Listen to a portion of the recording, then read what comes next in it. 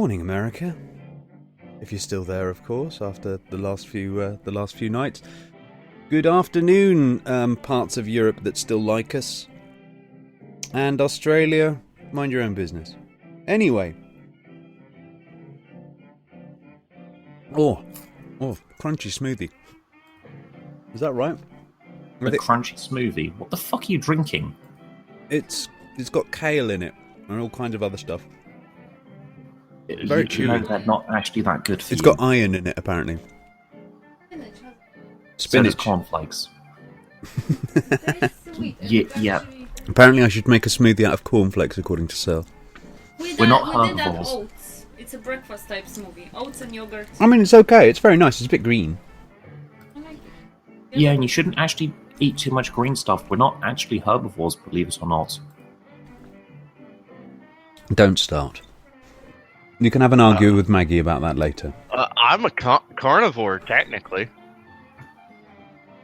Anyway, No, you're Forcing tiny. anybody to have it. that's right. Maggie's not forcing anybody to have it. I like Except it, for and you. that's it. Except You for don't me, like it, yes. then don't. Um, I'm not forcing you either, fucker. You don't have to give it to me. I like it. And yogurt. I mean, it's You really okay. don't It's want very nice. It's a bit green. it. You really Ooh. don't want it. It's all right. You said for me to give it to you. If you don't want it. All right. Okay. So, morning all. We are going to be talking about the Chilcot inquiry, which has been somewhat of a long time coming, hasn't it? A little bit late, if anything. 10 years, is it? Is it about 10 years old? God, some people take their time, don't they? No, 7 years, 10 billion pounds. Just 10 showing, million pounds, yes, sorry. just showing you the efficiency of British bureaucracy. Hello, St. Clair. Greetings. Yep, Hello, and we- Thrawn Falling. That smoothie, that's crunchy. Yeah, it was just a little chunk of kale. Apparently, this is healthy. So, Sel, you've been studying up on this sort of thing. Have you come to any conclusions on this, apart from, my God, this is long? Yeah, Tony Blair's an evil man, and we all already knew that. So nothing was actually learned. I think the reaction to it has been a lot more interesting than the actual thing itself. It's dear to my heart that this one is, as I was certainly part of the anti-war brigade while this was all going on there. Oh my god, you fucking hippie. And if you imagine, and I'd like to apologise to all of those YouTubers out there that spend your days hating on Islamic fundamentalism and terrorism. I'm very, very sorry that I was jeopardising your future paychecks. Anyway, but hey, you've still done well out of it, really. Keep agitating. That'll get that whole world peace thing kicking in. Anyway, Hey, technically, we are the most peaceful time in human history. technically, what does technically mean? Well, if you take everything in aggregate, we have less war and famine than any other time in human history. Less war But- and famine. Yes. Well, it's the thing is, it's somewhat concentrated. If you have a look at, say, the 1940s, they managed to spend 8 years or so, basically. Well, not even that, 6. Blowing the fuck out of each other and murdering millions of people. However, they managed to do it with a very small amount of explosives by comparison to the Iraq War, which, just Yeah, we ease, apparently. how long did the Second World War last again? Second World War was from 1939 to 1945, that's 6 years. Hang on, sorry. If we're including all fighting in the Second World War and all troops deployed in it, and when they retrieved, I think the last person found fighting World War II was in 2014. Oh, come on. You can't count the crazy fucking Japanese fuckers on those islands. No, they were deployed in 1940 and have been fighting since then. Who have they been fighting? No one. They've been Anyone they hiding can in a find. fucking cave. Just taking pot shots at ginormous boats as they go by. Yeah, and a couple that are in the mainland Asia have been killing the odd peasants, and that's been it for the best part of a century. It must be literally home-growing new soldiers as they go. Morning, Habib. How you doing, mate? Hello, how are you two guys? Oh, you sound gorgeous, mate. Have you been enjoying arguing with people over financial things? What do you know? Like, seriously, like when one guy was like, yeah, you must be an economist now because you're talking about the economy. I was like, yeah, I mean, 8 years in corporate banking would make you know a little bit about economy. Yeah, you could be considered a consultant at this point. Yeah. And I mean, the there's also common sense, but hey. No, it's the funniest two arguments that I heard. I mean, yeah, I mean, you know me. I lean towards leave anyway. I don't really mind the result. However, you've got no skin in the game on that sort of front, so yeah. No, not Morning, really. Hitmar. Not really, but again, I do lean. And in direct response, and only the pound was really affected, and everything we used to pound as a backup. Yes. He's like, yeah, it's been falling for quite a while. I'm like, oh, look at the graphs. It's been kind of like going up and down, just like any other currency on the planet. And all of a sudden, overall, it's been falling slightly.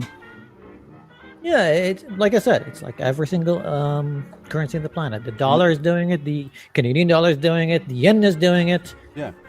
You have these fluctuations, then you have these drops. And they're usually caused by something. War, stupidity. And that's about it, actually. yes. But the second most stupid one that I got, and that was glorious. A guy was very, very adamant, trying to convince me that a falling currency is actually good for the economy. Well, if you're an export nation, it's fantastic. You know, even with that, if I want to... Only if you don't import stuff to them for export, or import stuff, build cycle of it, and then export it. Even when you're an export nation, I mean, you're going to sell your goods for less of a value. So, yeah, people are going to buy it for like less of a value. But and if labels you're are cheaper. Yeah, true. It depends on how your deal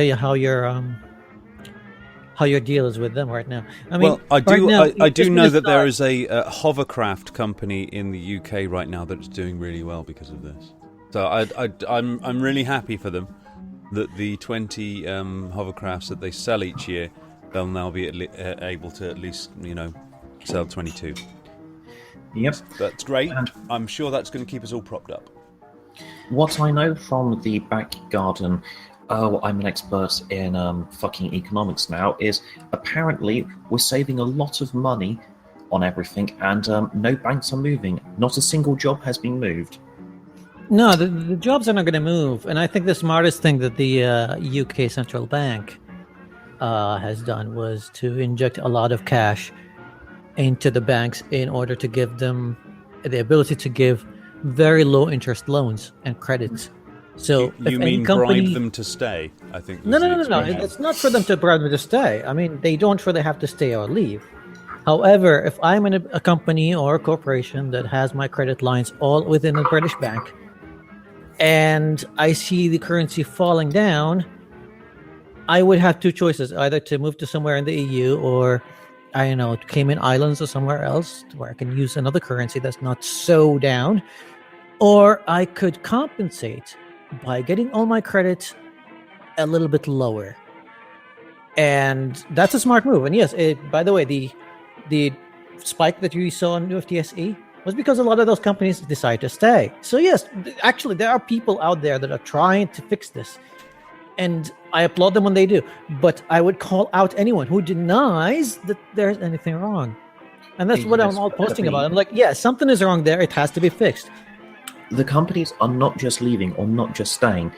They're backing up stuff here to see can they save what they already have, while at the same time building offices elsewhere in Europe. Well, They're they doing don't both. even have to. Yeah. They don't even have to. I mean, what they can do is just like in this kind of situation, let's say they're dealing with an EU or a Eurozone, then they would have to conduct they would choose to conduct all their transactions in euro. And that would lower the demand even further for the pound, and that would drive its price even further down. However, for that establishment or for that corporation, they don't really care. They have their account in another bank account in, I don't know, in France, and they just transfer the salaries whenever they need it. And if they transfer it that way, they're actually getting more pounds per euro anyway.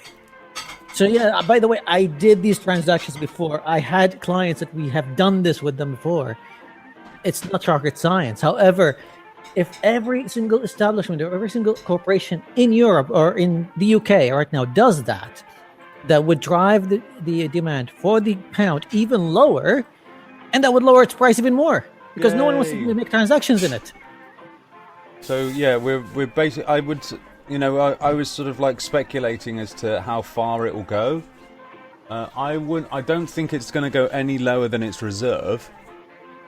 So basically, 1-to-1 would be probably worst case scenario. I think it would stick around the 1.23, 1.25 for the dollar. If it goes any lower, then that would. That's even now, giving people jitters, isn't it? I'm looking at it now. I didn't even think that it would go as low as it is now. So I could be wrong, even with when I'm saying this. Well, the scary thing, of course, is as you say, when somebody's nobody likes an insecure position, isn't it? And like you said, if you've predicted something to be at a certain position, and then it goes lower than that, it puts the willies up you, doesn't it? But it does make uncertainty even more uncertain at that point, and that could be a throw to a sort of like a miniature bank run, where everyone kind of goes, you know what, this is getting really, really silly now. I'm just gonna drop out of here, maybe get myself a few ounces of gold and just leave it for now. No, I don't really think we that have stuff like Barclays of London, a bank that has existed in the city of London throughout its entire existence, opening up a HQ in Frankfurt. Well, I don't really think that the central bank in the UK is stupid. They've been doing this. They've dealt with the big drop of 2009. The big drop in 2009, all the way from 2009 to 2007, the pound went from 2-to-1 for the dollar to even as low as it is now, and they kind of recovered. They know how to deal with this kind of crisis. And I'm hoping that the people in charge, the people who are actually making decisions, are a little bit smarter than the people who I deal with on Twitter every day. Oh, indeed. I'm sure they are. I mean, the thing is, of course, is this dealing with it, of course, is it's somewhat of a red flag, you see. I mean, somebody pumping 250 billion into an economy isn't, you say it's a good strategy, and of course it is, and it is reacting to something. It's a very good short-term strategy. They wouldn't think to do that just willy-nilly every other year, just for a laugh. Just think, let's just pump 250 billion into this economy. It's Why not? not like What the fuck? It's not like money to be invested. They basically just open a bank account, put that money in it. Yeah. So the bank now has a lot of liquid money, and they can lend it to people. That's pretty much it. Yeah. So it's basically, like I said, that's how I look at it. It's basically bribe. Come on, guys, you've still got all this spare cash lying around. Well, that's what the central bank has to do. I mean, they are in charge of regulating the interest rates. They are in charge of monitoring and trying to keep the currency rate at a reasonable control. So, yeah, you're telling me like their job is a bribe? No, it's not. It's just the way they control. That's the way they do. That's their job. Okay, I'll reword it better. Their job is to put money into the hands of banks to encourage them to do something. Yeah, and they but don't. That's not bribing. They're not encouraging. They are demanding. A central bank would be able to enforce that money goes into these kind of loans with these kind of interest rates. If you don't like it, then give me my money back. Sure, then and by get the way, out of the country. Yeah, and to get out of the country because the banks are in a way, it's a symbiotic kind of relationship. They imagine it like a union leader. That's the central bank. Like most of the banks would have CEOs that are, board members in the central bank, and the other way around. However, the central bank would have also a government branch that's controlled by the government as well. So it's a very symbiotic relationship there, and I don't really think that 250 billion, they don't put it there and go like, hey, I'm going to give you guys this kind of money. Would you please lend it to people cheaply? No, they're like, hey, we're going to open this account. We're going to put like HSBC. We're going to give you like 70 billion. These are for loans that are for establishments and for, let's say, SME establishments or corporations or maybe even individuals with these interest rates. And if people want any like letters of credit with these, this is the tariff. They give them very specific demands, like this is what you do with it, and if you don't like it, you don't get a deposit. We'll go to the other bank. Well, it doesn't really open up to much competition in that fashion, though, does it? Really? No, it's not. It's not meant for competition. It's meant to regulate things, because right now things need to be regulated. Banks, yes, banks have. I mean, probably that's why we're in the state that we're in, though. Of course, is that we've basically regulated ourselves, certainly monetarily, into somewhat of a quagmire. I've always felt that the idea of having a strong pound makes good sense when you're in a position as a banker to the world.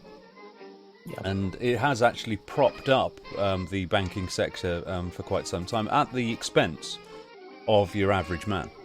I mean, the only thing that really is an advantage for your average person is really sort of like food prices aren't as much, and what buying foreign projects is cheaper. Yeah, you can go on holiday. As far as they're concerned, it doesn't really matter most of the time. What it does do, of course, is just basically let our manufacturing sector just basically whittle away at itself out to nothing. So putting ourselves in this position is somewhat of a disadvantage as well, of course, and it's going to take many, many, many, many, many years to recover that. I mean, you can't just make a manufacturing sector overnight, can you? No, you can't.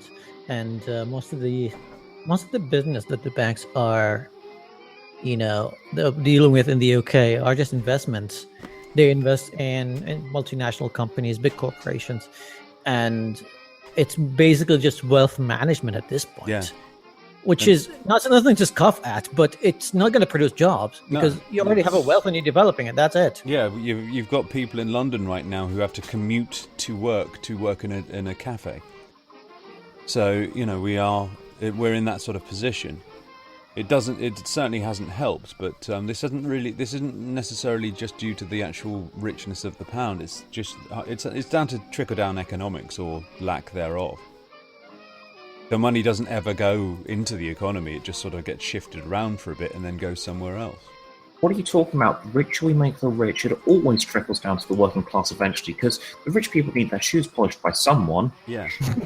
So I've never liked the trickle down economics thing. I think they really should just call it the golden shower and be done with it. Yeah. But anyway... Yeah, but then you'd have a lot of fetish people rather than enjoying economic lessons. Well, then at least they'll fucking know what the fuck they've done! Anyway, let's actually talk about something that's dear to our hearts. The implosion of the Middle East and where it all started. Which implosion of the Middle East? This goes back a very long way. Because seriously, the latest couple. Dude, it's been explosions as far as I remember. Well, exactly. It's got to the point where you don't even remember how. Believe it or not, in the 90s, the West was somewhat of a violent place. It's very similar to what Dallas is looking like today. However, in the Middle East, comparatively speaking, it was somewhat of an easier time. You had Israel signing the Oslo Accords, for example. A chap called Rabin, who was quite a nice guy, actually, by the looks of it. Still a douchebag, because, of course, that's a politician. But he was at least having a go at peace negotiations. The sort of person who could have actually brokered a peace deal with Saddam Hussein. You know that guy? The guy that we just had to get out for what reason again? He's a dictator. Oh, we're getting rid of dictators now, are we? So the Iraq War was just a joke. Go ahead. Habib, say it. Go for it, Habib. Yeah, the Iraq War was just a joke, but yeah, he pretty much burnt all his bridges when he tried to invade Kuwait.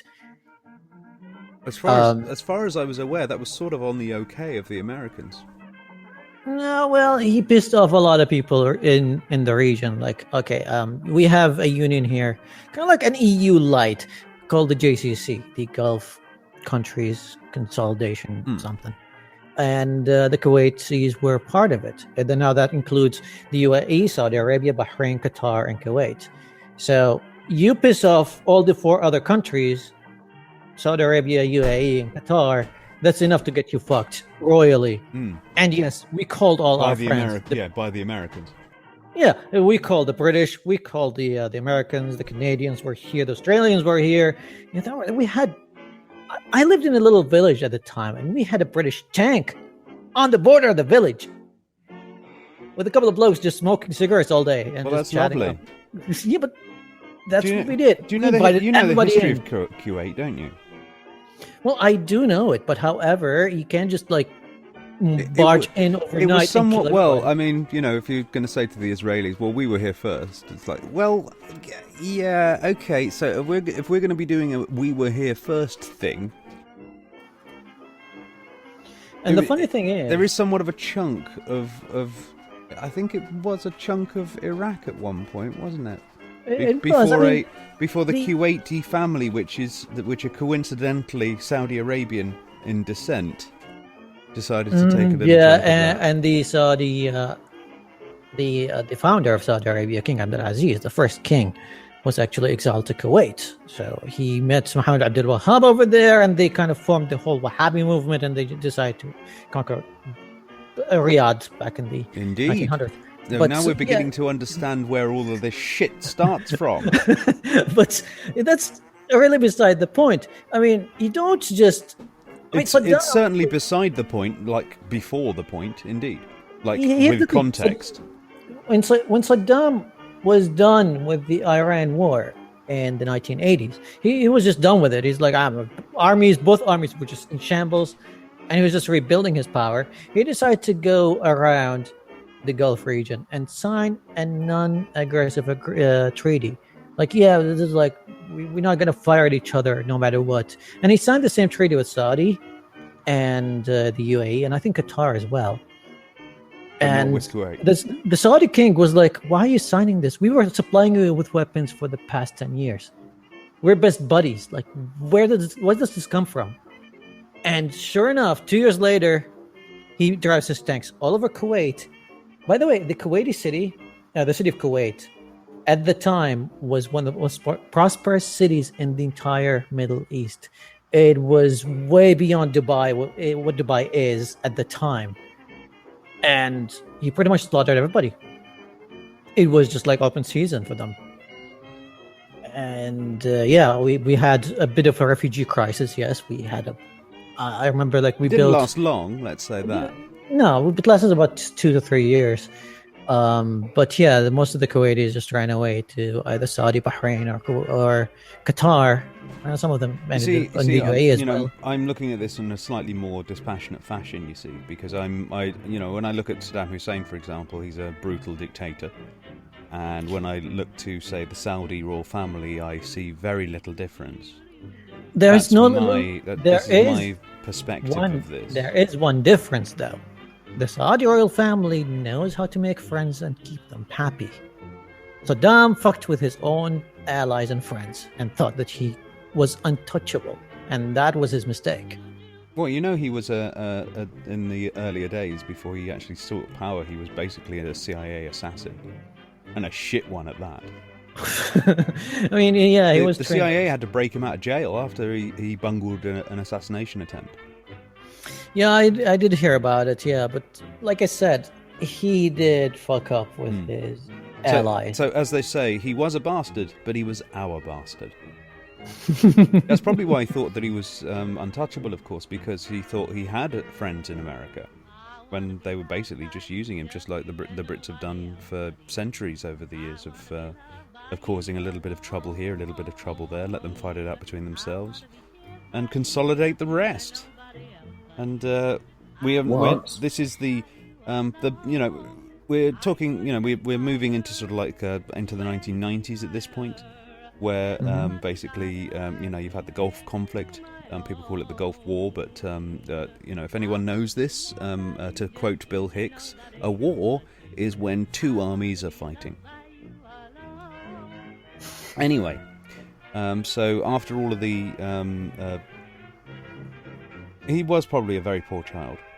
If you can imagine, I wouldn't assume that many dictators in this world basically sort of like grew up and thought, you know what, I'm going to take over the world.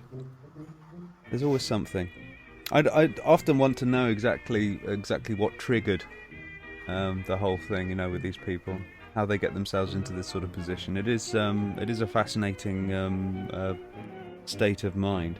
Not so much fascinated with the actual people, more fascinated with how they actually got themselves into this sort of condition, where they think, fuck it, who cares anymore? I don't know. I think you reach one point where anyone who is beneath you, the opposition, the people, everyone is just so dehumanized that you don't even feel Everyone's a threat. Yeah. Well, look where we are now.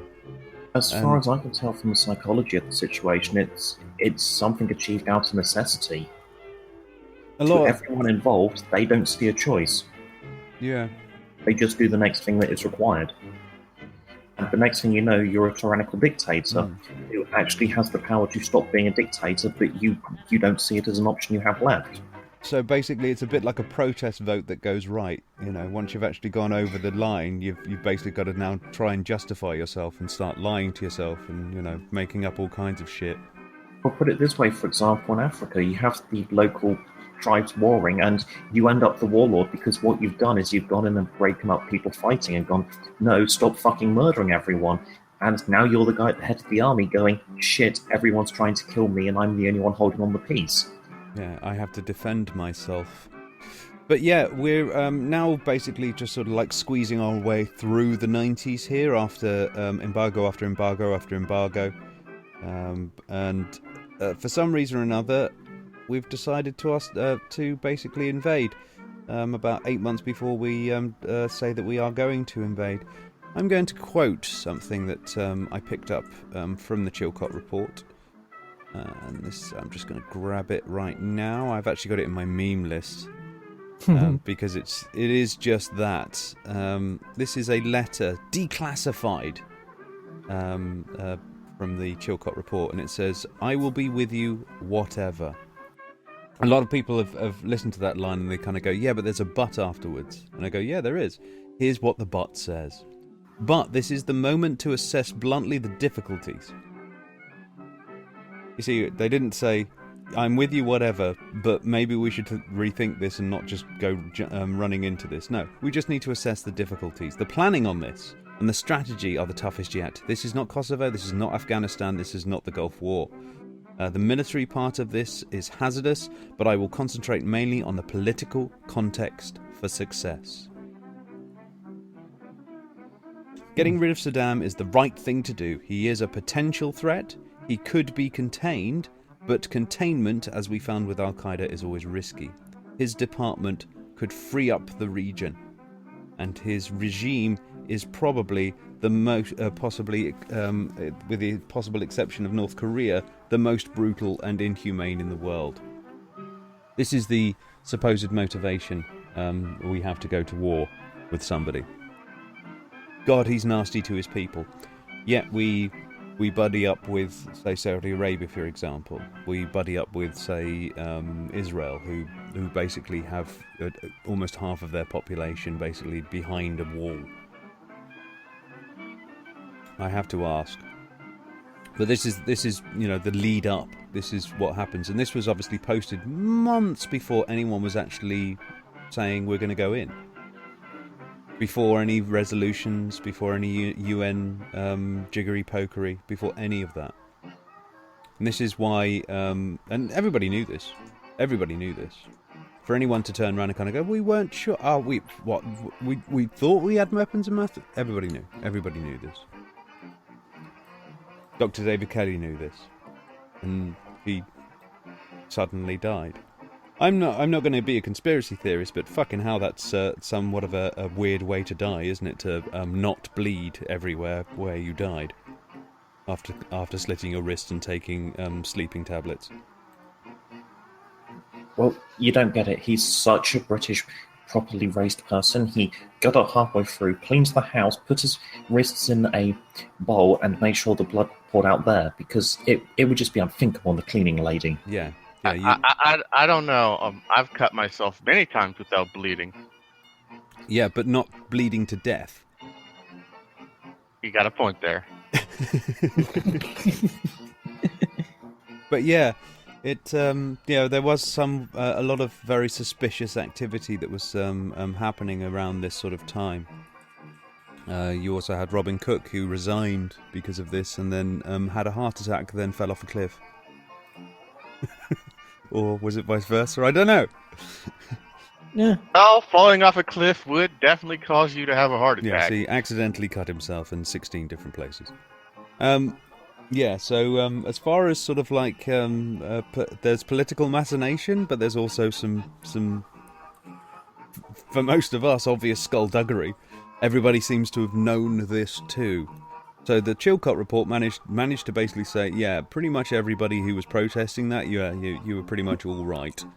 But they didn't really mention anything about David Kelly's death. They didn't mention anything about Robin Cook either.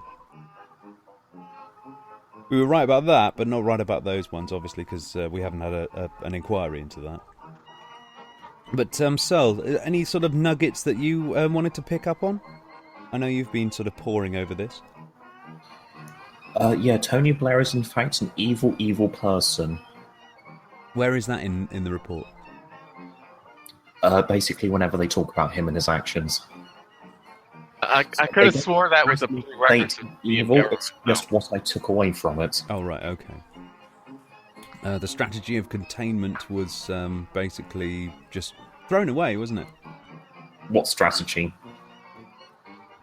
Well, they had a strategy of containment beforehand. Why didn't they use it? And no-fly zones, all the other things like that. And then just decided, fuck it. Let's just invade. This is the thing that's really, really fucking annoyed me about what happened with Tony Blair and George Bush. And the reasoning being is that these are the sort of people that like to have they want to have a decent place in history. How's that feeling, guys? How's that going? A lot of people have said, well, yes, there was all that horrible death and everything like that, but Tony Blair will never have the reputation that he wants ever again. I think, well, that makes up the difference. That really does, a few million people displaced, up to, well, officially 500,000 people killed. I think that's somewhat of a low ball, to be perfectly honest. I'm not quite sure if they were counting the people that were actually evaporated. Look, you can only count it as a body. Hitler has a place in history. Yeah. Fucking on every history channel. Yeah, history has... Yeah. Well, history has a place in Tony Blair now. But we're not even through with him yet, because he's trying to lead the negotiations for Brexit. You got to be fucking kidding me. You haven't seen in the news? No, seriously, he's trying to put his hat in everywhere about Brexit. He's trying to be our negotiator. Right, I think we need to go to his house and talk to the police there. I honestly think that the best, if anybody's in a protesty mood, I suggest you pop yourself outside of Tony Blair's house and start protesting the policemen, the armed policemen that are outside there, and just keep saying, "Do your job, do your job" at them. What, shoot Blair? No, they need to turn round, go through that door, pick up this little bastard by the scruff of his neck, and put him in a prison somewhere, while he actually awaits it. You know what? We've taken people to this sort of thing before, and to preside over the deaths of so many people, and it's like, well, yeah, he didn't sort of commission any torture or anything like that. Yes, he fucking did.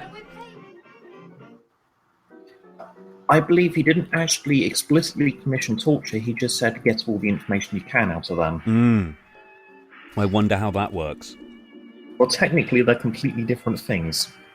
Well, yes, it's like when somebody says, just get rid of him. That, that doesn't explicitly mean kill, does it?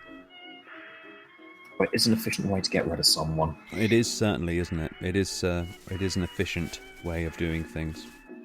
Yes, the WMD thing was completely false. This is, like I said, one of the problems that we have in this world right now is fundamentalist Islam. I mean, I don't know a YouTuber that isn't screaming about it. You know how we knew they had WMDs, right? It's because we sold them to them. No, we didn't. We sold them yellow cake in the 80s. which was still there when we actually invaded. He hadn't done diddly with it. No, he had chemical weapons sold to him by the US. Yeah, we had chemical weapons, but when we're talking about WMDs, we're talking about like nuclear. Chemical weapons are WMDs by definition. It depends on the chemical weapon. Yeah. Some of them are capable of causing mass destruction, some of them are very localized destruction. Yeah, there's destruction and death are two very different things.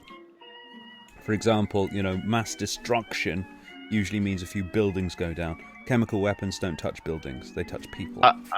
So I take it you're one of those guys who think if you gas an entire planet, you didn't actually destroy anything. That's right. you just killed everybody. Yeah, I mean, that's a weird way to define it, because as far as I know, the chemical weapons that you had, yes, they were defined as weapons of mass destruction. The phosphor weapons that the U.S. is using all the time, sneakingly, but every now and then, they're like, or the Saudis are using those in Yemen right now. Yes, they don't really destroy buildings. Oh, you mean Whiskey Pete? Yeah, but that does actually That's not mass. This is the thing, guys. We're talking about nuclear weapons here. Yeah? Mass destruction. We're talking about taking an entire city and turning it into dust. They never claimed that Saddam had nukes. I was here, and no one said that. They were looking for his chemical weapons. And again, it depends on what chemical weapons are mass destruction, because some chemical weapons, such as mustard gas, aren't actually mass destruction. They really don't actually do that much damage to people in a large area. You need huge quantities and a very, very heavy deploy system to actually do a lot of damage with them. As for anthrax, you just need a vial and an airport. Yeah, they were afraid that he was going to use them back in the Gulf War with Kuwait. And yes, they were mentioning nuclear here. This wasn't just the fact that he had chemical weapons. I don't really remember it in the news back in 2003. I was there. Yeah, they They were basically saying this person bought yellow cake. You don't really make chemical weapons out of yellow cake.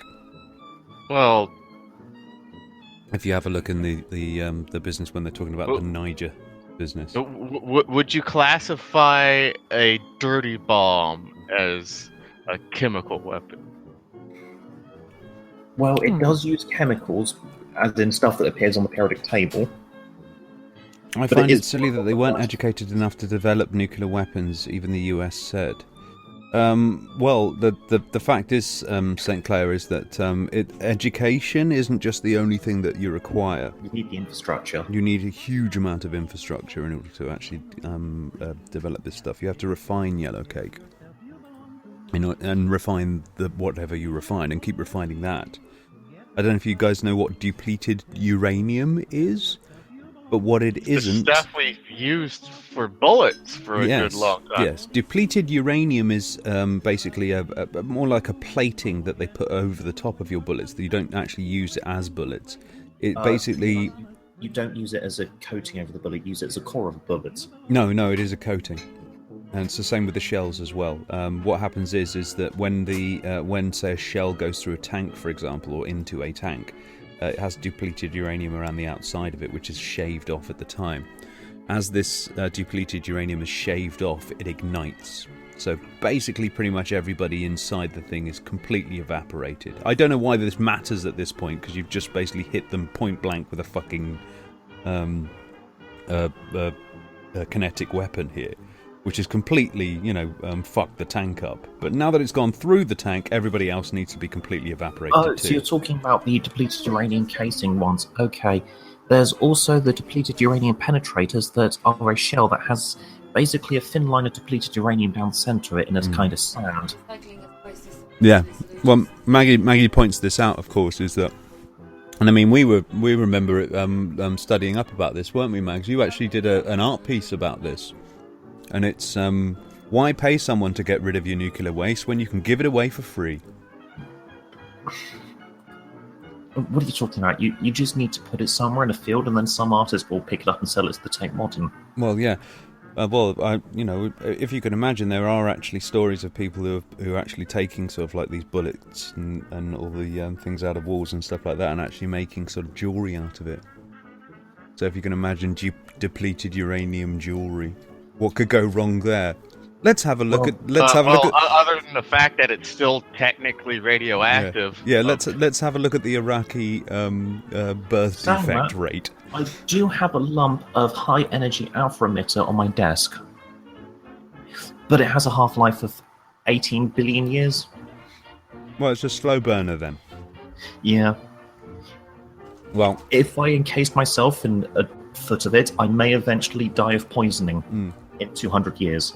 but it is somewhat what's the word? Beneficial. That all that depleted uranium. And the difference between uranium and depleted uranium is actually quite a small sort of level. It's basically its efficiency rating of actually fucking over. You put them in rods and they basically attack each other with radioactivity, and they get themselves down to a certain level, and they're like, right, we need to get in some new rods at this point, but they're still really radioactive. Yeah. It's not like this, and there's basically like soldiers just sitting on the casings and things like that. And However, depleted uranium does actually have quite a lot of mechanical difference between active uranium. If you're willing to, well, if you've actually depleted uranium, as in actually getting rid of those, whatchamacallit, the neutron? No, it's not neutrons, it's the protons, isn't it? Oh, I can't remember. Beach says depleted uranium is not radioactive. That's not true, I'm afraid. It's not highly Yeah, radioactive. it's not radioactive in the sense that you could use it as a nuclear fuel anymore, but that's all. I hate to break it to you, but everything is radioactive. It's just how much. It's end of decay at this How point. much? How much do you like bananas? I hate them. How many bananas would you say you eat a month? None. Okay, so Pug's gone for none. Habib? Bananas? Had no response. I was away for Siggy, but yeah, I eat like 4 or 5 a month, I would say. Okay, Robin, how many bananas do you eat? A month? Yeah. I don't know, 5 or 6 maybe. I'm not like huge on bananas. I'll usually, That's if the anything, equivalent it'll to be in 2 a chest smoothie. x-rays a year. Sorry? That's the equivalent to 2 chest x-rays a year. Yeah. Great. Yes. So as we said, it's basically it's still fissile, as people like to call it. Natural uranium contains about 0.72% of fissile isotope U-235, and DU uses about 0.3%. Of D35 or less. Using the DU takes advantage of it of a very high density, but there's also something of it being somewhat explosive once it's put itself. The quote that I got from Google, Perspective here, it says, lead is incredibly toxic too. yeah, here's what it says. It says U-235 is used in reactors and atomic weapons. That's Once right. it is extracted, the rest is depleted uranium, DU. It is a poisonous heavy metal like lead or mercury, but only slightly radioactive. That's right. So by it's not. comparison to a radioactive isotope that is used to power stations, it is weakly radioactive. Yes. If you want to sit on a case of depleted uranium, you will get testicular cancer if you do it every day for a few months. However, if you're doing it for one afternoon a year, you'll be fine. Just like with Even with uranium, yeah. you'll get testicle cancer in the first half hour. It's well, if you can imagine, we have uranium naturally in the world as it is. However, it's not actually in concentrated amounts. If you have a lump of depleted uranium, for example, in your hand, you'd have to have like tons and tons and tons and tons of earth in order to have something similar. That was one of the arguments Yeah. when we were developing nuclear weapons, that we didn't actually have enough fissionable material to make one. Yeah. So you have to, there's plenty of all of every single radio mast. Those are bad. I would rather live far away from a radio mask than right next to it.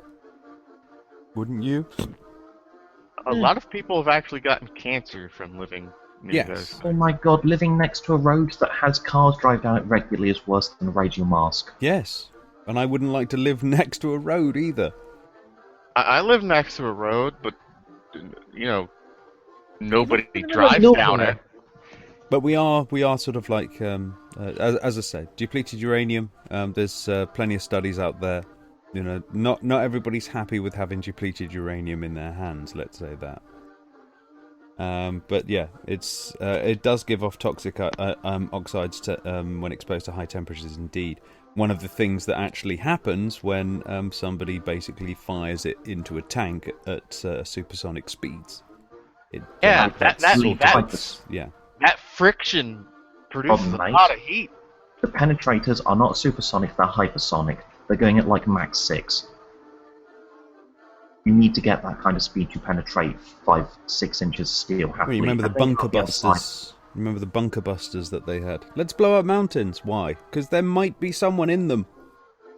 Oh god. Fucking dumb. I swear it was basically a nuclear fuel laying exercise. But let's put them back in the mountains, shall we? But as far as here's the thing: when people, Habib, you were basically. Oh, by the way, hi Ethan, how you doing, mate? You were talking about the fact that they weren't really looking for, they weren't really looking for nuclear material and stuff like that. That was the entire purpose. That was what the weapons inspectors were going in for. A&E inspection of Iraq's civil nuclear program. This is what they were doing. Yeah, well, I'm not sure. I haven't been reading about it. Oh, let me recently, give but you like I said, let me give you the inquiry in full. There you go. I'm just talking out of my memory and. All you right, know, there we maybe- go. Yeah, you should really have a look into this. I mean, Sir, you've been poring over this yourself. Yeah, I got through the first 2/3. Yeah. So the first 2/3, well done. Jesus Christ, I'm not going to do a dramatic reading of this shit. I'll tell you so that. you give me 166 pages and you're like, hey, there we go. Yeah, off you Some go. stuff to read. Enjoy. Oh, not- you know, I don't have enough on It's my only hands. War and Someone Peace is coming times after me. 5. Don't worry. Basically, I'll give you highlights. Tony Blair created executive powers of Her Majesty's government, allowing the government itself to ignore the House of Commons and the House of Lords, and then for the Prime Minister to make declarations for the government. Okay. So some would say that would be considered a dictatorship anywhere else in the Yes. world. And then use that power to declare war. We are with you, whatever. Yeah, that seems to be about what happened here too. And this is the sovereignty people want. Uh-huh. Yes, they did use depleted uranium in bullets. They're very good at penetrating armor. Depleted uranium bullets, there's literally no point using them unless you're using a really, really large anti-material rifle. Or those guns in the jet that's built around the gun. You mean the AC-10 Warthog? Yeah. Yeah, that thing uses what, a 25mm cannon, or is it a 30mm cannon? Yeah, something like that. Basically, it has two giant jet engines that have to use their afterburner to fight against the recoil, and then it will slow down at 10 foot per second speed. Yep. They built a plane around a gun. And it can barely keep going forwards when it's firing. They didn't add a gun to a plane. They built a plane around a gun. Yep. In fact, the best way to put it is, the plane has to accelerate before it uses the gun, otherwise it will fall out the air. Which is why it always dives. Yeah. Brilliant. It's the most That's American engineering right there.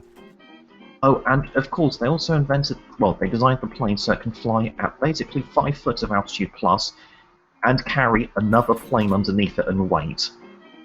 They want to put that many bombs on it.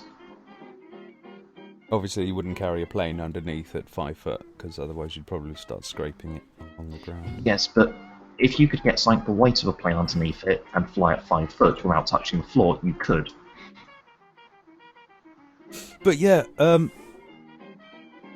I think more than anything else, I often wonder why anyone thought that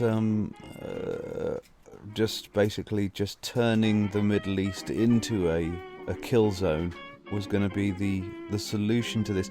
I was sort of a bit upset that, how we've been having a go at the Brexiters over when the vote went through, and we're going. I was doing it beforehand, to be honest, because I kept on asking, what is the plan? What is the plan here? Oh yeah, you kept at it for like a week after Yeah. the vote. Well, beforehand as well, I was saying it. This is why I was so pissed off.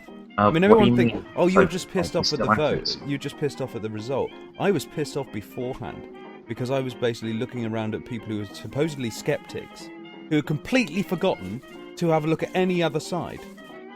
They just basically kind of go, this is my side, I'm going to go with it, I'm just going to ignore everything else.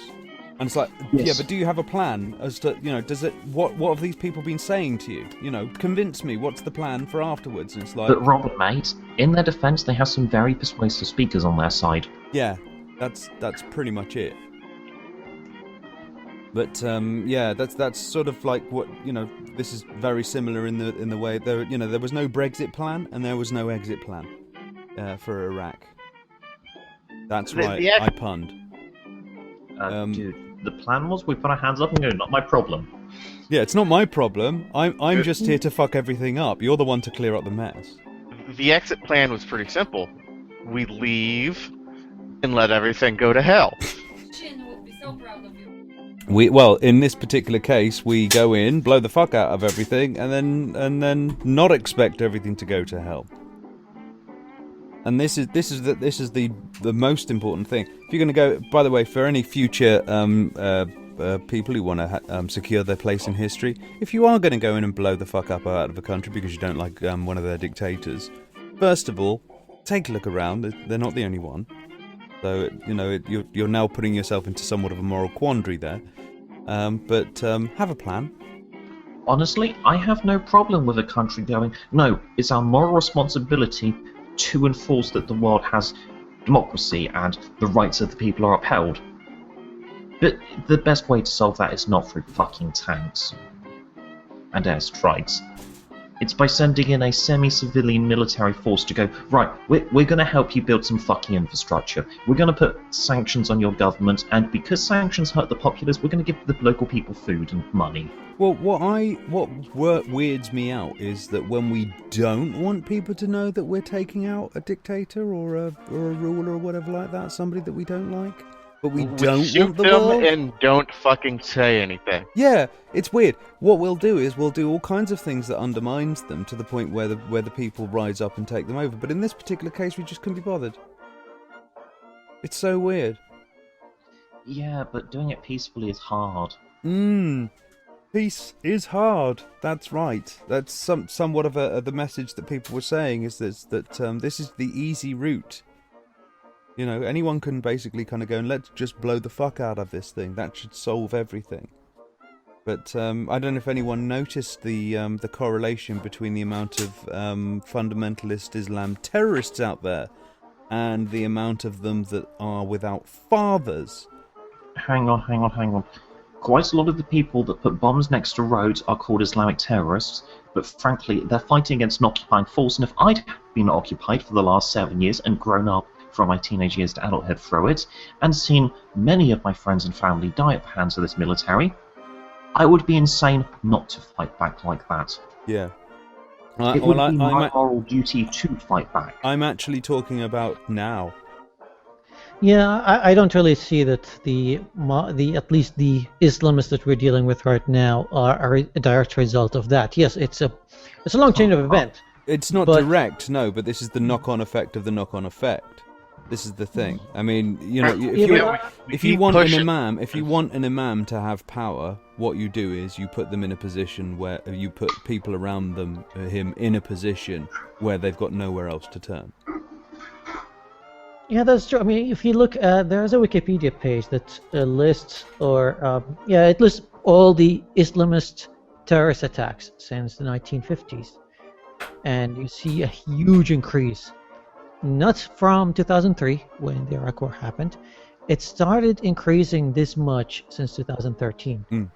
So I think you need to look at what happened in 2013 or a few years before that. Now, We left. Well, like I said, I mean, this is a long time coming, mate. One of the It's called a power vacuum. Yeah, I mean, if what you say about terrorist activities towards the West here, or you just terrorist activities in general? I mean, otherwise... Yeah, in general, like, it's Islamist terrorist attacks all over the world, and it's against whatever. Well, as far as I was aware, there was plenty going on in Iraq at the time. Or were they, yeah, but again, you would something else? You would have something like 5, maybe 10 a year before that. Like, I'm talking like actual terrorist attacks, like, with dead civilians and everything. Yeah. And then starting 2013, they're in the hundreds already. And now, yes, we're dealing with 3 digits, and it's increasing quite. I mean, I wanted for a while, like for the beginning of Ramadan, I was like, I'm just gonna like start posting all the terrorist attacks that happen in the Middle East because no one else is reporting on it. They only report the stuff that happens in Europe or the US. Well, I got tired of it. Our news doesn't give a fuck about what happens here's the thing. Here's the thing. I got tired of it after a week because every day I would watch I would watch news reports and read news articles about hundreds of people dying in Sudan, in Libya, in Iraq, in Syria, Saudi Arabia, Kuwait, Yemen, and it gets very daunting on you. It's got to the point where it's basically a civil war, isn't it? Because here's the thing. And this is all started. This all came from this. I know you say, well, it's not a direct link because it didn't happen immediately. Well, okay, but how long have we been? How long have we been in there? Yeah, I know. It's like cause and effect. Like this caused this, and then the effect caused this, and then the effect caused this. But how long how much are you going to trace it back? Because if we're going to trace it all the way back, then it's like, Adam and Eve caused all this. Oh no! I'm going to trace it back to the point where we killed a leader that, as bad as he may have been, he was a stabilizing force for the region. Actually, kill the stabilizer, and everything goes to hell. Let's go with Habib's option. Let's trace it all the way back. The Big Bang happened, and from that point onwards, it was terrible, and nothing but larger and larger states. Well, no, okay. I mean, I can trace this back to the colonial days of the British, for example. If you have a look at anywhere around the North African regions, I've said this before, but I'll say this for anybody who doesn't know. In general, countries that are just countries, if you have a look at their borders, they're all over the shop. They're like, they're usually sort of like dedicated to them due to the fact that there's been little wars going on over the centuries or whatever like that. Mountainous regions, whatever like that. So most countries have this sort of jaggedy line around them. Countries that were drawn out by the British, that was actually drawn out on a piece of paper. You'll see these nice, stark, straight lines. Pop yourself on Google, have a look at the Middle East right now. There you go. Yeah, and I do get that, but okay, if you want to trace it even further back, I would say the Ottoman Empire had a big deal with it, and the Islamic empires even before that had a lot to do about it. Hang on, one of the Islamic empires at one point was peaceful. Actually, the first civil war in Islamic countries happened less than 40 years after Muhammad's death. That was the first civil war. Yes, but there was a small period of time when the Islamic world was peaceful. We never had 20 years. No, actually, I've been reading a lot about Islamic history, or the Arab history before Islam, because I was trying.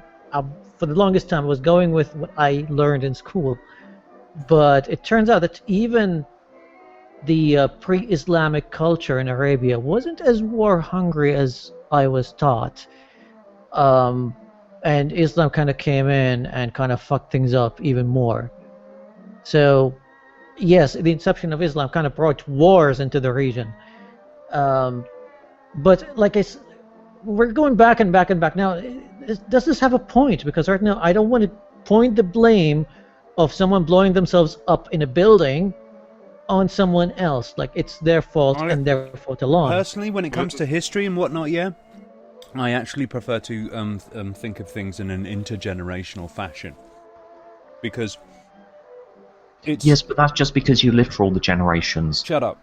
It's more to do with the fact that if you've killed my dad, I'm pissed off with you. I mean, my dad maybe not, but in general, you know, every Father's Day, I always like to post a little thing that says "Happy Father's Day to the greatest father in the world." And if you see my dad, punch him in the face for me. But regardless of that, the idea that somebody wakes up in the morning and they sort of like going, "You're right there, Dad," goes off to school, comes home and kind of goes, "Where's your dad?" Yeah, he's been evaporated. What do you mean? Yeah, somebody basically who doesn't like this dictator over here that we've just about sort of like managed to live with. Yeah, your dad's gone. Sorry. He's not going to get miffed. You know, he's just going to be like, oh well, at least they got rid of that dictator. I don't think that's really good. I don't think that's really going to sell to most kids. You don't even have to go that deep. It's more responsibility to fight against the occupying force at this point. You don't even have to go that deep. It's pretty simple.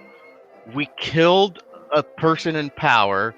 There's a power vacuum. Everybody's fighting over who gets it. Yeah, and the overall atmosphere in Iraq when I was there back in 2014, when I was just talking to people down at the pub and everything, I didn't really see that. Still pubs. Well, yeah, I was in Baghdad in 2014. I was doing a photo shoot, but anyway, I was talking to people, and most of them didn't really blame the Americans outright for what was happening, even though they were suffering from 9 to 10 car bombs a day. They were like, yeah, Saddam was bad. They took him out, but we preferred it back then because at least it was stable. Now we have to deal with the Wahhabis and the terrorists. Yeah.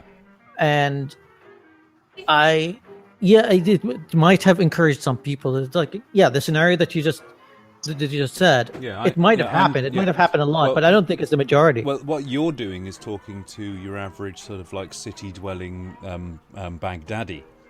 Okay. Yeah, what I'm talking about are village kids. Wow, that is a brilliant name for a group of people. I'm not quite sure what else you would call anyone in Baghdad, but anyway, I'm talking about people who aren't really politically aware. I'm talking about people who aren't really, that educated either. They've just basically lost a parent. They've lost both parents. They've lost family members. All this sort of thing. They don't give a fuck about the geopolitical bullshit that's going on. They just want somebody to blame and somebody to kill and somebody to attack. And the funny thing is, most of ISIS are not give them that. Most of ISIS are not even Iraqi. They import them from all over the place. They come from Yemen, they come from Saudi Arabia, from Libya, from Pakistan, Afghanistan, all over the place. And the Iraqis are sitting there going many of those countries we've also bombed. Yeah, or drone strikes, or I mean, this is the thing. We're out there doing this sort of stuff, and most of those countries, this is the blowback.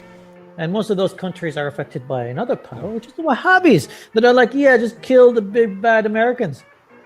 Well, here's the other thing, yeah?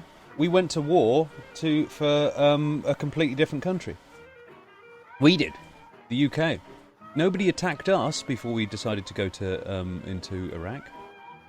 But we were there to go... No country attacked us. Yeah, no. Well, exactly. But what goes on here, of course, is that we're there trying to protect our friends. Oh, trust me, dude. Trust me. When I was in the madrasas as a kid, we didn't wait for anyone to attack us. We wanted to attack you guys. We just wanted any excuse to attack you guys. Well, I think you had plenty already, though. Otherwise, why would you hate us? Well, no. We just hated you because you're not Muslim. That's all. You're white, non-Muslim, and you hate Islam. You hate us. That's all. You just hate us. That's right. Why did we hate you? I don't know. That was back in the 80s. There was no... As far as I know, in the 80s, there were no actual wars like this. But... This is the thing. This is the thing. What you're saying there is exactly what George Bush said. Isn't the 80s the first Gulf War? They hate us. They hate us, so we must attack them. Yeah, and they weren't even going with whatever Bush said or whatever Reagan said. They weren't going by that. No, you're not listening to what I'm saying, Habib. You're just repeating exactly what Bush said, just in Arabic, essentially. They hate us for us being us. They hate us because we're Muslims. They're over there saying they hate us because we're free.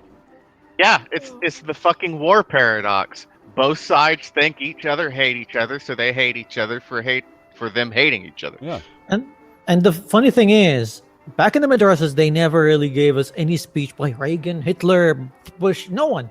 They just went like, yeah, you remember back in Muhammad time, all those Christians and Jews, they hated the Muslims. They still do. I mean, look at the guys from 1,500 years ago. They hated us. So we should kill the modern ones now.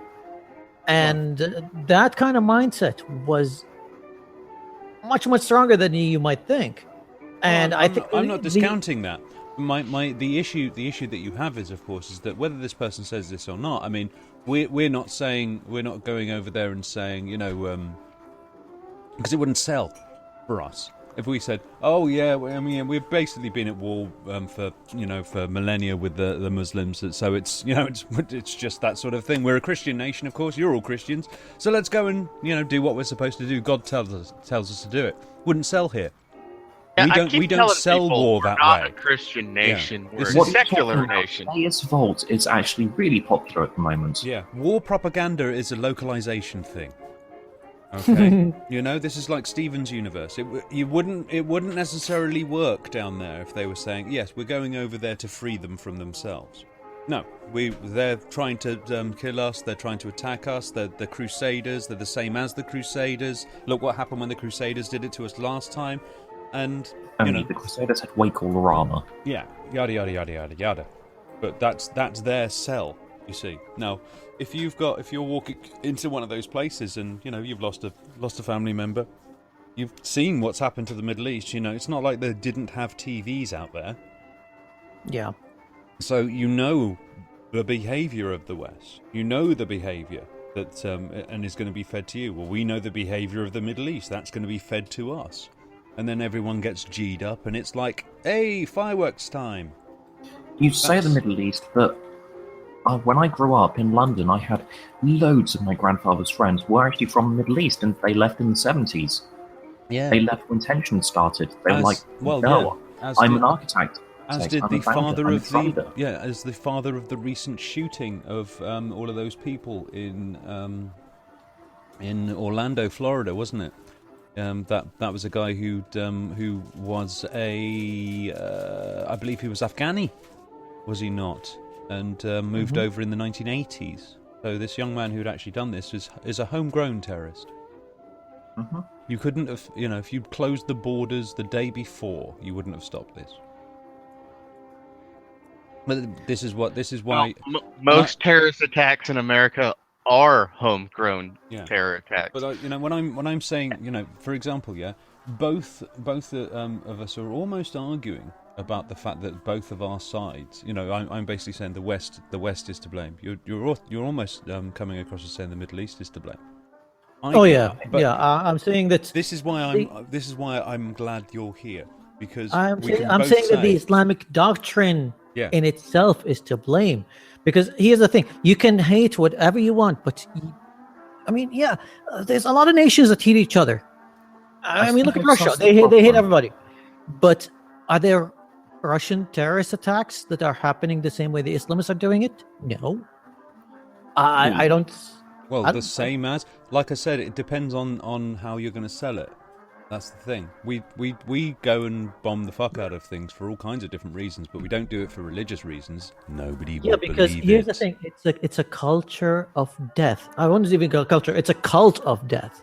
When your goal in life is to die in the name of God, and to kill as many people as you can along with it, that is the danger. Well, because they're not playing the game the same. Death means something different to them. That actually just basically means that you're, if you can imagine, that's exactly what soldiers do. You just basically said to die for whatever reasons and to kill as many people as possible. That's what soldiers are trained to do. But a soldier wouldn't go and bomb a school just to terrorize people. Hold on. A soldier would not. Okay, most of the soldiers would not act on their own accord. They would wait for orders from their central command. There's a command chain, but most of those terrorists are just lone wolves. They just read the doctrine, they believe in it. They're like, yeah, I can just die. I can end this lousy life of mine, and you know what? I'll get 72 virgins. I'll go to heaven, and I'll take those infidels down. That's the other extra on there. This lousy life of mine. Oh, so you think if you give them like a very lavish life, they would just be like, "Yeah, well, I'm not gonna kill myself now." Well, Besides you some don't of see them. any of the princes killing themselves now, do you? Oh, have you seen any of the Saudi terrorists that are conducting terrorist attacks in Saudi? They're rich fucking kids. A lot of them are fucking rich and wealthy kids. They're driving out with their Lamborghinis and stuff, and all of a sudden something just snaps in their head. They're like, "Hey, I'm tired of this. I'll Just just go because and they kill have people." Lamborghinis does not mean they have self-worth. Just because they are rich does not mean they are fulfilled. If you give someone a fulfilling life, they are less likely to do this. An unfulfilling life is a mitigating, it's something that drives people So, to are act we going to out. blame ourselves right now for their unfulfilling I think lives? we're all. I think the thing is that I was trying to point out is that we're, No, I'm going to blame the world in general, as I don't know who's at fault. yeah, I basically look and say that if you've got two kids fighting, I don't assume that one of them is the bad guy in this. I usually like to say I often find that I was saying to you about. Did you see that tweet that I put out there about ratchets? Yeah. Hmm. Yeah, I saw that. Yes, and a ratchet just keeps turning back and forth, back and forth, back and forth, but it keeps tightening the knot. You can go back, you can go left, you can go right with it, left and right, and left and right, and left and right, and that nut just keeps on getting tighter and tighter and tighter and tighter. The only way you can do that is stop fucking turning the bloody thing. And the problem is, of course, is they kind of go, well, they did this to me, so I can do this to them. They did this to me, so I can do this to them. And it's the perpetuator. If you have a look at, say, most of the people that are sort of on the Twitter sphere and a lot of people in YouTube circles, you know who you are, guys, who call themselves skeptics, just do not seem to be so skeptical about their own backyard. It's always about them. I need to interrupt for a second here, Robin. And yes, as you say, you're talking about your backyard, yeah? And that's the admirable thing. I'm talking about my backyard too. And that's why I've got faith in you. If you were to turn around and just basically kind of going, yeah, the Americans are fucking douchebags and they're this, that, and the other and stuff like that, I'd be saying, dude, have a look behind you. Fuck's sake. Yeah, you've got your douchebags. They've got their douchebags. But that doesn't mean that we have to go to a war where basically all the non-douchebaggy people have to die for it. Because what that does is it just makes new douchebags. That's sort of the point. And if people go, well, what? Just basically just let them do it to us? Yeah, actually, yeah. You know what? If you basically want to go to war because you've had some sort of terrorist incident happen to you, guess what? That gives them the excuse to do exactly the same thing back. And then you can do exactly the same thing back. And then they can do exactly the same thing back. And it just goes on and fucking on. That's the point. This is why we shouldn't have done that. This is why we shouldn't have gone into Iraq. This is why we should have done things a lot more decently and a lot more patiently. That's the thing. That's the thing that really pisses me off more than anything else. Is the impatience of leaders. Is that they've got to get it done in their lifetime. They've got to get it done during their thing. Well, when it comes to politicians, that's just a point in their resume. Like, hey, I stopped this. I did that. It's an achievement for them. Yeah. And like I said, there's a lot of things that take a lot of time and a lot of if you said it's like growing a tree, isn't it? You mean you don't it's just an achievement for football hooligans to break another team member's fan's nose.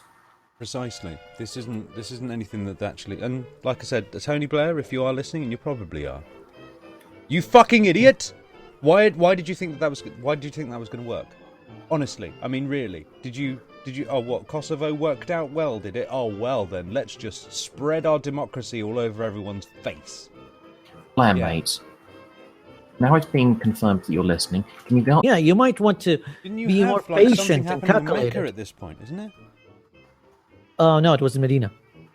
How far away is that from Mecca? Because I was hearing that there was actually some things that are happening on holy sites now at this point. Yeah, it was in the parking space of the Holy Mosque in Medina. Dude, ISIS have been blowing up mosques that are 1,000 years old.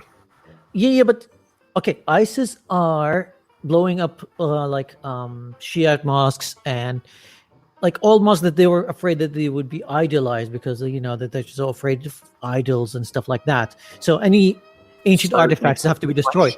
However, the mosque in Medina is one of the holiest places in Islam, and it is very important for their own belief, their own Wahhabi belief and sect. It's their headquarters, for crying out loud.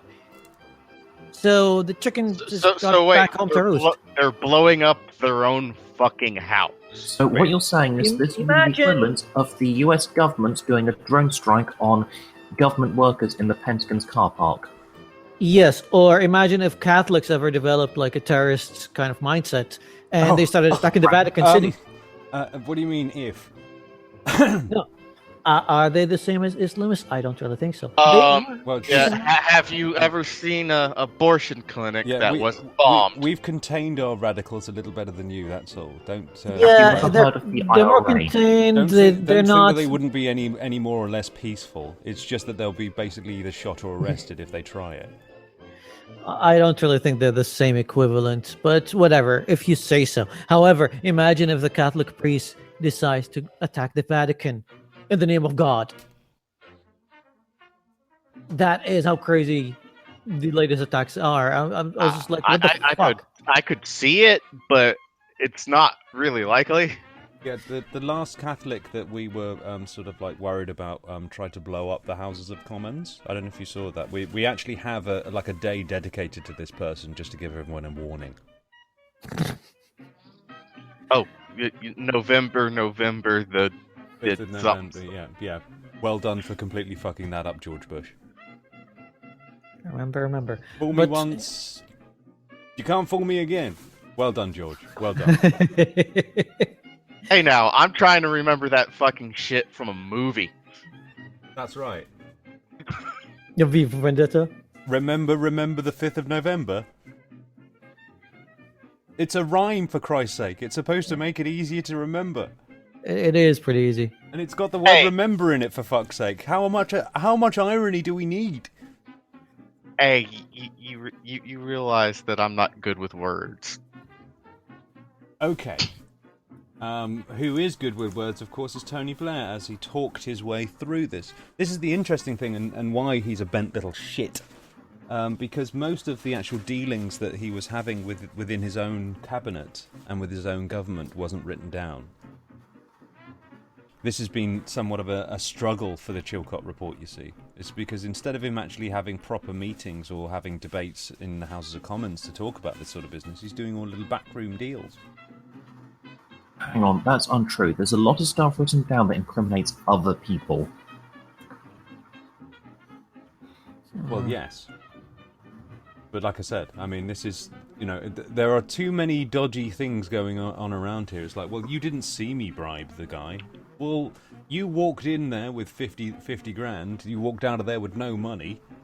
We didn't see you actually give him the money, but he's walking out of there with 15 grand and he turned up with nothing beforehand. Coincidence? And of course, that person also admits to being bribed. Yeah, and this is the sort of level of evidence that we're looking at here. And it's, he drank the neocon Kool-Aid. Indeed he did. As far as this neoliberalism is concerned, it does make me laugh because it's sort of like a perversion of liberalism as it is. It's like, let's go and, because we like to make sure that people are left alone, let's go and interfere with that person.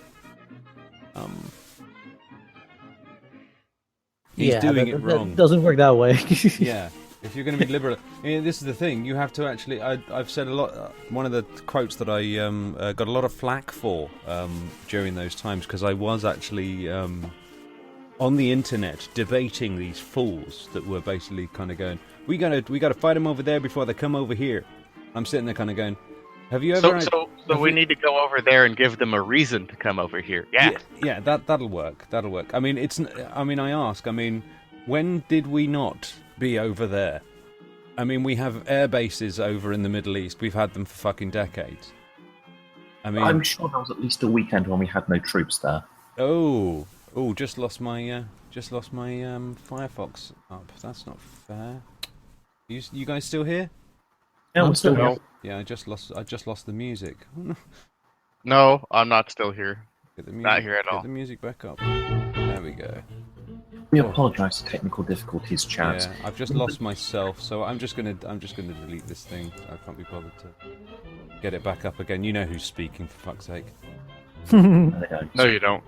Don't have a fucking clue. Too many similar accents here. I mean, we have posh English, we have well-spoken Middle East, we have a pug, and we have posh English.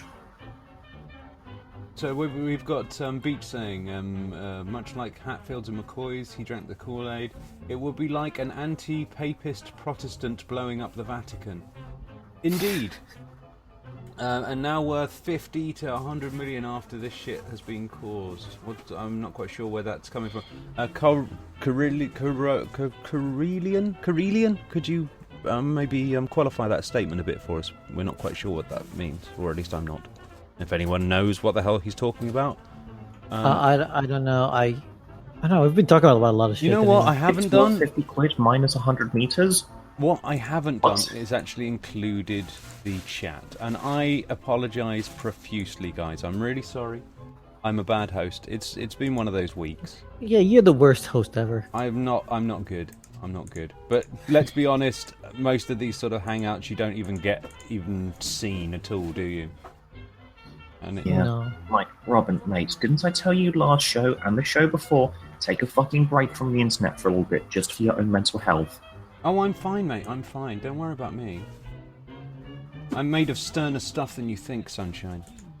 Yes, that's why you've included the chat and nothing's gone wrong. No, I'm just inherently lazy. That's it's got nothing to do with what I do outside. I'm interested in. Obviously, we went through xenophobia last week. That was hilarious. Interesting that that hasn't actually been mentioned in this particular stream. Okay, I kind of missed I'm the sorry, last but week. I have such disdain for other streams, I won't even mention them, because they are outside of this stream. Oh, you don't like my streams either? Only when I'm in them. No, I don't. Well, I don't could- watch streams very Well, often. you could up your production value a little bit, mate. I know. I've been so lazy. I haven't even put up a stream in like 2 weeks. But Not where's even a your video. concern for his mental health Terrible. at this point? Well, he's been taking time off. And hasn't been going crazy at people on Twitter non-stop for a month. I haven't been going crazy. I'm just pointing out the cognitive dissonance that in everyone's mind, Yes, but the amount you're doing it is crazy. isn't it? Yeah, Yeah, yes, But no, it- but yeah, but no, but yeah, but no, but yeah, but no, but. It can be a little bit crazy. Yes. Did you like the meme that I came up with the other day? Which one? If you fold a £5 note in half and then again, and again Yeah. one more time, it's still worthless. Yeah, well, I still say it could be worse. It could be a yen. It could be worse, and don't worry, it'll get there. It'll catch up. No, after a few debates, or not even debates, I'm just pointing things out, and Brexiters just come at me like, "Yeah, you just hate freedom." I just typed something like, "I think Brexit is becoming the new religion of peace," and But this is the thing, you know, we were talking about the ratchet. I mean, I don't know if you saw what I actually put in this, in the actual tweet about it. Is that, you know, a ratchet is very much like a Twitter account, except it's useful. yeah, it's a tool and stuff. Yes. Wait, a ratchet is useful? Here's the What? here's the thing, you know, when all these people kind of go, you know, the mainstream media, they're always lying to you and giving you falsehoods and basically trying to persuade you of this, that, and the other. And I must ask pretty much everybody, every user of Twitter on there right now, who the fuck do you think you are? You're no different from the MSN. Sorry, I'm a you're shit. not. Yeah, you're no different. All of you. You are basically just trying to propagandize other people. You are trying to get them Twitter, to you think suck. the way you think. You are no different from them.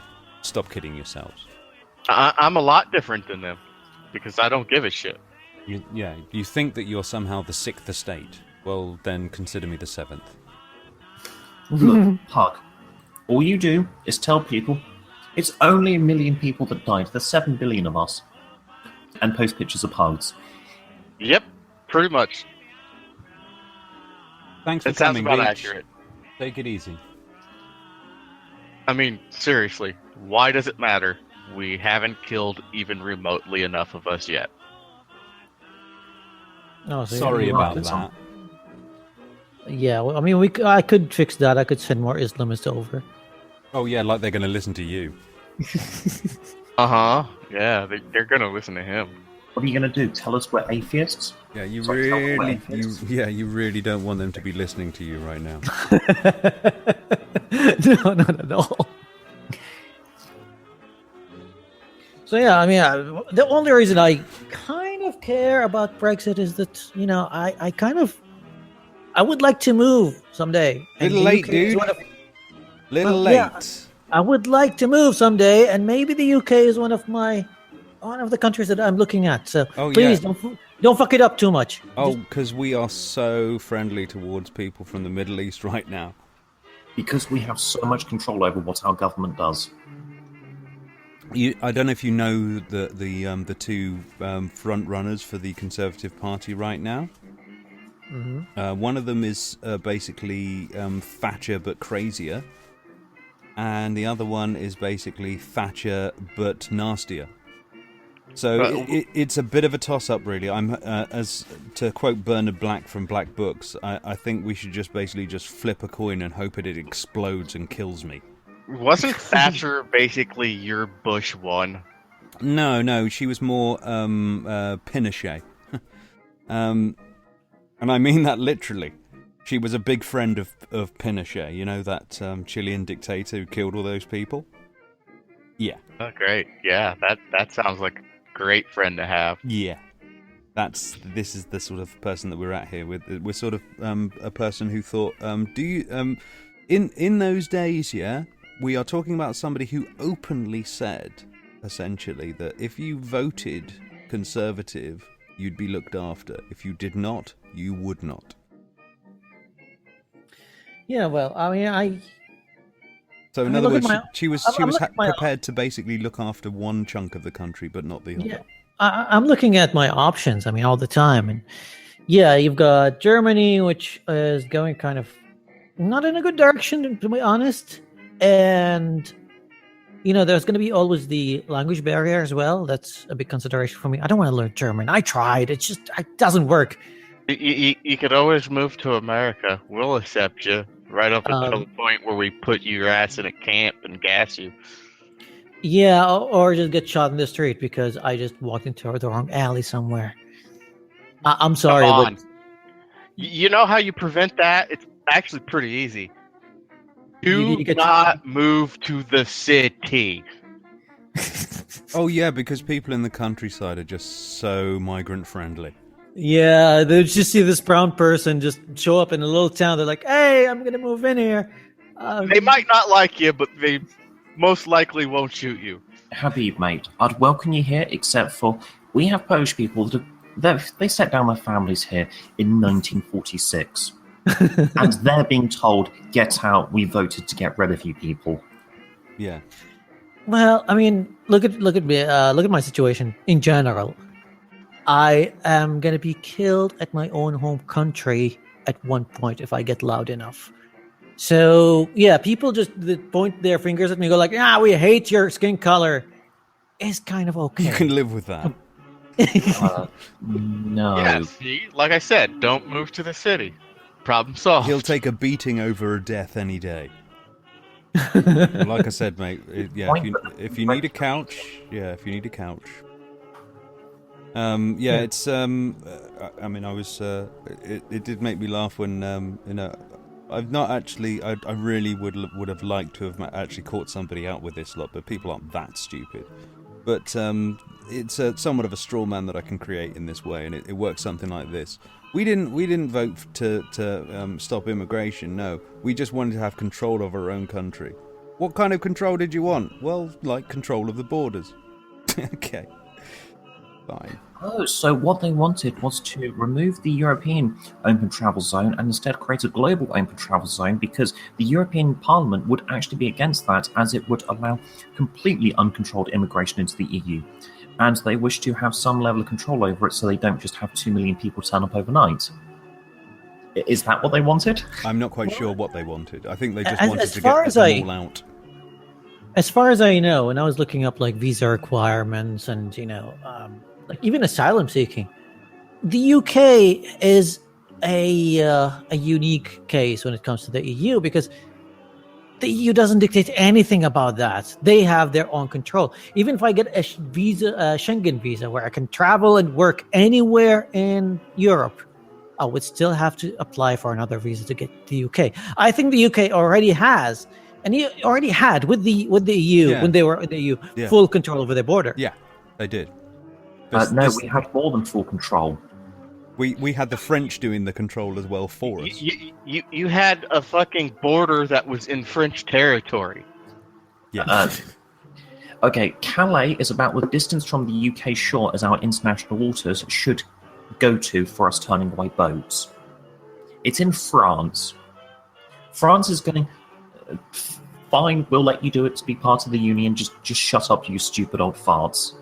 This is the thing that was hilarious to me more than anything else, is that a lot of people were hoping that this was going to be some sort of catalyst to basically see the European Union dissolve, and all it's done is strengthen it.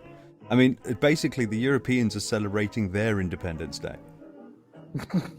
They're basically kind of going, what, we don't have to speak to those sport shits anymore? Nope. Hang on. Deal. Most of them are celebrating their independence from the United Kingdom, finally. Yeah. There's a couple of Eurosceptics that are going, no, we must assemble the EU and have freedom for everyone, because freedom! And everyone else is going, dude, you still have complete sovereignty as a nation. You can ask for exceptions like the UK has, and we're willing to grant them, so long as they are semi-reasonable. Well, everybody fights for freedom, because if they ever told the fucking truth, no one would fight, because nobody wants to fight for lesser tyranny. Well, freedom is always the religion of the secularist. I mean, this is the thing. We, like I said, we're sort of like coming around full swing to the idea of Iraq, for example. We're fighting for our freedoms here. They don't like us for our freedoms. Yeah, but what freedoms exactly? Do we honestly think that we're going to have some sort of Muslim invasion of the country because you get a choice of burger? I mean, we had an actual invasion. We have a much better army, much better military hardware, much better trained troops, and more people. Oh wait, not you. You guys do not have more people. Sorry about that. We have 1/5 of your population. We have close air support as well. And nukes. Yes. So you would not nuke your own land. Do not. If you do not know us, sir, you do not know us.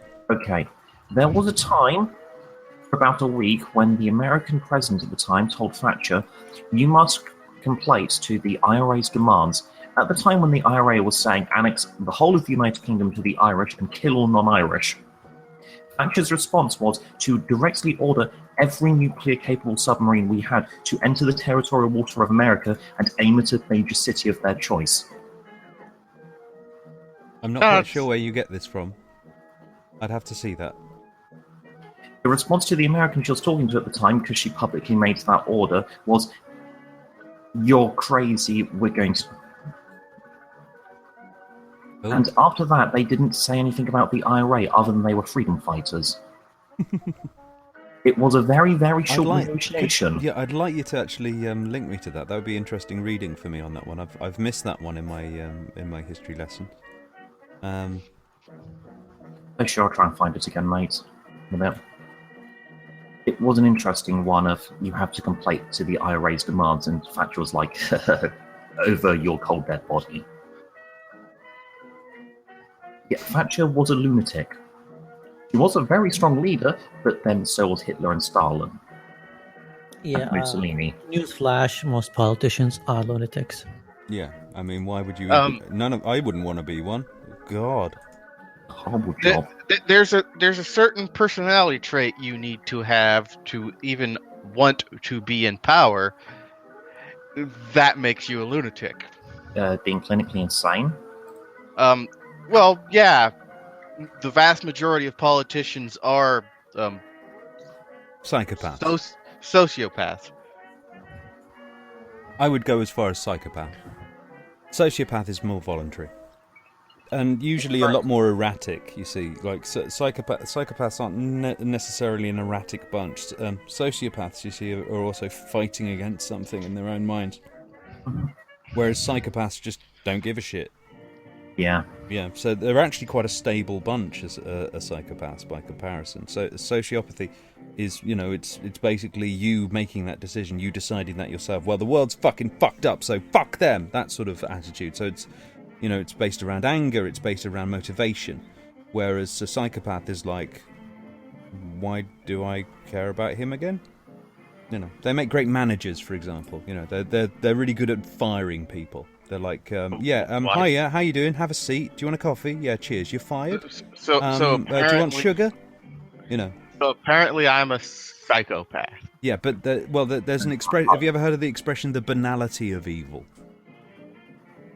Mm-hmm. This is, the psychopath is a very, it's just sort of like, well, it's some people have to die. It might as well be you.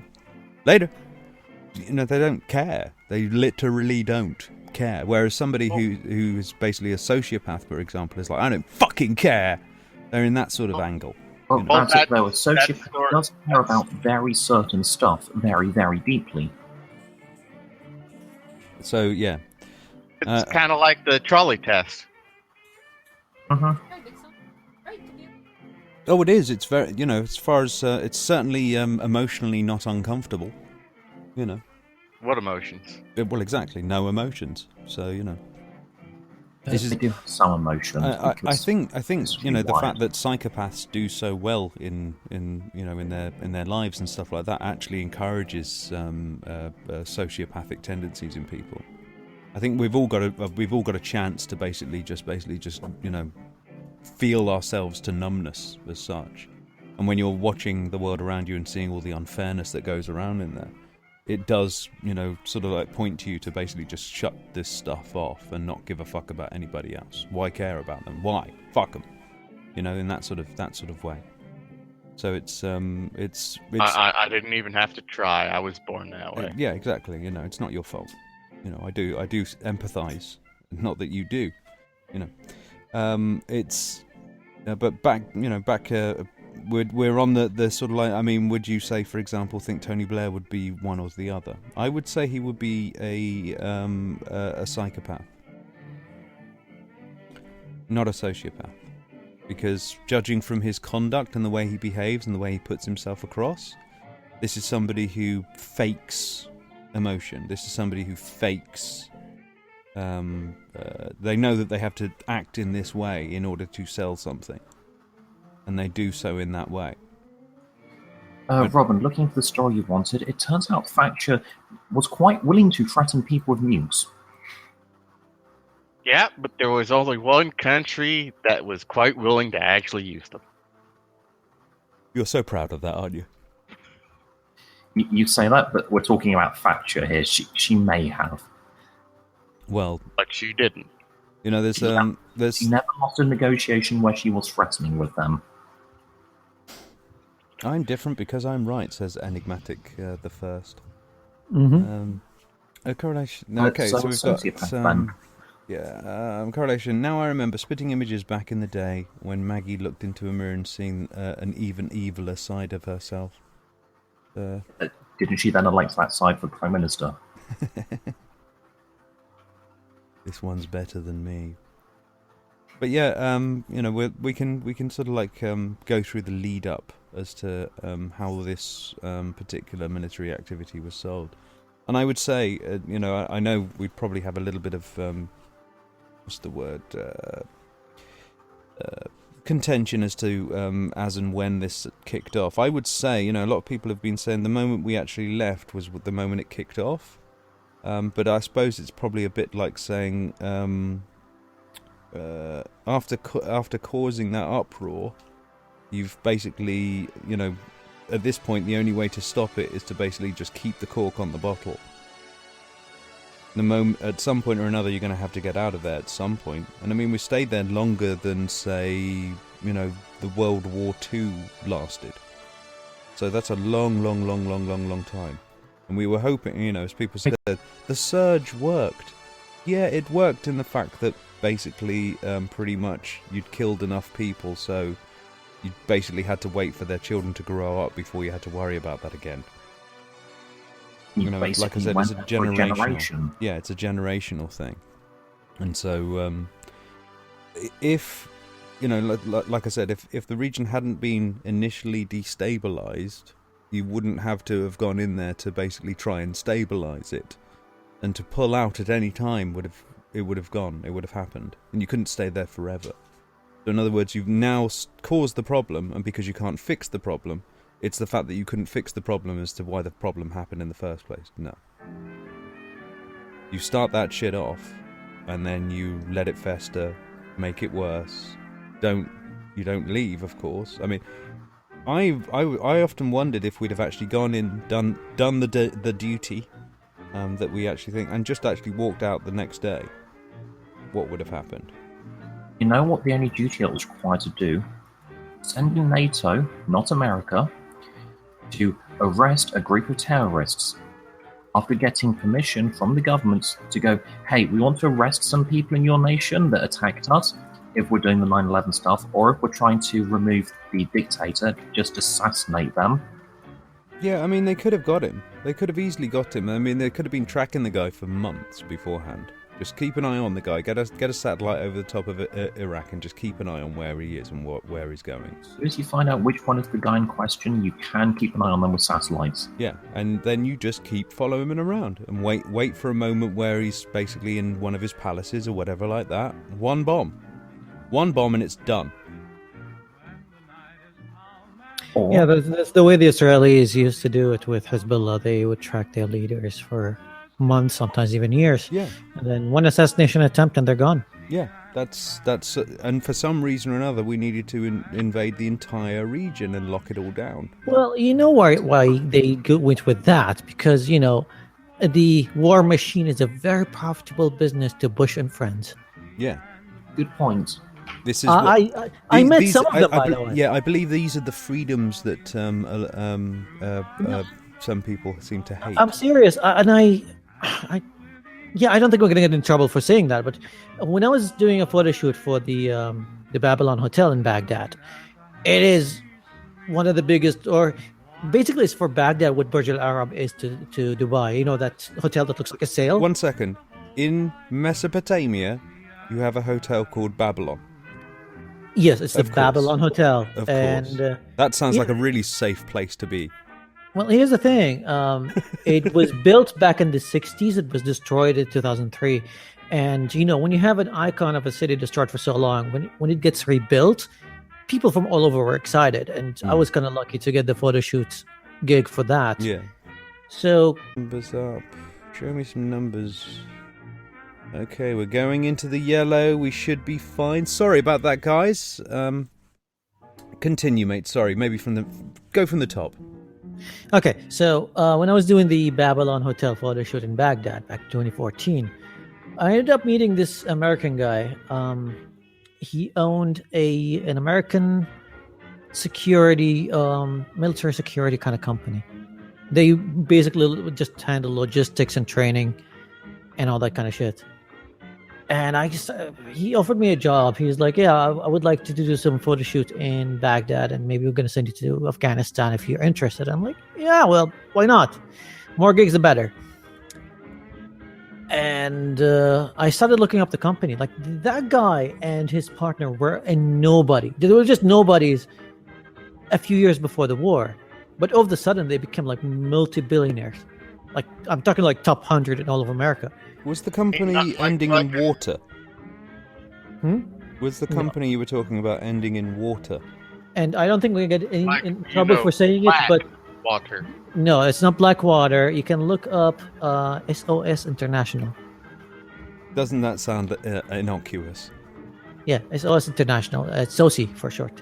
But I did a couple of photo shoots for them. I didn't go to Afghanistan, but the funny thing is, I was looking them up and I'm like, those guys could afford a lot. So I don't know how I'm going to quote them. So they asked me to go to Baghdad for a week. And I was like, okay, I'm going to start from the top, from a ridiculous amount and see how low they're going to negotiate this. They're like, yeah, quote us for a day. And I'm like, they're Americans. They don't fucking negotiate. Well, for freelance work, there's always negotiations. Always. And I dealt with Americans before. Every day. The Ritz-Carlton is an American brand. The Hilton, American brand. They always negotiate. But however, so I sent them a very ridiculous amount. I was like, can I charge you like 3,000 dirhams, $3,000 a day for a week? And less than a minute later, I got a reply on that email, and they're like, yeah, sure, why not? Let's go ahead. And you're sitting there kicking yourself thinking, I should have said 5! I should have said 5, exactly. Well, yeah, they are American and they are more or less governmental people. So they don't give a fuck. Those people do not negotiate. That's why our fucking Pentagon has $2,000 toilets in it. Hang on. The people in the US government do negotiate with the rest of the world. They don't negotiate or talk with themselves. They don't negotiate when it comes to payment. Yeah, They don't give a fuck. But anyway, let's not derail, guys. Carry on. You quote them a price, they'll pay it. Yeah, but anyway, carry on, Habib. Yeah, but like I said, I met some of those guys, and throughout, just the kind of connections that I built. I mean, I wouldn't really call it connections, but like the kind of people that I met in the coffee shop or that hotel, or whenever we'd have a buffet, like a breakfast buffet, and I'm sitting there with a lot of Americans that were there. They were just part of the war machine. They're just, and I know it's kind of anecdotal what I'm saying, but I think we've seen it all over the news as well. Like, it's a very profitable business, moving weapons and training facilities and all that kind of stuff, and it's all about Bush and friends and Cheney and friends. Yeah, it's a logistical challenge. And they made a lot of money out of it. And yes, I think I'm a little bit of part of it as well, because I made quite a killing of that job. It's interesting to note. Shame on you. I was actually working in a bar in Brighton. I can't remember how many years ago it was, but I actually met a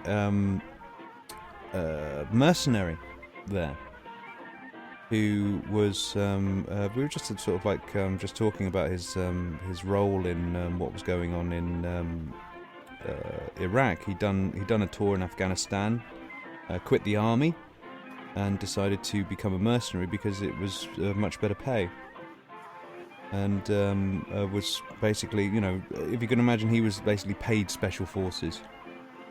And he was basically telling me about a picture that he has with some of his friends in front of a ginormous, basically a vat of Iraqi gold. Like a huge sort of, like, literally, to the ceiling, just bars and bars and bars of gold like that. And I was asking him, because at the time I was sort of like let's say an information person at the time, and handing out information. I said to him, if you like, I can actually give that information to people who might be able to actually utilize that and use that and find out what the hell happened and all that sort of thing. I would absolutely guarantee your safety. I'd blank out all your faces and all that sort of thing. And he goes, no. And I'm like, well, come on, man. I mean, this is the truth. I mean, it's important. And he's like, look, bud, I can see what you're trying to do and all that sort of thing, but first of all, there's not really that much point blanking out the faces on most of that, because I'm the only one in that squad now left alive. And I want to remain that way. That's how he said it to me. Damn. Yeah. And if you're listening to this, whoever in the American intelligence actually is, please don't kill that guy. If he's still alive. Well, I'm not going to give any names away, but I don't know if. Who knows if he's still alive now? I mean, if you're going to be one of those sort of contractors out there, you're going to be an open target as it is. I mean, if you imagine how many of those people working in SOSI probably got killed. Through IEDs and whatnot. I don't know. Why. There's also the friendly fire to worry about. I think more English troops were injured by friendly fire than by enemy fire. Yeah, sorry about that. We don't really check before we shoot people. No, you do check, and then you go, well, they've got all the friendly markings, they're flying the friendly flag, they're using all of the backup stuff, they responded with the correct passcode, shoot them anyway. Well, there's also accident. I believe actually we've had more people killed via accident, as in crashes and all kinds of other things like that, than actually being killed by Iraqis. As far as sort of like who killed us most, it's the Americans, it's accidents, and then it's the enemy. In that order. Well, I don't know if that says. So Iraqis, you need to up your game, guys. You're just not It very could very be good that at the this whole enemy war is. thing. It could be that the enemy is so incompetent, or just like. Absolutely, yes. Yeah, the Iraqi army was incompetent. I mean, I don't know if you remember in the last Gulf War, literally, yeah, and I know this is no joke for any of you. I remember seeing this. CNN had a van that they were driving around in there, yeah, and it actually got sort of like ran off the road and flipped over. A bunch of people from the Iraqi army turned up, flipped the car over, and surrendered to them. To CNN. Let's put it this way: the Iraqi army are a normal, traditional army. They are just people that have joined the army and they're being ordered to shoot at and kill people. Meanwhile, the American and English army are people that have gone through special psychological training, meaning they're going to kill people as their standard reaction, whereas the Iraqis are going to shoot in the general direction. Yeah, and of course the problem with that training is you can't fucking turn it off. Yeah. And then, well, like I said, I mean that recently that training has been put to very good use in shooting several police officers. Yeah, like I said, you can't turn it off. Yeah, he was an army guy. The sniper was Blimey. ex-army. Yep. As was the person that they thought was a suspect who was walking around in an open carry state, open carrying. Yeah, what I found disgusting about Dallas, it's not only at Dallas, like a lot of those tragedies that keep happening. The moment the shots are fired, people already are on social media trying to push their own fucking agendas. Mm-hmm. My response was to post a picture that said "fuck the police." But yes, I'm going to stand up with the police. Well, I mean, if anyone didn't think that this wasn't going to kick off after those two killings, and let's be honest, after those two particular killings, one after the other, exactly the same thing was happening. You know, they were basically. I don't know about you, but I've never seen anyone check for somebody's criminal record after, say, a white guy being killed, and they're sitting there. Well, the mainstream media doesn't cover it. Yeah, they do, but you don't bother to look for it. That's the thing. I'm rather sick of skeptics, he says in inverted commas, concentrating fully on Black Lives Matter. And you don't even give a fuck about police brutality, it seems. You say, well, they attack white people. Well, why don't you give a shit then? Why don't you give a fuck? I don't understand this. Is that in order, this is the motivation that, we were talking about sort of like people's motivations and stuff like that, yeah? If your political enemy hates it, that doesn't basically make it good. If your political enemy likes it, it doesn't make it bad. You've actually got to think about things in their own merits. And if you're looking at this and kind of going, oh, well, a couple of black people got killed, so fucking what? And that's all you see from this. Not only are you basically a racist, yes, you are a racist, I don't give a fuck if you kind of go, well, don't call me racist, I don't give a shit. You are being and doing that. It's still a fact. Just because you don't give a fuck if you're called that or not. It's like, I'm not racist, but... I can't wait for something racist to be said. It is racism. I'm not racist, but I hate black people. Yeah. I mean, when... I'm not racist, but I'm going to go to every single Black Lives Matter person who has Black Lives Matter on their thing, and I'm going to try and find the worst possible cases of anyone in Black Lives Matter getting really fucking angry and saying something out of order. And I'm going to post that on my Facebook thing. But what I'm not going to do is go to the white genocide bit where they're all laughing about this person who's just been shot. No, I'm going to leave that one alone, because my confirmation bias won't allow me to. What I'd really, really like to see out of Black Lives Matter? The figureheads come forward and say, that person is a fucking monster for killing that. Oh shit, wait, this already happened. Yeah, but nobody is giving a fuck, because they're too busy talking about some fucking 8-year-old twat or some 15-year-old who's fucking really pissed off, who's got a couple of hundred mates willing to retweet that shit. You mean edgy twats? Yeah, like I said, it's like, what? This is the thing, we saw this in Gamergate. When people kind of go, your speech costs lives. Do you remember that? Mm-hmm. And everyone's sitting there kind of going, freedom of speech, bitch. I'm not responsible for somebody else's actions. Well, guess what, Sargon? You've just jumped the fucking shark. Trust me, Because my now you're speech blaming... does not cost lives. Because now you're blaming other people's speech and what they say, you know. What are you talking about, Pug? With how fucking nihilistic you are, you've talked at least one other puppy into suicide. They just went, yeah, you're right, it's not worth it, and stopped breathing. No, but it's like my speech isn't doesn't dangerous. cost lives. My actions. Yeah, my speech isn't dangerous. Yours is. And I'm sitting there kind of saying to myself. So basically, we're now full circle. We are now at the horseshoe effect of this. Is that you're going to use the rhetoric that you would have never have used 2 years ago, and you're going to use that on your political enemy. You know what? I'm going to say exactly the same thing I said there.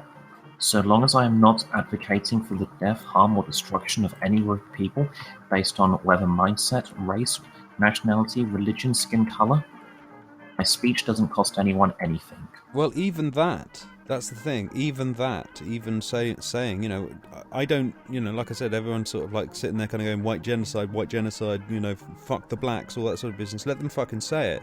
But don't fucking turn around and then start just bitching about the fact that sort of Black Lives Matter is saying something similar. Because you allow for one, but you won't allow for another? Why is that? Because of your own political leanings. That's the thing. Both groups exactly what happens when they do this shit. You know, Joe Cox? Yeah, you end up with crazy people like her murderer who buy into that bullshit. Yeah. And I must ask at this point, I mean, you know, I'm basically saying is that Sargon, if you want say Black Lives Matter to be responsible for the actions of one murderer, well, guess who's been scaring the shit out of people about the EU?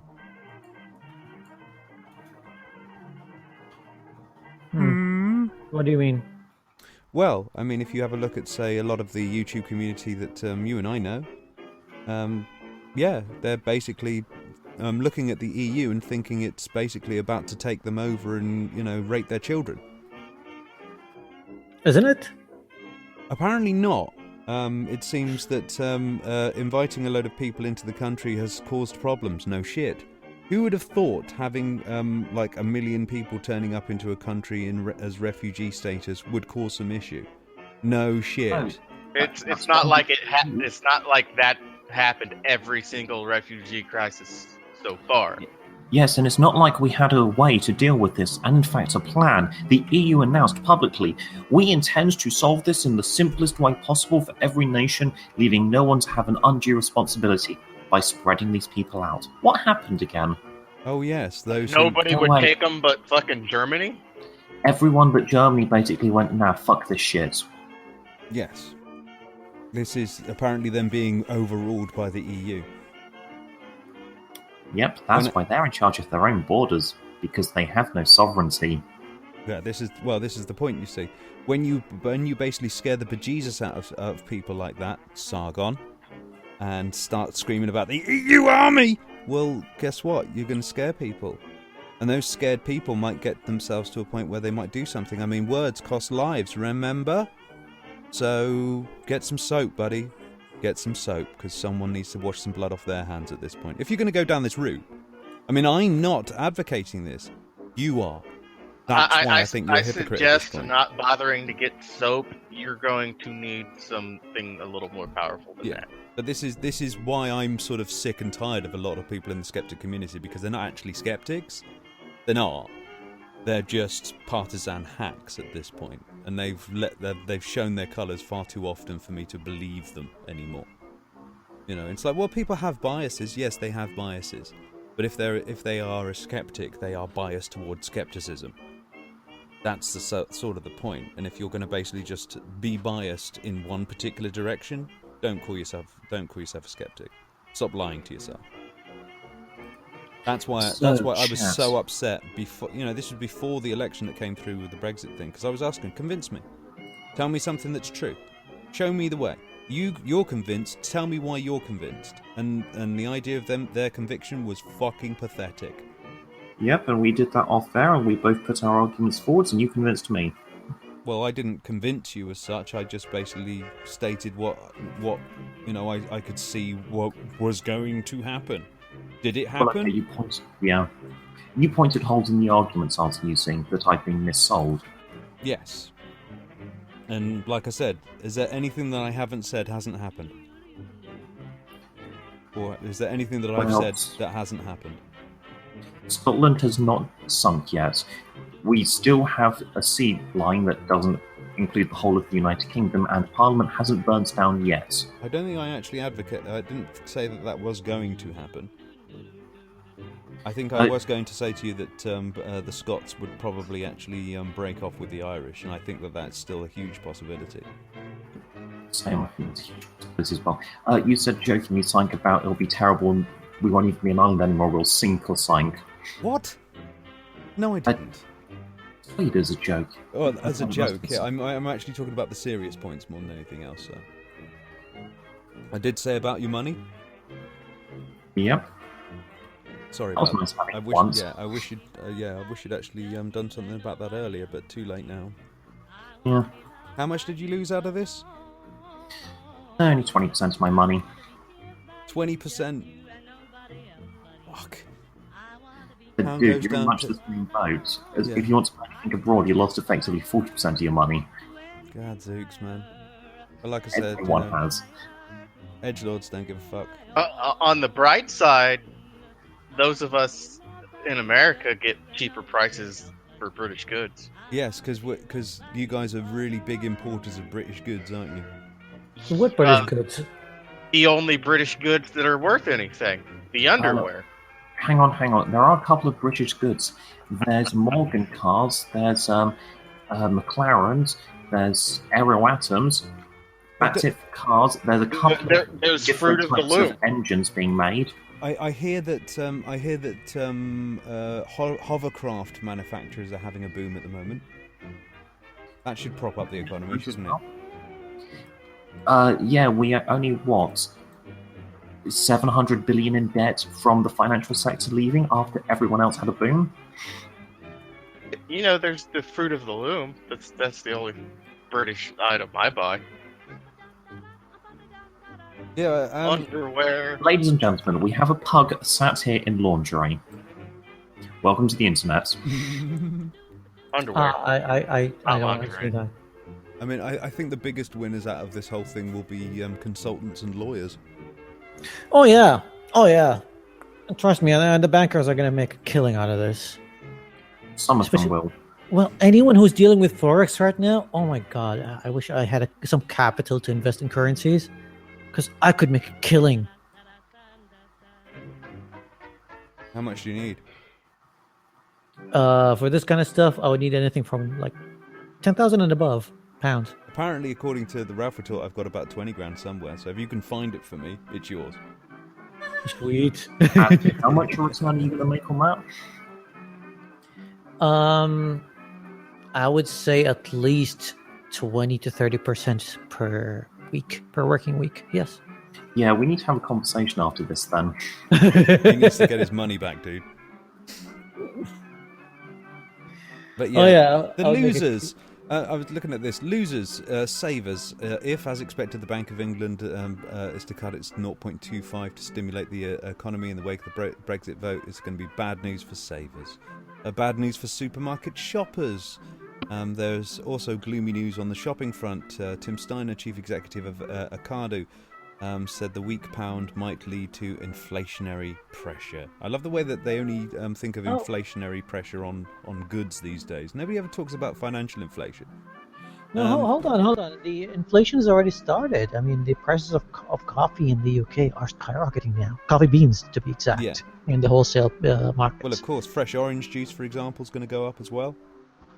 Well, here's the thing. Right now, because most of the big supermarkets and the big importers, they would have Look at Sainsbury's.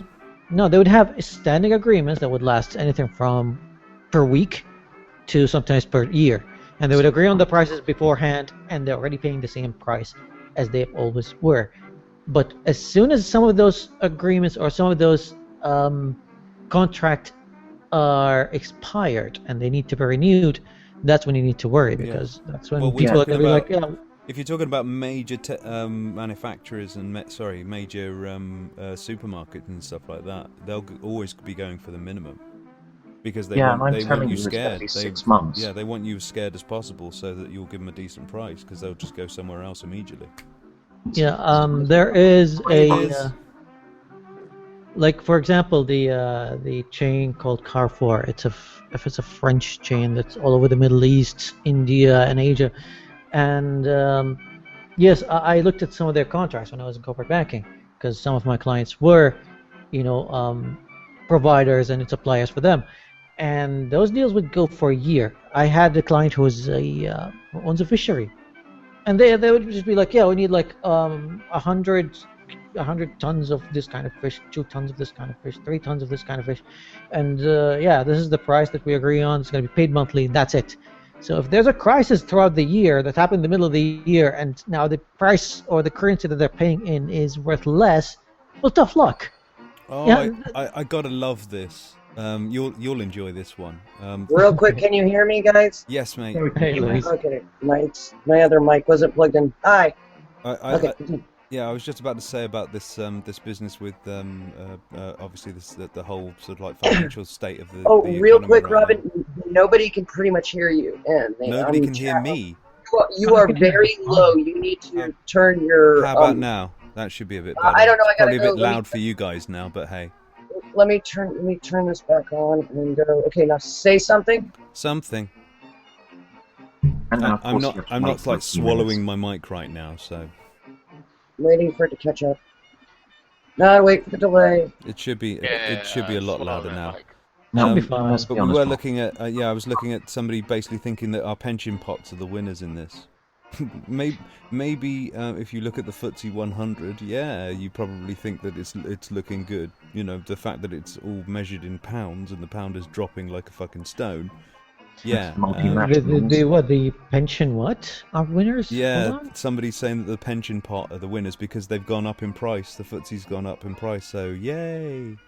Like, Yeah. oh but god. no. Some people writing in these things have no idea. That I'm no Yeah, economist. no, I always like when I hear that sentence. I'm no economist, but Your It's like- volume's okay, by the way. yeah, it's like kind of going. I'm not racist, but it's like Well, yeah. I'm no economist, but when something goes down in value, that usually means something's lost, not gained. I'm Yeah, not I mean, an economist, if- but I read a lot about it. I mean, if £10 would get you like 10 pizzas, and today it would get you only 8 pizzas, then there's something wrong. Yeah, and yeah, it's like the price of the pizza has gone up too.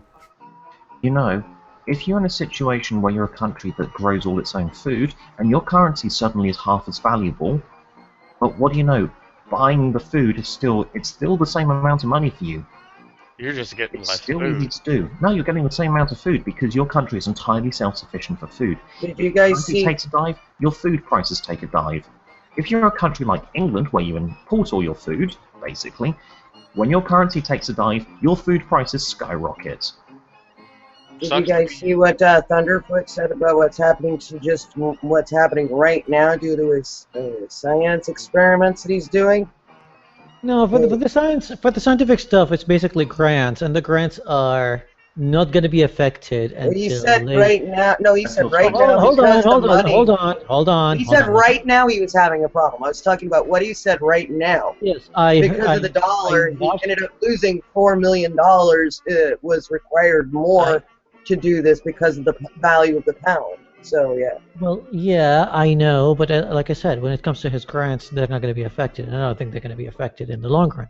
But yeah, the price of the pound is a little bit more than just someone losing a couple of $1 million on a scientific experiment because they have to transfer money around. And yeah, by the way, I watched that video twice, and every time I watch it, I'm like, who the fuck made that transfer? They're fucking idiots. Huh?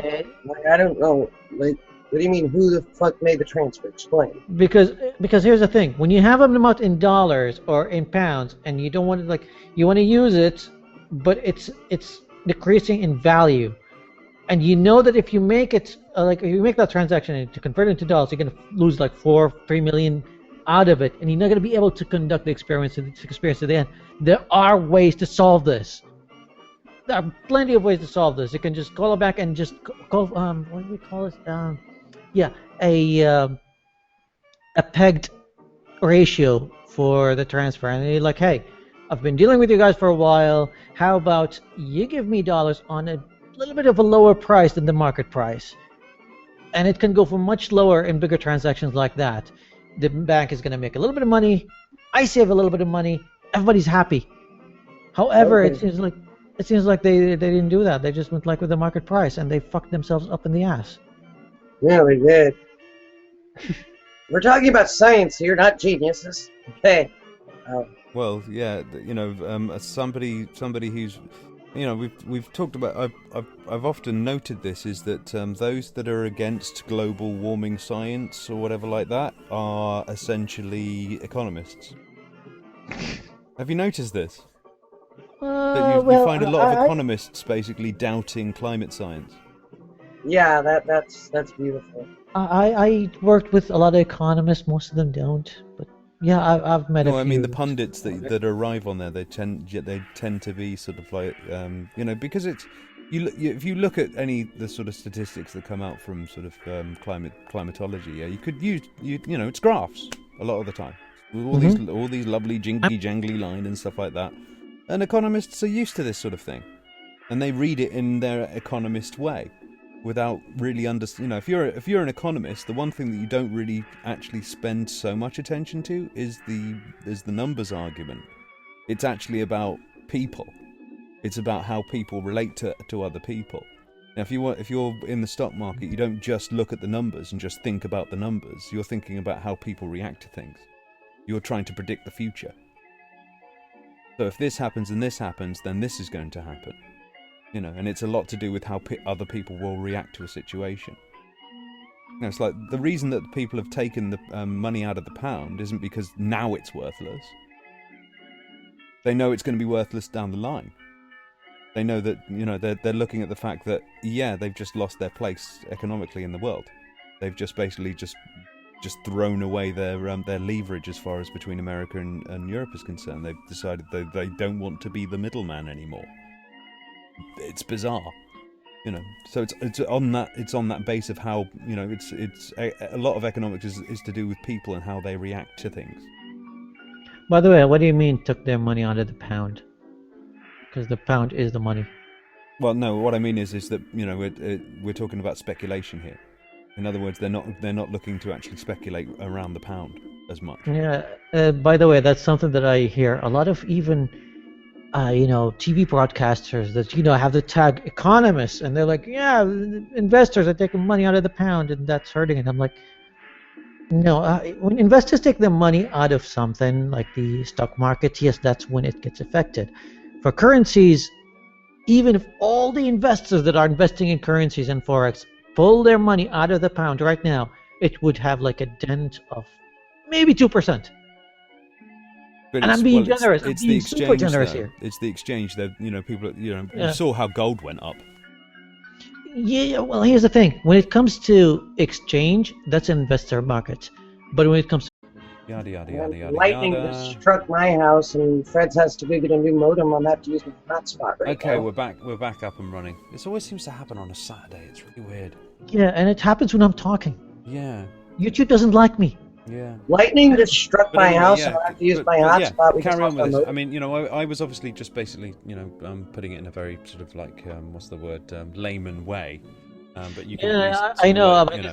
Here's the thing. Like I've heard this from a lot of people, so I was thinking maybe you didn't understand. Yeah. But yeah, like I said, it's the investors really don't affect the currency at all. Even if everybody just decided to buy pounds now and put it in the bank account. That wouldn't really help the pound much. Even though, I mean, if I had money to just put there for a few months, I would buy some pounds. I don't really think they'd go any lower. Well, you're hoping, yeah, definitely. I mean, at this point, a lot of people would be buying some pounds right now because they're looking at this low level. I mean, the bots are probably going mad. I think, Searle, you were talking about that. If you look over the weekend, you see all these little blips just popping up where the bots are basically just kind of going, oh, it's not moving anymore. Well, time to buy, And instantly, they're basically kind of going, shut this fucking thing off, Yeah, well, judging by the past 2 weekends, I wouldn't buy anything before the weekend. I would buy it on the opening after the weekend because it's going to have another drop when it opens on Monday. I'm not being pessimistic when I say this, but I'm willing. I'm trying. I'd like to know, and I mean, I've been asking a lot of people who well, they're not economists, but they've dabbled, to tell me how the fuck is it going to recover? What's going to make it recover? What's the actual mechanism that's actually going to bring this back? Because a lot of that leverage is gone. It's not going to be coming back. Well, there are a few ways. First of all, okay, you want more liquid money in the banks. Right now, yes, 250 billion from the central bank is a good step. However, it's not enough. Yeah, it's a band-aid. But it's not enough. So how do you entice wealthy people to put more money in those banks? You issue some good, lucrative investments. Yes, stock market is good, but stock market, the money doesn't really stay in the bank. It just goes to another bank or something, because some of those companies are not even in the UK, or their bank accounts are not even in the UK. So that doesn't always work that way. Oh yeah, and for everyone, that the gold, how gold is bought and sold, and who actually holds on to the gold and stuff like that. That's a company in the FTSE 100, guys. Just to let everybody know, one of the reasons why it goes up. But anyway. Yeah. Well, because people are so unsure about the currency, so they flip between gold and pounds and make a killing out of it.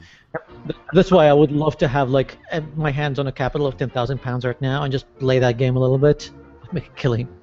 But I really should have just spent 10 grand in gold. I mean, is there a lot of how many caller options are out there right now for the pound?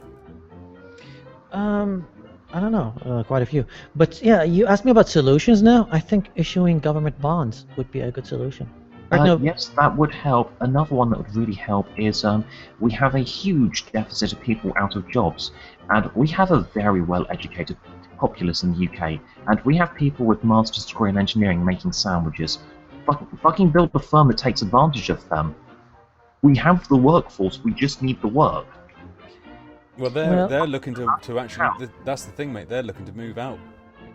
No, but dropping the value of the pound is the best thing possible for outside investors.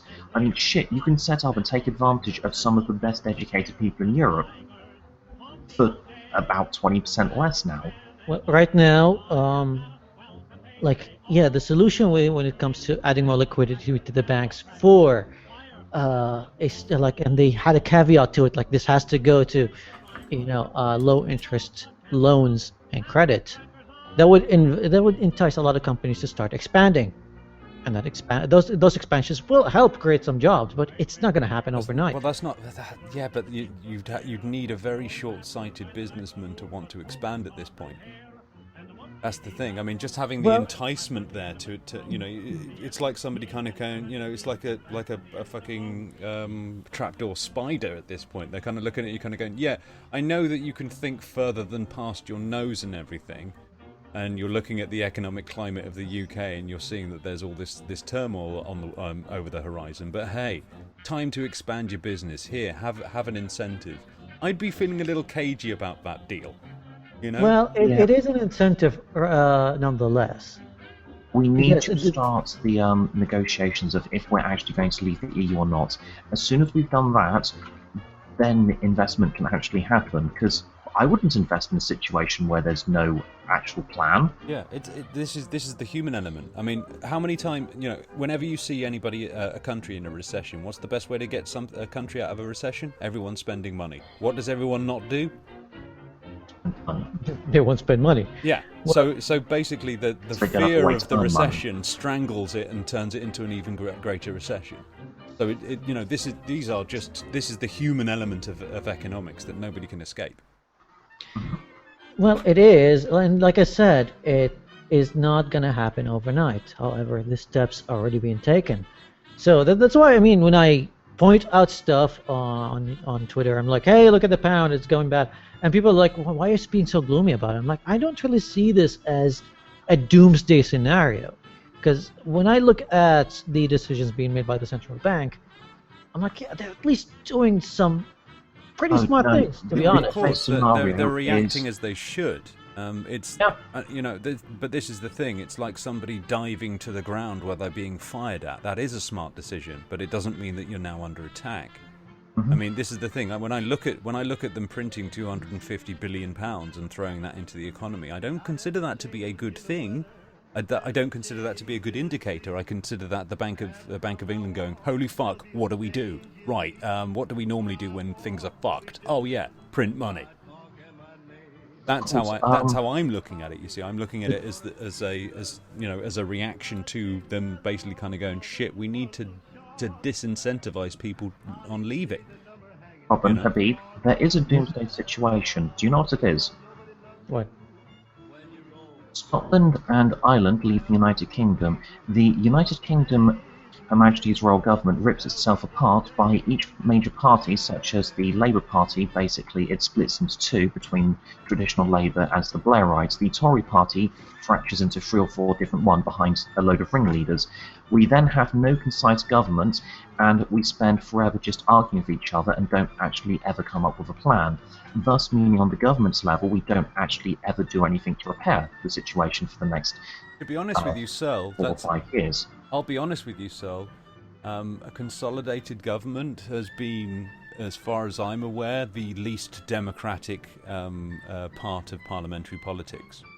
I would much rather have a hung parliament every day than have a majority, essential dictatorship of a leading party, because there's no point having the other 48% in Parliament if the other 52% Parliament may just do work. it. Well, that's but what if democracy it's- is, you see. No. A hung Parliament is a democracy. It will only work in this situation if they actually all pull their fucking finger out their arse and talk to each other and go, how the fuck are we going to solve this That's problem? right, but they would then have to. That's the point. They don't have to talk I hate each to other. break it to you, but a parliamentary system isn't democracy in and of itself. Well, it's more let's say this, and in a hung parliament way, it's more democratic. If it's basically one party, the only people that, say, a prime minister has to convince are It's the majority. And if they have a majority in parliament already, the only people they have to convince are the people that are in their own party. They don't have to convince Congratulations, anybody. that is a democracy, where If the by majority majority- rule and the minority can kiss its ass. Hang on. You're both mistaken. The UK government, yes, it technically has a majority, but more people voted for everyone else than for our actual government. Right. Okay. Yeah, we're not. Guys, It's out of third. we're not talking about that. What I'm talking about is when democracy in the sense of parliamentary democracy, and we're not talking about how we voted. It's who we voted for at this point. Now, if there's no point voting for say somebody in Labour, if say the Conservatives are in power at this point, that person in Labour has no say. There's no point them being there. They're just basically there, just complaining at this point. They don't really have any effect at all, because the majority just It's kind like of parties. votes the way the majority does. The majority being that thing in power. Now, if nobody has a majority or a clear majority, they have to reach across the aisle. They have to talk to them. There is no option but to convince the other side. That's the point. That's when you actually have the good ideas coming out, because the bad ideas can't be just basically thrown through without anyone being able to stop it. Unfortunately, every time we've ever had a coalition in the UK government, the smaller party got fucked over by the larger party, who basically spin doctors it non-stop of, oh, you know everything bad that's happened? Yeah, it's them. Yeah, well, that's once again, it's an anecdotal thing, because we can't look back and see loads and loads of coalitions in this country. It's been somewhat of a rarity, and I think it needs to be much more of a if you have a look at Germany, for example, they've pretty much spent their entire existence in coalition government, and they've done pretty well.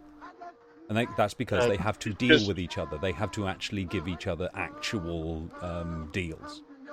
The problem with that is what happens when they, don't have a coalition government. Oh, shut up! You're an American. You've no idea on that front, I'm afraid.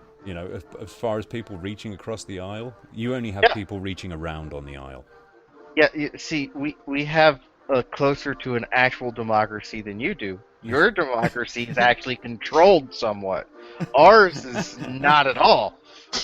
Yeah, yours is all over the fucking shop. You have this. Whoever gets the fucking majority vote can just tell the rest of the fucking country to go kiss its ass. Yeah, well, that's really what we're talking about here. Now, there's like I said, democracy is merely a word.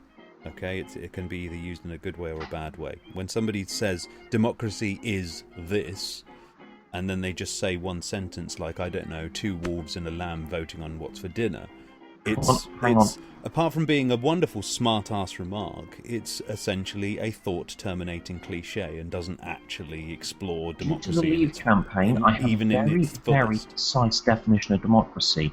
It is elected officials from the general public, of which anyone may run for, forming some kind of system of rule leadership where the majority elected individuals get to decide what is happening, and they are the sole people responsible for passing, writing, and vetting legislation, regardless of their own personal expertise or skills. Yes, that is a description, not a thought-terminating cliche, you see, that it required various sentences, not just one smart-ass sentence.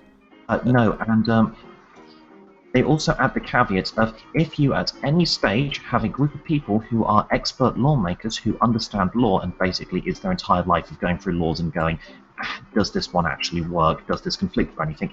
If you have them at any step in the entirety of your government, it is undemocratic. Apparently. Yeah. But anyway, getting back on, let's see if we can run full circle around this when it comes to democracy and the vote.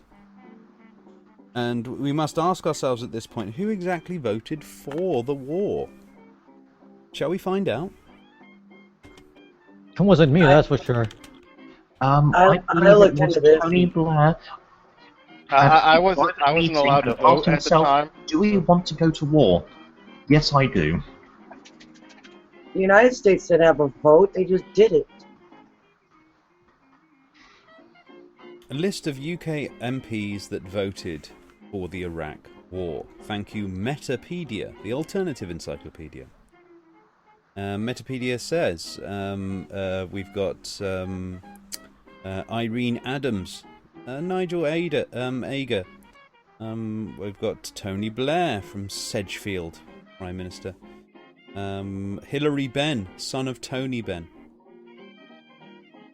Even though Tony Benn wasn't interested. Isn't it strange? Mm-hmm. Sad old fact, really. Ivor Chaplin, Hove, Jew. That's just what it says on there. It just says he's Jewish. Jew voted. It's all his fault. I don't know what Metapedia is, but I'm beginning to... Friends of Israel, there we go. They've actually got the Friends of Israel, Zionist, Labour and Conservative Friends of Israel voted for the war. So we've got an anti-Zionist Wikipedia here. No wonder they're saying that. And we've got... this is so funny. I'm not going to actually read you the names now. What I'm going to do is read you the notes. So the description of the people that voted for this, and this is how this comes down. I'm going to give you a small dramatic reading for this. Former member of Trotskyist International Marxist Group, connected to the GMB Union, connected to the Imicus Union, connected to Unison and the Communist Front CND, connected to British Fluoridation Society and Unison, former member of Trotskyist militant under Isaac Blank, connected to boaphobic boycott movement, served in the Blair cabinet, connected to Friends of Israel, son of Tony Benn, open homosexual. This is what this Wikipedia what is it called, Metapedia is? What is Metapedia's definition? What is a Metapedia? It is the alternative encyclopedia. Metapedia is an electronic encyclopedia that focuses on culture, art, science, philosophy, and politics. So it's why is being an the whole thing? It's is it left leaning or right leaning? I think it's. I would say that this is. It does look like basically the poll, but a Wikipedia version of. I don't think it's left or right leaning. I believe it's having an epileptic fit and jumping between the left and right inherently. Featured video questioning the Holocaust. Nice. Okay. This is cancer. Awesome. Let me just throw this down to you guys so you can see it. You can see these guys. I mean, everyone's complaining about questions about the Holocaust. Like, at what temperature do you have to get an oven to make a person go bald but not actually incinerate them? I don't think that's possible, but well, let's say this. Yeah, it basically has lists on the front. This is about Metapedia, yeah, and there is a bar graph on here, yeah, and it basically says lifetime risk of incarceration for different racial groups in the United States. This is on the front page. Why? This is such cancer. It's beautiful. I found the Holy Land. I am bookmarking this. And I believe this is talking about the alt-right.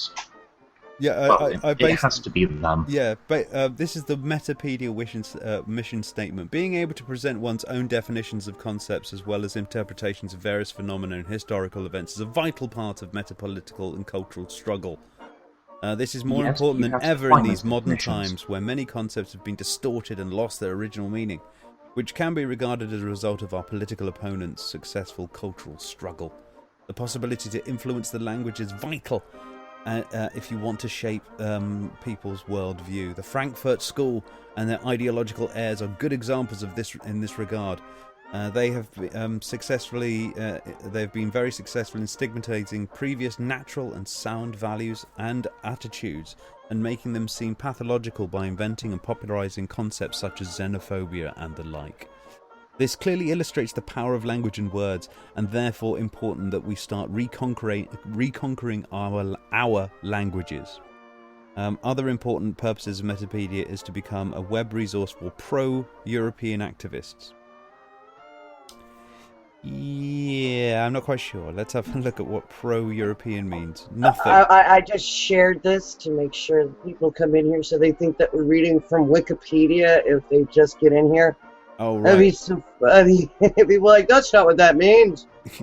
Yeah, they have a link to pro-European. You go to pro-European on here and there's nothing. No text on the page.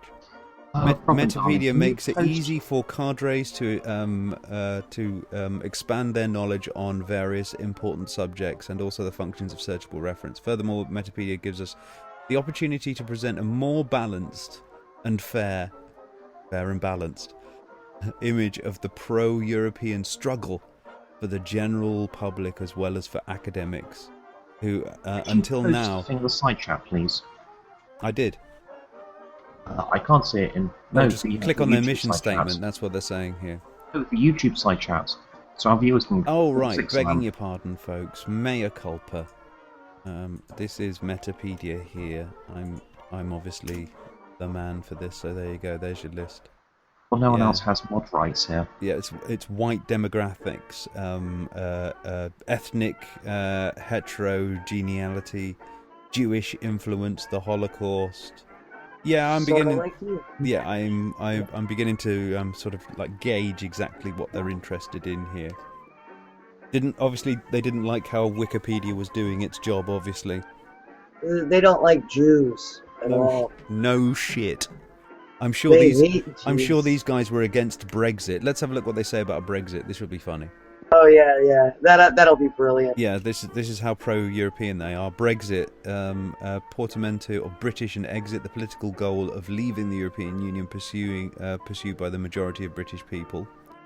No, voters. British voters. The exact process of the UK's withdrawal is uncertain, although it is generally expected to take 2 years. The Prime Minister David Cameron announced he will resign by October, while the leader of the Scottish Parliament has said that they will try to block the EU's removal. They've pretty much said nothing about this. So that's it. That's all they've said about it. A bunch of Americans run this thing. I can tell you that right now. Well, they say pro-European. Okay. Yeah. Let's see what they say about the European Union. I'll play around like they barely say very much about the EU. They probably don't know anything about the EU. It's just Europeans, and Europeans are white people, and they're white people, and that's all good. Because white people are inherently better, apparently. The European Union is a political economic union of 28 member states that are locally primarily in Europe. It operates through a hybrid system of supranational and intragovernment decision making. Supra. Super. Okay. Okay, it doesn't seem...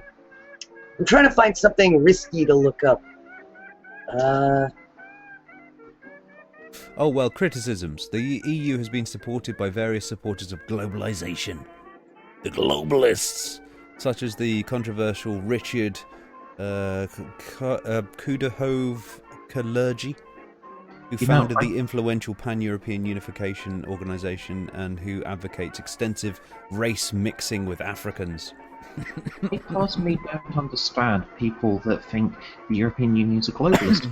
This is like politically correct poll.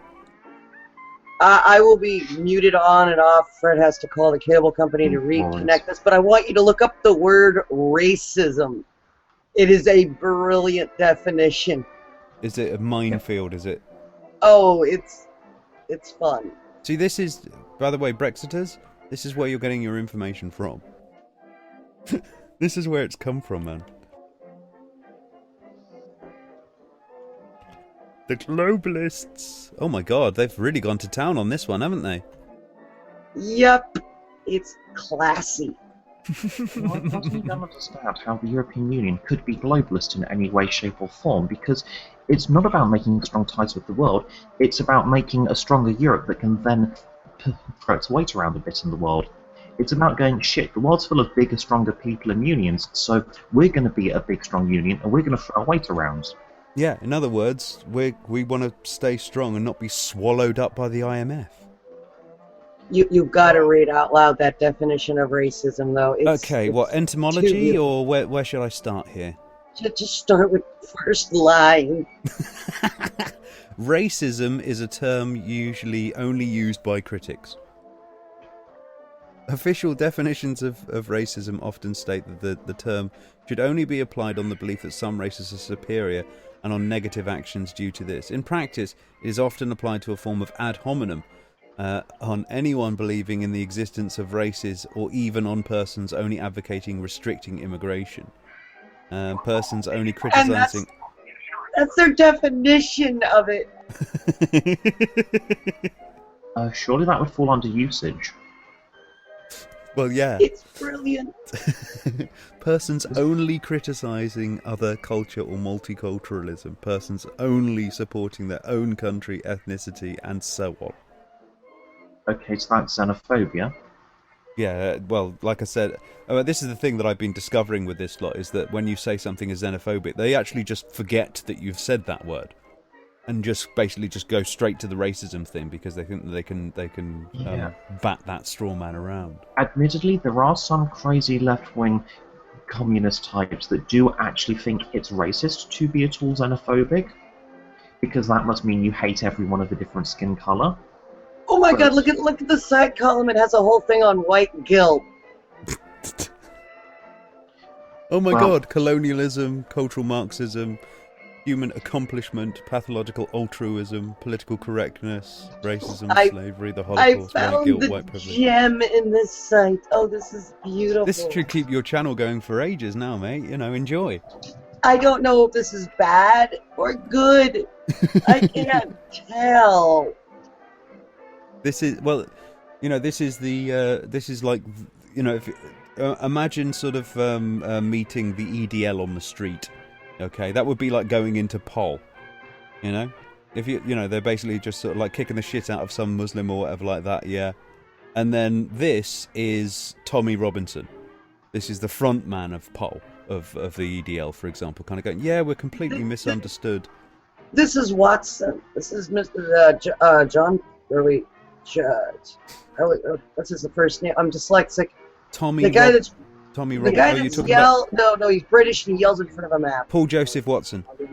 Paul Joseph, yeah, that's on this Prison guy Planet. On Prison Planet, who was basically, against the globalists and the this and the that, and he was very much a lefty during the Bush years, and now suddenly he's a right-wing reactionary. I don't know. Maybe if we look at his social profile on this, oh look, he's making about 13 grand a month on YouTube. I wonder why. Paul Joseph Watson has always been I want to be the counterculture regardless of what it is. Yeah. I'm going to be completely logically inconsistent, but fuck it. Makes me money. Yeah, the only thing I've agreed with him so far really wholeheartedly on is the Black Lives Matter thing. But, you got to get some things right every once in a while when you shit out that much bullshit on whatever topic that he thinks he can fucking do. I swear to God, he yells at Americans for reacting to Brexit. And then he has the balls to fucking react to Black Lives Matter shit in the United States like he owns the place. He shouts at Americans who are more informed about him on Brexit, who are talking, dude, this isn't very good for your economy, what the fuck are you going to do other than banking? You have nothing. And he says, oh, you're just an idiot and don't know anything. I never said that. I asked what you had other than banking, and apparently you have nothing. We have a sprinkling of other stuff. Yeah, like I said, the hovercraft manufacturers of England are doing very well out of this. In fact, imagine banking a steak. So we have people like Germany, and they have a small slice of steak with this rich, just assortment. It's a banquet. And then in England, we have a steak with a few herbs on top. By the way, I'll still be doing that stream. Oh, Fred's talking to the cable guy. I'll be right back. The UK is essentially a diamond-encrusted turd. That's probably the best way to describe it right now. Don't pick it up, or you're just going to get scratched and just basically have a handful of shit. But yes. That was a very shitty analogy. Oh, what's this? It is possible to advocate for racial segregation despite not seeing any group as superior, and instead argue that racial segregation would be beneficial for all groups due to the factors such as problems causing ethnic heterogeneity and mixed race groups having problems due to genetic outbreeding depression. What? Say that again. Genetic outbreeding depression. Just look at terms used by individuals and organisations in order to describe themselves. These guys are beautiful. They're so amazing. I want to touch them. Let's don't touch them. You guys are so racist. I don't know where they've been. They're so racist. They're adorable. I just want to touch them. I know. They don't even think they're racist. Well, genetic outbreeding depression. Come on. It's so. Well, it's so poetic and well written. Do you know? I don't know if you saw the tweet that I put out the other day, Liz. Is that this sort of sentiment is actually, becoming sort of like the new political correctness? Have you noticed? It's like when somebody says something and kind of goes, well, yeah, but that's just fucking racist shit. They're like, you can't call me racist. It's like, why not? Like, what are you? What, suddenly it's politically incorrect to call somebody being racist a racist? What the fuck? Yeah, if you're black, you can't be racist because racism is privilege plus power. Didn't you know that, Robin? Well, yeah. Then we've got Klansmen saying the same fucking thing virtually. It's like, well, I'm the oppressed race, and it's like, oh, shut the fuck up. Come on, there aren't any Klansmen left anymore. There's like one crazy guy and 7,000 Secret Service members that don't realise everyone else's Secret Service at this point. Yeah, and well, when somebody's sitting there kind of going, well, yeah, but there's more blacks in incarceration. It's like, you're actually you're now, you're not BLM, are you? No, I hate BLM. So why are you using their statistics? Hang on. It's not That's that what they're blacks complaining in about. incarceration. It's that there's more people from ghettos in incarceration. It just happens to have a one-to-one correlation. Yeah, it just happened. It's. I mean, I've talked to a few people, a few Floridians out there, and it doesn't, and these aren't people that are like pro Black Lives Matter or anything like that, but they agree. They agree that basically, there is a racism problem within, say, Florida. Floridians? Oh yeah, there's a definite racism issue. and it's kind of goes both ways. But if you go It's to the hard to black actually side, get a home, isn't it? I'll explain exactly how it goes. You are judged by the color of your skin for certain neighborhoods. Certain areas will not let you buy a house in, especially what is known as a deed restricted community, which is a place that I live. Luckily, they are not that nasty about race. But they will make sure to pepper neighborhoods evenly with, okay, this is the black, or either they'll do one of two things. This is the black part of the neighborhood, or they scatter the black people enough so that they don't end up creating a party area. And then, sorry if my husband's talking in the background, he's fixing the internet. We can live with it, mate. And so then the other type of racism that goes on is that there is a lot of really bad racial profiling with police officers, no matter what color the police officer is. But that's kind of because people like Black Lives Matter have made them scared out of their mind of black people. They helped propagate that one. Good job. I don't. I'll be honest. I'll be honest with you. I'm not going to blame Black Lives Matter on that sort of front. I'm afraid. I'm going to blame them a little bit. Black Lives Matter weren't around in the 90s. So yeah, you're right. Yeah. But I'm saying that was happening then. That was happening then. It got to the point where people were basically rioting about it, and I did tweet about this during all of this business with Dallas, for example. Welcome to the 90s, millennials. Yeah, here's the thing. God, here's the thing. Here's the thing. There is racism amongst cops, but at the other side of the playing field, cops are scared shitless of large black communities because they can be very violent. So it's a double-edged sword. Well, and this is where the other side of the racism. Of communities that shoot them. Yeah. Yes. Oh, and here comes the other side of the racism. I'm white. If I go into the black neighborhood, I better not be there past sundown, or I better have a black boyfriend. You mean racism is a two-way street? Who would have ever guessed that? Yes. And it's very segregated when it comes to the neighborhoods, and that's not healthy for anybody. Yeah, and these are we were doing fine 2 years ago. We were getting better, and then fucking social justice broke us apart again. Well, I don't know. You see, I mean, you might have been doing okay, or it might not have been too up there. But of course, you know, it's like, everything was fine until people started complaining about the problem. It's like, how does that work? Perhaps the problem was there, but you just didn't notice it. The problem was getting better, is what it was. Statistically, everything was also getting better, and also visually, I could tell things were getting better. And I was very happy with the way we were progressing, slowly but surely. We were not perfect. No, but we were working towards a common goal of becoming colorblind, and then they brought that back. Do you know what I think this is about more than anything else? Is that people have actually confused segregated communities as multiculturalism. Yeah, that doesn't work. Segregating a community, so you've got this little black community here and a white community here and an Asian community here. That's not multiculturalism. That's segregated communities. The multiculturalism is where you live. The deed-restricted communities that made, like, this is the part of the black neighborhood, they're the ones that have the bad part of the neighborhood. The neighborhoods where they've peppered everybody evenly is like my neighborhood. I'm just outside of the south side. Which the south side's an area you don't go to. I'm 17 blocks away from it. That's why I'm really against rioting, because I live in St. Petersburg, Florida. Does that ring any bells to any people? Not to us. Yeah, look that one up. That one was one of the. I can't remember the guy's last. If you could describe it to the audience, that would be great. I have to look up the last name of the guy because it was one of those court cases that went bad.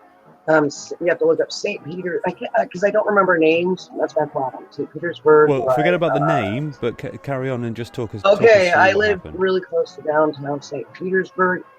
And that's where the slopes and that's about, of course.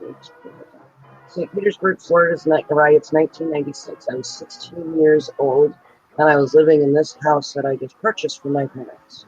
Okay, it was riot. The riots occurred in 1996 following the shooting death of an unarmed African American male teenager motorist during a traffic stop, and it was Two police officers, Jim Knight and Sandra Moore, saw the gold sports card speeding along 18th Avenue South on October 24th. Knight, who was driving. Okay, come on. What's the guy's name? It's not saying the name.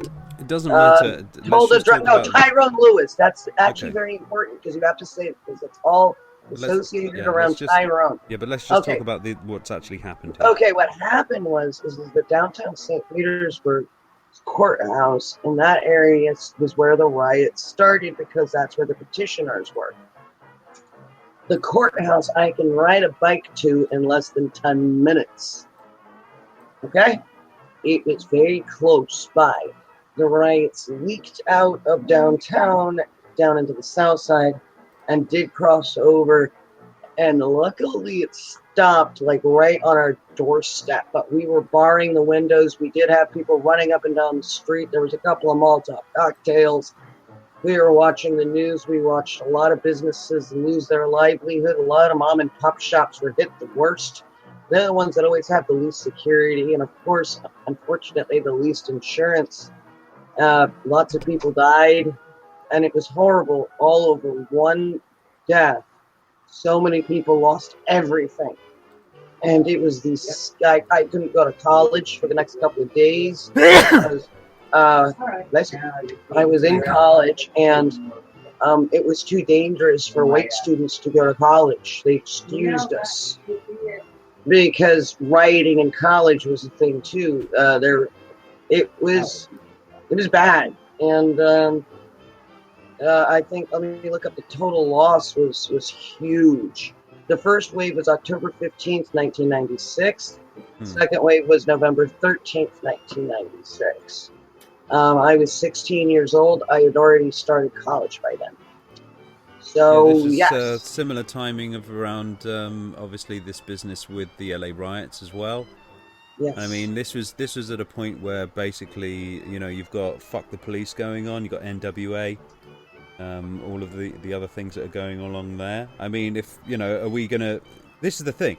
I'm now in a position here to say this, is that all of those people that are anti-BLM, yeah, you sound just like the conservative media against people like Ice-T or Ice Cube or anyone in NWA, for example. You would want to close down their music, for example, because I wouldn't, and I'm against Black Lives Matter, and I have no I know problem with rap you music. wouldn't, but the thing is, the same argument is being put forward here. This is the thing. No, if you listen to that you don't music, know my argument. no, what I'm You saying don't is, know my argument. if you listen to that sort of music and stuff like that, that's them protesting about the fact that being a black man in America, not an advantage. I know it's not, but what Black Lives Matter is doing is not a solution. Well, I think they've got themselves to the point where the thing is that, I'll be honest with you, Liz, and I'll say this to anybody in the skeptic community. You need to start maybe being a little bit skeptic of those who are actually anti as well as those that are pro, because it seems that all this is going in one particular direction, and you're beginning to sound just like partisan pricks. Well, you haven't heard my particular arguments now, have you? Go on. Give us a good like, argument okay. here. I agree that there is police brutality, and I will petition against it. Physically, politely, and without malice. I will stand by people that are petitioning against police brutality. Police profiling is horrible where I live, to the point that if you're a white woman walking down the street and you do not have your ID on you, you will be picked up for prostitution and held for 2 hours for questioning. You cannot be a young, white, attractive woman walking down the street. You will get profiled. And if you do not have your identification on you, which is a law that anybody above the age of 18 that is a woman, you can be held for questioning for prostitution if you're being bipedal without your ID on you. So yes, Land of the free. Police officers here are rotten. But what Black Lives Matter doing, threats of that violence and taking lives, for the sake of lives lost is not a solution. That's All not Black they are- Lives Matter. Sorry, that that's is- not. That's Black not Black Lives Matter. Look it up. Black Lives Matter killed other people. I'm not talking about Dallas. No, I'm not talking about that either. You can go. I onto, am. You can go onto Black Lives Matter right now. Yeah, go to their Go website. to Black none Lives of them Matter Are, none and of them are look up- advocating anyone be killed. No, you look up Black Lives Matter kill a participant, kill somebody.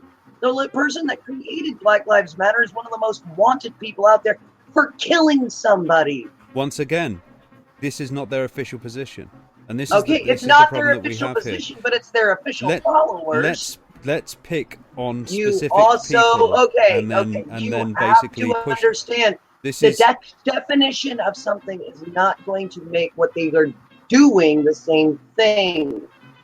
this is as what, they this is are- what I'm this is what I'm talking Okay, about. are you here. going to listen to? Okay, you've got to listen to the rest of this then. Black Lives Matter get together and do marches with Black Lives Matter banners saying "Kill the police, we want dead cops."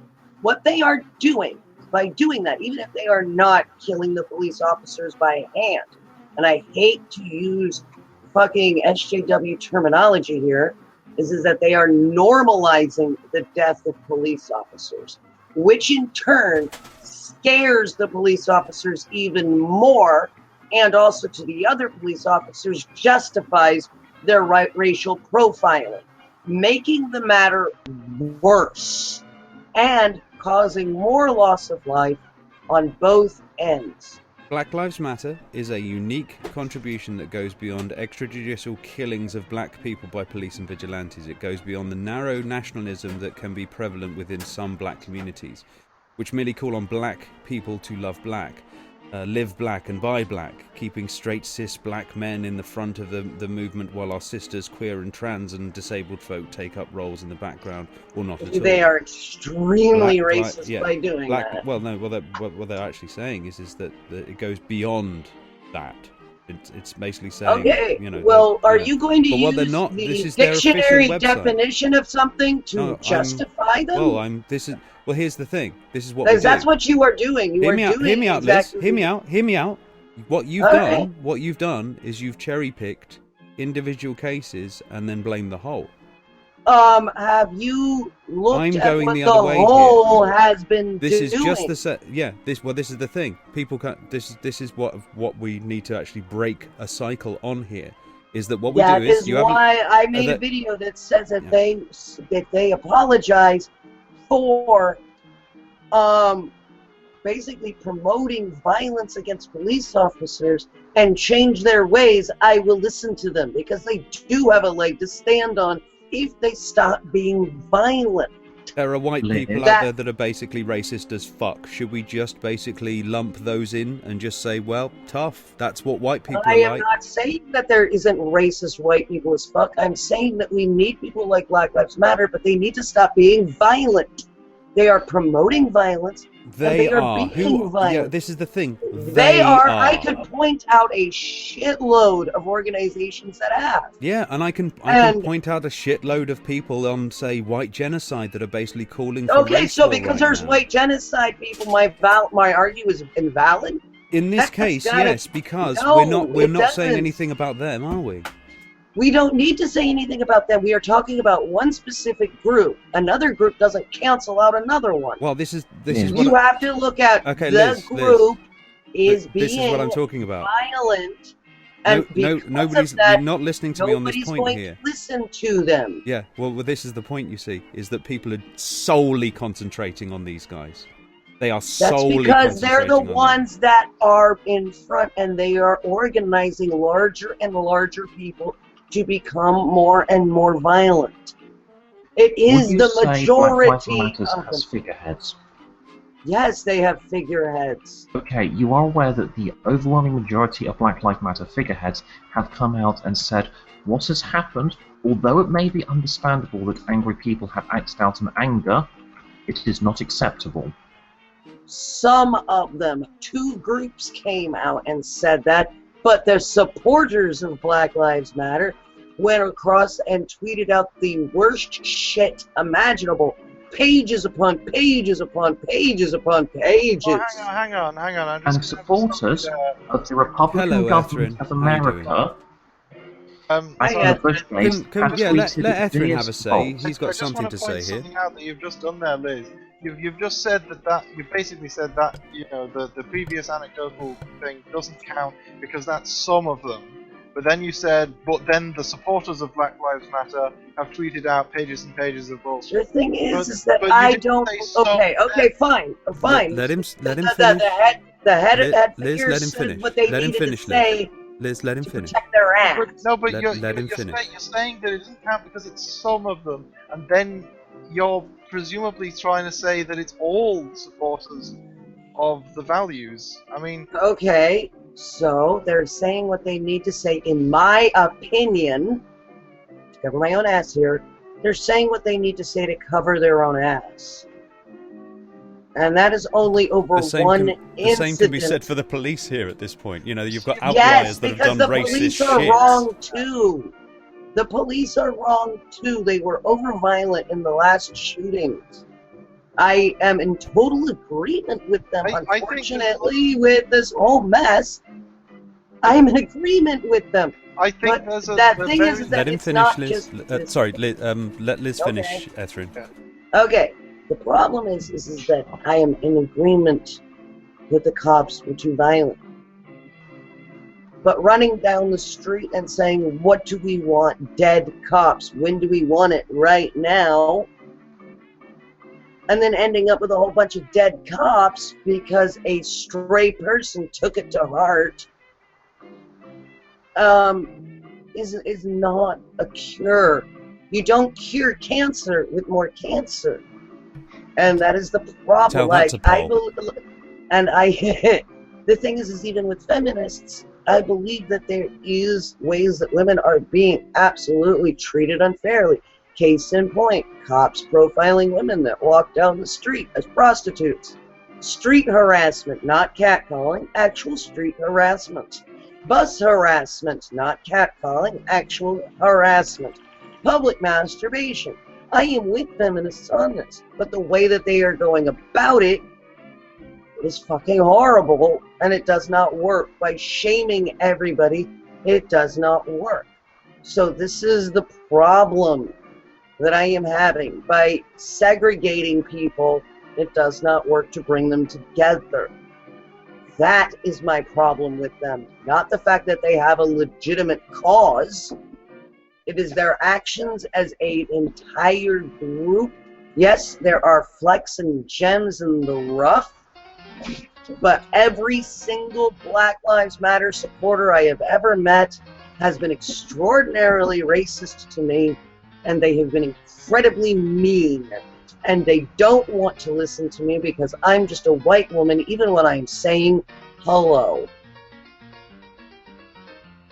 So what you're saying, I think, could be summarized that you've got no problem with the values, it's just that in your view, they are demagogues. I don't know the definition of a demagogue. Well, Robin, I'm sure, will be very enthusiastically good at explaining that. Robin, would you like to talk at length about our favourite demagogue here? Demagogue is somebody who basically preys on people's emotions. It's they use obviously various sort of methods. Xenophobia, for example, is a great tool of a demagogue. So it's about them. They're the ones that are doing it to us. Hate them because they hate us. A good enough example for you. But here's the thing. Try to be more egalitarian about it. Here's the issue that I have with this is that if you have a look to I'm sort of like looking at the skeptic community here, for example, and I don't actually see much skepticism going on here. That's the thing that I'm really sort of getting a little bit annoyed about. Well, when I tell the skeptic community that yes, there is racism and it needs to be helped, and I point out how racism is a thing in Florida, they try to tell me, no, we cured racism with Martin Luther King, and I hit my head on the desk. That's what I'm like, talking about. no, So maybe you now have a new demagogue here from the other side as well, and both of these people are batting up against each other and seeing that neither of them are going to actually stop. And what it does is it basically ratchets it up and ratchets it up and ratchets it up until someone gets shot. Yeah, So and that both is of what I am these, both against. I am sides of this against the argument are to police blame here. officers acting like assholes, and I am against Black Lives Matter acting like assholes. Yeah, I actually don't think that there are a lot of people left within these particular avenues that really give a fuck about there being a peace anymore. They're just making sure that when the war does happen, they've got a decent enough excuse. Yeah, they want to have the bigger gun. So at this particular point, I have to go test the internet connection. Because See you we in a just sec. got the Maybe. router back on. Maybe. If I don't get back on, it's because I'm fucking around with trying to reconnect to the new modem. So everybody, remember guys, it's better to stay in the middle and try truth peace than to jump on any bandwagon. Yes. Yeah, This on is that where- note, the middle is not always right, nor is it always a sensible position. Right now it seems like the most intelligent place to be because everybody on either side of the fucking war is insane. So, yeah. Yeah. Fuck it. I would Like say it's Mitch, best for to take a example, who step says back and BLM not actually create have a race wars position. for fuck's sake. You know, Mitch, go outdoors. I'll be back. Just once in a while, go outdoors and have a look round, because all you do is propagandize yourself with basically you're like your nan at this point, just terrified of the news. Hang on, like what? Like Mitch is saying, you guys love BLM. We basically did just all reach a consensus that BLM have become demagogues. Hi. I don't really give a fuck. You're back, mate. Yeah. Well, we're No, actually. I've been listening, you know, guys. I'm just like BLM. It's like this group that first popped up in the news, and I was like, yeah, they have a good message, like police brutality and everything. And then there were people like, yeah, well, let's kill all white people. I'm like, wait, what? And they're like, yeah, let's break my chains because I have chains, breaking my You have chains. nothing to lose but your chains. Well, yeah, this is the other thing, of course, is that they've got social justice warrior elements within their circles, of course. So thus they okay. must be killed. Here's You the know, thing. it's, I'm sort of sick of the particular elements, such as Mitch here, who think that, well, social justice warriors like it, so I must hate it, or social justice warriors hate it, thus it must be good. And this is a terrible political position to have, and an awful political motivation. And it just turns you into the demagogue yourself. You sit there and go, BLM create race wars for fuck's sake. So you go and spread that little message around there. And then when Robin somebody from Reigns. BLM gets killed, I can blame you for that demagoguery. Deal? Is that how it Robert, works, Mitch? Is that how I just how need to we do interrupt you things? for a second and say, Mitch, he doesn't actually hate you, he just dislikes what you're saying. No, I This is hate what- Robin for everything that he says. No, I'm saying Robin doesn't hate Mitch. You can hate Robin all you want. Yeah, Habib, of course, has to hate people because he's a Santa. Yeah, I don't hate you, Mitch. I'm, like your dad, just disappointed. Robin No, is in fact older than your great-great-granddad. He has in fact been around since the beginning of time and witnessed all of these problems before. By the way, I had this Not very like we argument. haven't seen this. I had this very argument earlier today when I was talking about the pound, and one guy was like, "Well, the only people who are arguing about the pound and mentioning the pound are the lefties and the ones who are for Remain." And I'm like, "So just because they said it, so it's wrong by definition?" And he's like, "Yeah, it's by principle, it's wrong." He doubled down 3 times. I gave him 3 exits, and he doubled down every single time. He's like, "Yeah." Sometimes you hand phrased somebody it a ladder to get ridiculous themselves way. out of that hole, they just break it up and turn it into a new spade, isn't it? Yeah. Want to see those tweets from BLM Twitter accounts? Tell you what, yeah, Cameron, while you do that, yeah, just go over to the white genocide hashtag and have a look at what they're doing as well.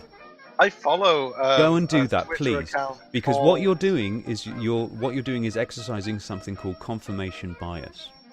You can find, I can find you right now, somebody in Pole who wants basically every single black person basically moved out of America. So, at this point, and what must I assume from this exactly? I've seen people If advocating you're, for after blacks. all of the people bitching about the fact that Anon gets so much hassle from, just to some bad actors, and then for you to just turn around and kind of go, well, there's people who support BLM that fucking are calling for a race war. Well, that must mean that that's their official position suddenly. You're an idiot. You're a semantic idiot as well. Because, of course, all lives matter. And which is the stupidest fucking semantic idiocy that I've ever heard in the first place. Because the only argument that you're actually presenting forward at this point is, you know what, yeah, that hashtag, terrible name, you should have put 2 at the end. Black Lives Matter 2. Oh, then I would have been all for it. This is not decent argument. This certainly isn't skepticism. It certainly isn't empiricism or anything like that. Yeah, to basically just point out that, oh, look at all those black people in prison, you see. They must be criminals. You're a fucking idiot. You're basically saying their complaints are valid. They're being imprisoned more often than not. They're being stopped more often than not. They're being arrested more often than not. They're being killed disproportionately more than white people. And when I say disproportionately more than white people, there's more white people in America. And you know, here's the weird thing. When I was looking at those statistics, it's like, you know, about 500 odd police shootings a year over there or something like that. No. It was like, I can't remember the number exactly, but they were looking down the different race, and they were going to go white, black, Hispanic, or whatever like that. And then 311 apparently are race undetermined. The fuck does that mean? They're dead. Surely you'd know. Surely you can spot it at this point. It means there's some kind of mix, and they don't know what exactly. Yeah. They couldn't tell. But, Robin, I have to interject here. But they weren't sure whether it was natural skin tone or tan. You're really quiet, mate. If you can bring up your volume some way, that would be great. Robin, you've been saying that black people are being killed disproportionately. The reason they're being killed disproportionately is because they're committing crime disproportionately. The reason they're committing crime disproportionately is because they're disproportionately in absolute poverty. And these They are all actually statistics that are missing from committing those more little violent crime. Yeah, and these are all the statistics that are missing from these little line graphs that people keep posting out. But And that's this is it. why Black I people consider are the actually argument that they're committing more putting violent forward. crime. Yeah. They are in a worse situation that's driving them to it. And what you're they doing, don't have a yeah. choice. And people, when they Nor do does that, anyone else. are race baiting themselves. You are race baiting because you're basically saying, you know, all that stuff that you feel as if you're being disproportionately done for, that statistically is true. Bullshit. You're just fucking criminals. That's Who what you're else saying is to people. disproportionately Talk about shot? race baiting. Well, then look at Poor your fucking self. white boys, just like poor black boys, just like poor Hang Hispanic on. boys. The thing is, though, right? Because when you want to defeat an argument, you must be as kind as possible regarding the implicit, like, variable meanings. And as far as I'm aware, like, of seeing people argue the point that they don't stop and ignore and pretend you haven't said that. Yeah, it's about poverty. They're like, yes, it is about poverty, which apparently disproportionately affects black people because there's a greater proportion of black people who are poor. And I'm not, I do think means tested rather than race-based solutions are necessary, but it has to be said that the reason that is the case is because of hangovers left over from racism. Essentially, it's like we've stopped the thing causing the systemic racism, but we never tidied up afterwards. Well, exactly. And this is once again, Mitch kind of goes, well, I haven't called for anyone to be killed. Well, you haven't, Mitch. So, in other words, you're the complete representation of everybody that's against Black Lives Matter suddenly. So, if I've just got to find one person who's from Black Lives Matter that hasn't called for the death of any cops, and then suddenly I just don't really care about the Black Lives Matter thing, to be honest. Argument, yeah. But But it does make a lot of make a lot of subs, doesn't it? It just I mean I've said this before in so many streams. I just don't see race as a matter of anything, and when a movement has a race on its title, I just can't take it seriously. Well, here we have Cameron. Look, they're poor because they're lazy assholes who rather have the white men do all the work themselves. No, but the reason they're the race baiters, Cameron. Robin, let me express this for a second. The reason they're poor is the same reason that the Irish descendant people in America are poor. Because they were effectively slaves, they never got their pay, and then as soon as they became free people and were allowed to earn their own money, they were targeted by predatory loans because people fucking hated them. They were a second-class type of human as far as they were concerned. And that luckily died out the best part of a century ago, by and large. We have tiny bits of holdover from it in small communities where they still actually believe the shit, but by and large, people aren't actually genuinely racist that much anymore, thank God. But it's a problem that takes 3 generations to solve. Someone in poverty, well, it's going to take 3 generations of hard work for them to get to the middle class. Cameron says instead of going out and working to get themselves out of poverty, they sit there and complain about white people. Yes, Cameron, maybe you want to come over to England and go to a council estate and see if you can find any black people doing that sort of complaint. You're trying. That sounds like, at least, you're trying to. Like Cameron is trying to. It sounds like they're trying to say that it's black people that have this bad habit. I live in an area that is, shall we say, heavily working class, and if the jobs that are available, and basically people sit around complaining about immigrants. You know, it's all the immigrants' fault, all the fucking EU and all that. It's always the other people's fault. And this is a trait that is common among the cultures that grow up in areas where there's a very high proportionate amount of underperformance, whether that's underemployment or sink lack of estates a lot of the education, time. etc. Yeah, I mean, if you go to a sink estate, yeah, and you think, you know what, I think I'll go and get myself maybe a nice cappuccino. Oh, fuck. Maybe I'll go to a local shop. Oh, maybe I should search for a job around here, see if I can get myself. Oh, there's no jobs around here either. See, you know, you can sit there and blame the poor for being poor all day while you sit there in your parents' living room, not working. But guess what? It's a very easy way to basically dismiss somebody. Go listen to rap. Listen to this guy. Mate, do you want to go back to the 1980s and give them their talking points back? If you can dig yourself out, anyone can. No, if you can dig yourself out, you've put in a lot of hard work and you've also had a lot of luck. Yeah, I want to emphasize It's not the word just "can" there. You can win the lottery. But I believe in you. Go for it. We're talking about percentages here, Martis. This is the thing. You managed it. Well done. Well, you are not everybody. You are one single anecdote. You don't know. It's like saying that I got a job at this shop, therefore anyone can. But if the shop is hiring 5 people at a time, well, yes, anyone can have that job. But it doesn't mean you can all have a job at the same time. And there's only so many jobs to go around in that local area. And you say, well, why don't they move to another area? They can't afford it. Why don't they commute to that other area? Can't afford a car. Can't afford to get the driving license. Can't afford to basically even, think to themselves, hang on a second, if I go and get myself a university degree, I'm going to be in debt for the rest of my life. That's the thing that puts people off as well. I mean, I didn't want to actually go into higher education because of the debt burden that would come with it.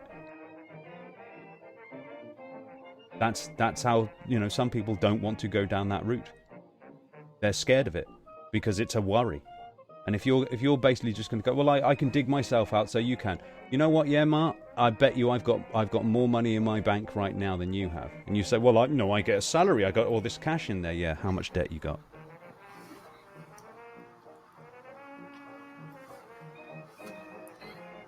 You know what? On the subject of debt, I'm technically richer than the majority of the UK because I don't have a debt. Yeah. I mean, I remember in, late 90s, early 2000s, they were saying that the average person in the entire UK, yeah, if they put, the whole thing, yeah, the average human being in England was £6,000 in the red. Yep. That's everybody. That's all the people that weren't in debt. That's all the people that are fucking rich as fuck. Yeah? All of those people included.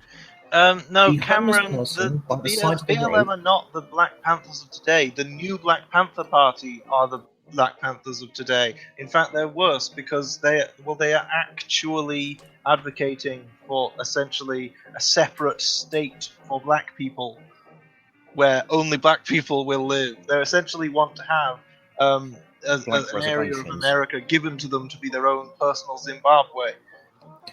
Yeah, I've seen people arguing for reservations for black people, like the Native Americans have, on both sides of the aisle.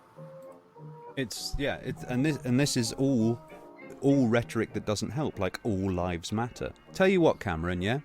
I don't know if you've noticed there's a hashtag that's been going around right now called Blue Lives Matter. Go on there, tell them to go fuck themselves and put hashtag All Lives Matter. See how they react to you. Go on. You know what I said to Black Lives Matter when they started out on Twitter? I said, yes, I agree with you. Every life matters. Your life matter, my life matters, we all matter, and frankly, you're in a worse situation and you need the help. Some people said I was being racist. Some people said I was excluding them. Other people said I'm opposed to Black Lives Matter. And a few people in Black Lives Matter said, thank you, that's what we want. In other words, there's all kinds of different reactions, but if you just pick on the worst reactions, not only are you basically just using confirmation bias, but I think you're actually being disingenuous. And I think you know it too. And you can say this all you like, but I think you actually have a problem. And you could actually be suffering from racism. But you're just not prepared to admit it. Now, I'm not saying that as an argument. What I'm saying is that, yeah, you're going to be, believe it or not, racists are going to be joining up with you too. You know, believe it or not, people who are anti-feminists, some of them are actually misogynists. They're going to be. That's the way it works. There's going to be some people who are pro-Black Lives Matter who are racist as well. That's right. Do you know who else but is if an you basically anti-feminist? then just decide that because there are racists who basically side with Black Lives Matter, and that means that Black Lives Matter are racists, then you must assume that Gamergate, for example, are just basically misogynists who hate women. You either use that logic correctly, or you basically just throw it away arbitrarily, depending on your own political motivations. It's up to you. This is one of the reasons why this channel, for example, isn't a rip-roaring success. Because I'm not trying to placate people. I'm not trying to G people up. And I'm not trying to make it basically and turn it into a race war. Because guess what? You guys in here right now, these little people making all these things, you're the race baiters too. You're just not prepared to admit it to yourselves. I'm not a racist person. That's what every racist says. Okay, Robin, mate. All you have to do is just get a few inches closer, actually no, about 5 inches closer to my phone, see your nose is almost touching. Just do that, and then talk softly about how horrible the blacks are. You'll have 1 million subs by the end of the month. Exactly, yeah. I could do this easily. You know, I could sit there and basically massage your ego. I can sit there and basically go, you're right, yeah, it's all them. It's their fault. They're the ones that are making the problems. Yeah. Suck your cock as much as possible. Give me them subs. Give me that money. I could do that if you want. I mean, if that's what you're after. I mean, you're arguing with me against this as though, you know, I should be doing that. I mean, is this because this will encourage you? Will this give you a sub? Is this what it's about? You think you're going to convince me with these sort of arguments? I'm having a subscription right now. Yeah, it's like, you know, I don't give a fuck, you know, but I tell you what, there's plenty of people out there that are placating you and no, it wasn't. It was about misogynistic shitlords trying to get feminism out of gaming. That's what it was, remember? That's what it was for my and life. I've seen plenty. I can show you people who basically wanted women to be turned into a second-class citizen who were saying Gamergate. So Gamergate must be about that, right? Yeah, there's probably people who would be well at home in the new Black Panther Party since the bad press about BLM came out and the riots and stuff. They probably have joined and decided, yeah, let's do it. But this is a sort of incidental entryism. Should I explain entryism or hand over to... Well, I would actually compound something. Do you know the Trump effect? You know what they mean by the Trump effect? Well, no. The Trump effect is all of these people, you know, loads of people on social media basically saying nasty things about Trump, and all these people suddenly sort of like following on behind it. Well, if you don't like him, he must be all right. Oh, yeah. Well, guess what? There's a lot of people out there like yourselves in this chat right now who can't stand Black Lives Matter. You know what? There's loads of people that think, good, I'm going to join up with them because it pisses you off. You're basically like Varilo. Right, why? Why am I basically like Varilo? What, because I'm using your rhetoric against you? I very much doubt that. Yeah, Cameron, he's just arguing his point. He's not saying you don't have an opinion of your own. Well, He's telling actually, you I am that saying you are he doesn't wrong. have an opinion of his own, because what Okay. I'm saying to Cameron is that all you are is basically just a walking echo chamber. I've heard your arguments over and over and over again. All you are doing is repeating somebody else's thoughts and adopting them as your own. Oh, I made a similar point to someone a while ago, actually. I think maybe to elaborate on to what you said there, that I made a similar point to someone prior to the EU referendum. I And they were, explained, by the way, the Trump effect. yeah. No, I didn't just say it, Martif. And they were, I can't remember exactly what the thing was, but essentially, I just pointed out, I asked them, like, what was their basis for the belief they were espousing. It's like, what actually got them to believe that? And they were like, because it's true. And I'm like, no. What was the actual event? Like, the thing that you read where you found this out? Where did that come from? And it turns out that basically all they were doing was just reading newspaper articles and then judging based on the quality of the rhetoric what was true, regardless of, actual independently verifiable evidence, like going and looking up actual EU regulations and such, rather than, they were just believing articles unless they found a debunked article that was better written. And I explained that he wasn't having his own opinions; he was absorbing other people's opinions. Well, Cameron just says this. Cameron adorably says this. This is my own thoughts and opinions. They just so happen to coincide with major YouTubers right now that are pushing this sort of thing. It just so coincides with people that you surround yourself with right now. I mean, that's just a coincidence. You must be right because they're right. Well, this is the thing, right? If your opinion, did you come to your opinion because somebody else espoused that opinion and you thought, I agree with that argument? Or did you come to your opinion by looking at the available information and then going, I think that's what's going on? Do your research. Listen to Alex Jones. I personally think that to be a news source these days, you should have a license, and your license can be challenged by anyone any citizen, To do what? by them turning around and going, "You have printed a lie." Well, there are. And to get your license back, you have to immediately go, take down the lie, make an amendment so it is now truthful, and then you can get it back. Well, this is in other words, stop fucking lying to the populace. This is the problem, that the news rarely actually says anything that is actually news, and they generally have sort of op-eds. And the op-ed, for example, gives itself a lot of immunity to say whatever it like. I mean, an op-ed is essentially a blog, So it's given a lot of that sort of immunity. I think The Guardian is actually a very good example of the discrepancy between op-ed storms of shit and actual news, because the actual Guardian is an extremely good quality newspaper. However, the majority of its content, particularly if you access it through the website, the majority of its content is opinion blogs. Yeah. Of just not random people, but they might as well be, because they pride themselves on being inclusive and having lots of differing opinions. It's very easy to cherry pick a Guardian article and go, look at this person being a fucking retard. But if you go to the Guardian opinion thing, where you can see the spread of where you can see 30 articles titles at once, you can usually see articles that directly contradict each other on the same page. So it's not like the Guardian is actually espousing or pushing a crazy opinion. They're just including it.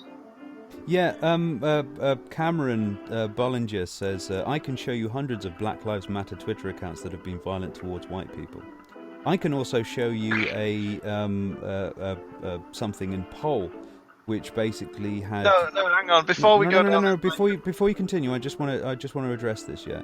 I can show you something in Poll right now where you've got people that are actively, and were actively, trying to scupper a Brexit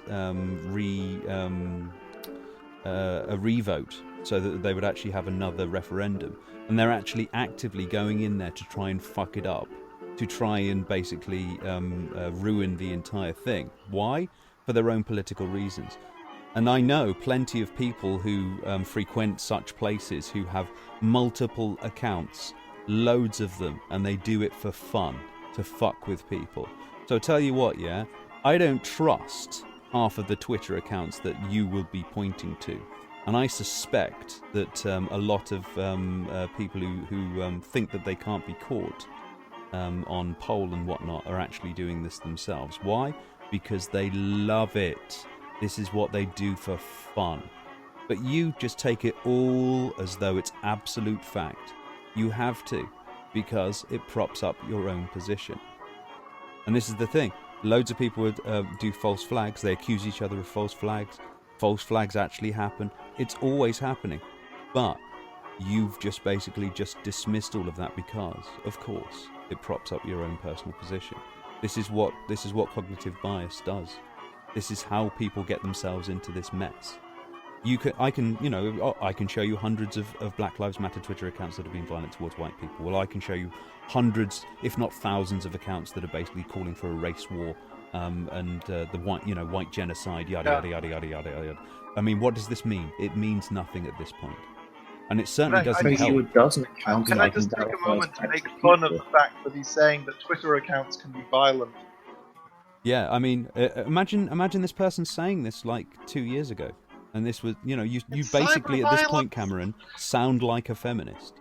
Cyber violence! Yeah, you are now basically feminism 2 years down the line. I can show you a few dozen Twitter accounts that I can verify as actual people that actually believe what they say, who call for stuff like killing off blacks, who call for stuff like killing off whites, who call for segregation on each side of the aisle. I follow a Twitter account called End Cultural Marxism. It's fucking hilarious. Yeah, I mean, are these people supposed to be the spokespersons now? And Cameron, you've done it again, look. What you've done is you've cherry-picked again. Etherin said The Guardian was a good news site, however... What else did you say, Etherin? I said The Guardian itself as an organisation is good at news, but like the actual Guardian, no one has ever shown me. I've seen hundreds and hundreds at this point of like stupid things The Guardian says, except The Guardian didn't ever say them. The editor at The Guardian never said, I approve that message, because all of it comes from the opinion blog. Right? This is what you're doing, Cameron. This is community. why you are a partisan hack. You are no better than Fox at this point. You are no better than CNN at this point, MSNBC, any of it. Just because you're not a paid shill doesn't mean you're not a shill. You are just as bad at this point. And you need to... You should. You should. Oh, didn't say cyber violence. Oh, right, you see. This is where we're going with this, you see. You really should find a mirror at some point and really actually have a think about yourself. Oh yeah, Cameron, you didn't say the phrase cyber violence, but that was heavily what you implied. You were saying, look, you can show Twitter accounts that are being violent. It's like, what?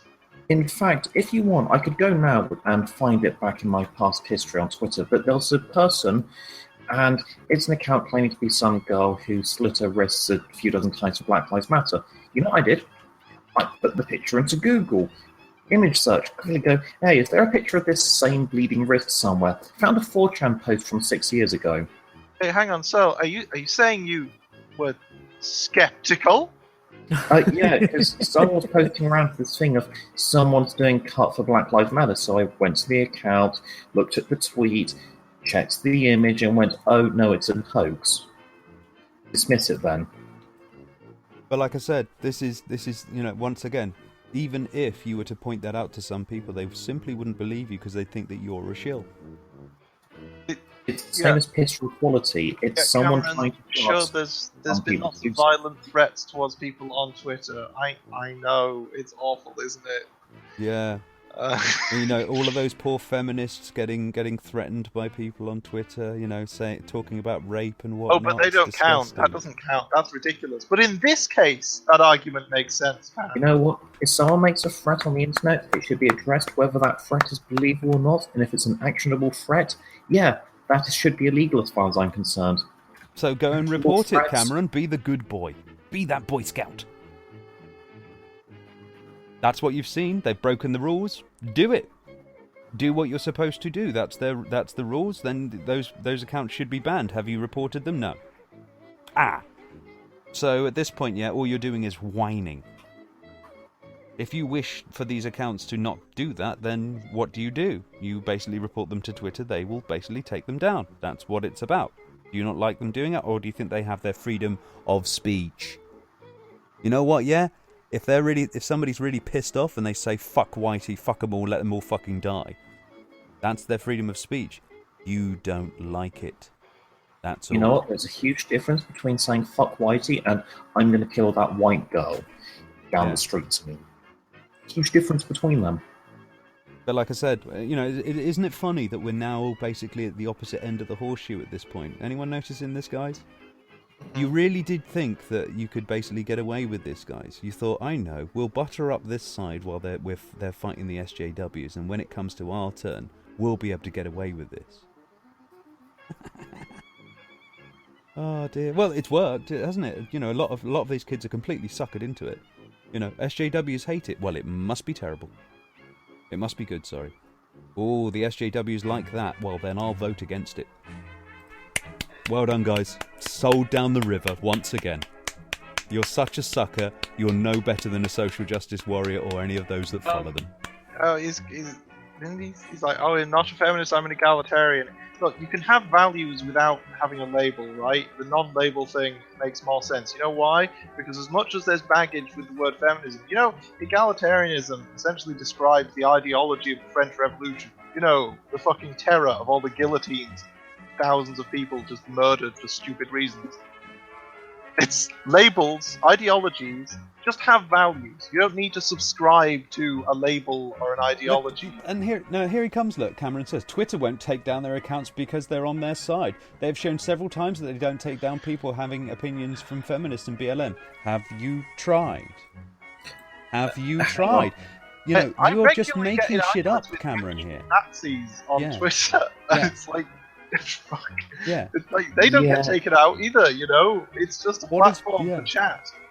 You're lying to yourself, Cameron. You are lying to yourself. And I'm just trying, I'm not saying this to basically make you feel bad. I'm trying to help you. But there's quite a lot of literal Nazis on Twitter, aren't there? It won't happen because you've got to win. I've got to win. I've got to win this argument. I can't lose. Because you might have to think. That's why.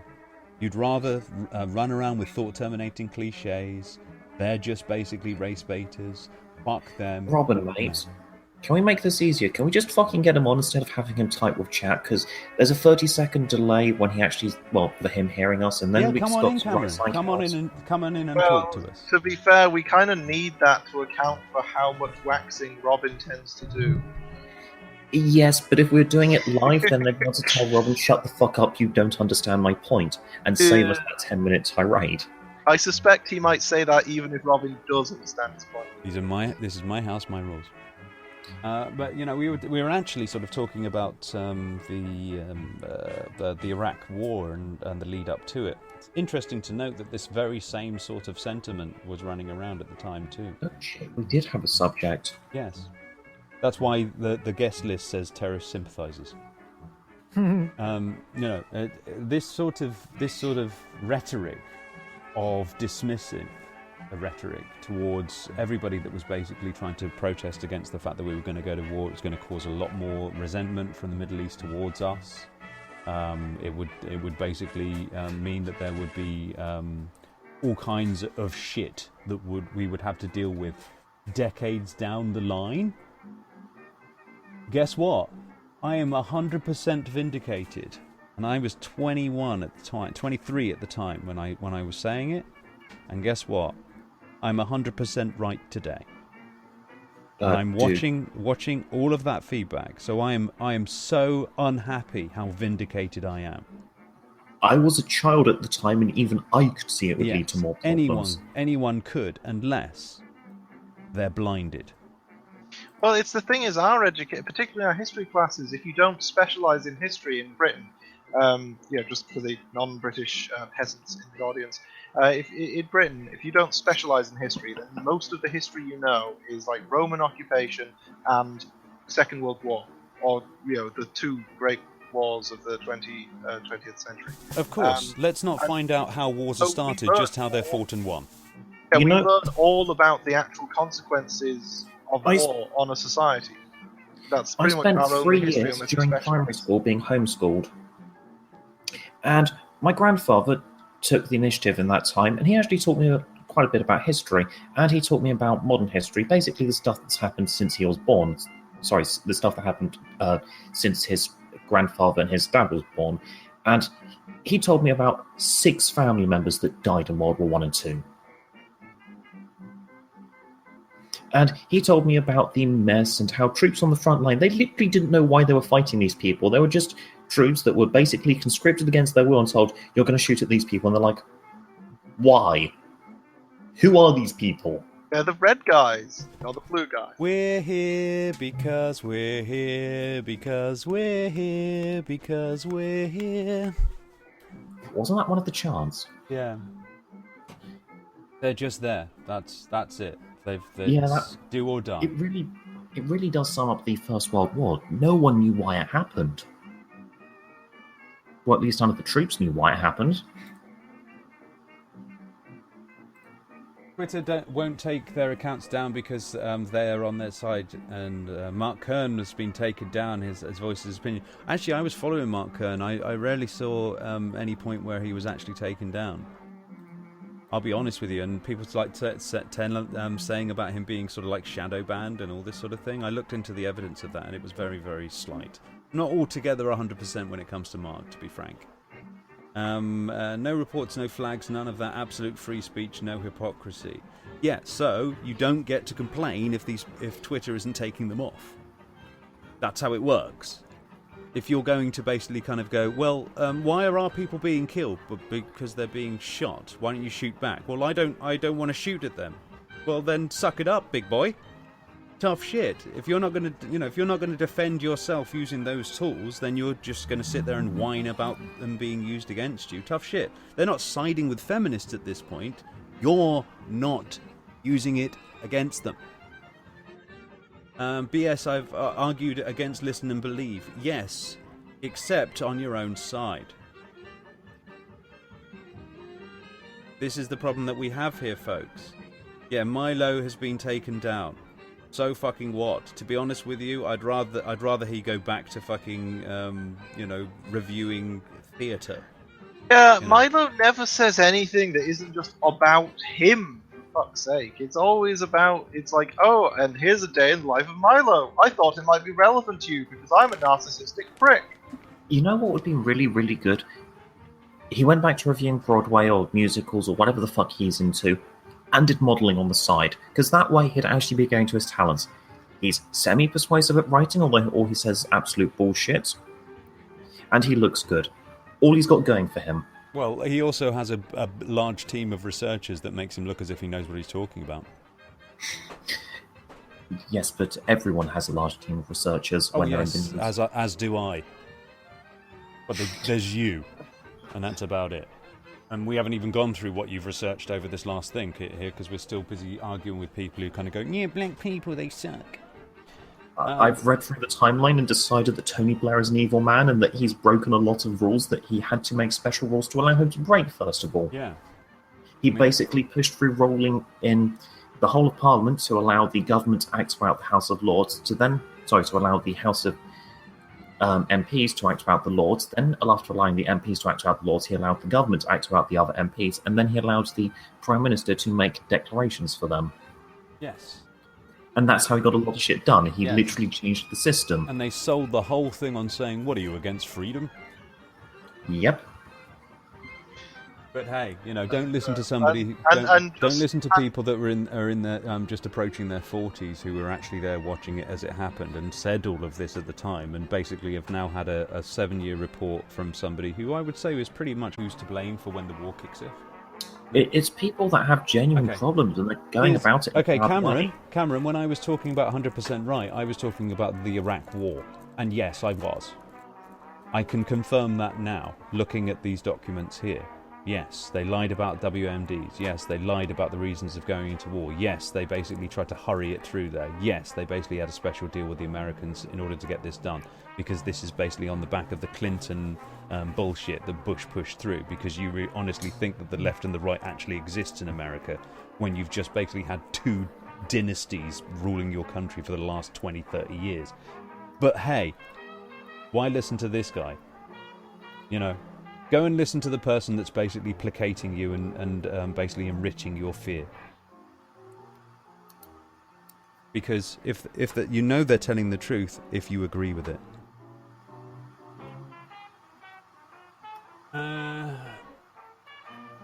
Oh my god, that place is getting really loud, isn't it? Which place? What What's place? going on? Oh, there's yeah, they're having lectures now. Yeah, there's a rather large Jewish family to next door to us, and now and again they're sort of like singing and stuff like that. I think they're having a wedding or some sort of bar mitzvah or something like that. I should have asked actually to find out. Well, yeah, like a wedding. Oh, it was some subject that you're talking about. Who knows? Who knows? You discovered the Jewish Illuminati. Yes, maybe I'm living next door to the Jewish Illuminati. Yes, but actually, most Jewish people who live in other parts of the world, those are the actual Jewish people. It's those aren't really to blame for Israel, to be frank. Most of them are actually against Israel. And this is the thing that people don't get. To be fair, most of the population of Israel aren't to blame for Israel. Oh, indeed. Yeah. They just live there. Well, there is also the fact that they've moved there. That doesn't help. Well, no, actually, quite a lot of Israeli. A lot of born there nowadays. They immigrated from the Middle East to they well, not from, because they didn't leave the Middle East. You know what I mean? Like, they were already in the area. They were quite close to Israel anyway. They just moved a couple countries over. Yeah, I remember reading about a certain group of Semitic Jews that were actually what was it called? Was it the Wormwood Files or something like that? Where the Israeli government basically irradiated all their children. Yeah, What a lovely thing to I believe do. it was as an excuse to cure ringworm or whatever like that. But it basically they used, it was virtually electroshock therapy, but just with radiation. Totally fucked them up. I should find out about that one again. I should. I don't know. I think that during the period where people thought radiation was good for them. Well, let's say this. After that period. They went for doses that even at the time were thought to be unsafe. So it seemed odd. Let's say that. But anyway, Dude, the pure radiation. the Iraq War was fucked up and makes me sad. Well, Mitch, guess what? All of that sadness that you're talking about with that sort of thing, the blowback and the spillages and the hatred that the Muslim world has towards the West and the West has towards the Muslim world, all of that in recent times has stemmed from that particular period. A lot of it could have been avoided. Yeah. And now you have people like I would Dr. not Lehman. say all. I would not say all. I wouldn't say all, but I'm talking about in recent times. You know, Yeah, No, so you- some you of it just- was the backlash. Yeah, you some of just it said was the all of backlash it. for the Jews. You just the said Jewish all of it. Illuminati. That's why I'm I correcting you. personally said a lot. begging your pardon. But as I say, I can correct myself here, as I've been corrected. Try that yourself, Cameron. It's okay. It's okay to be wrong.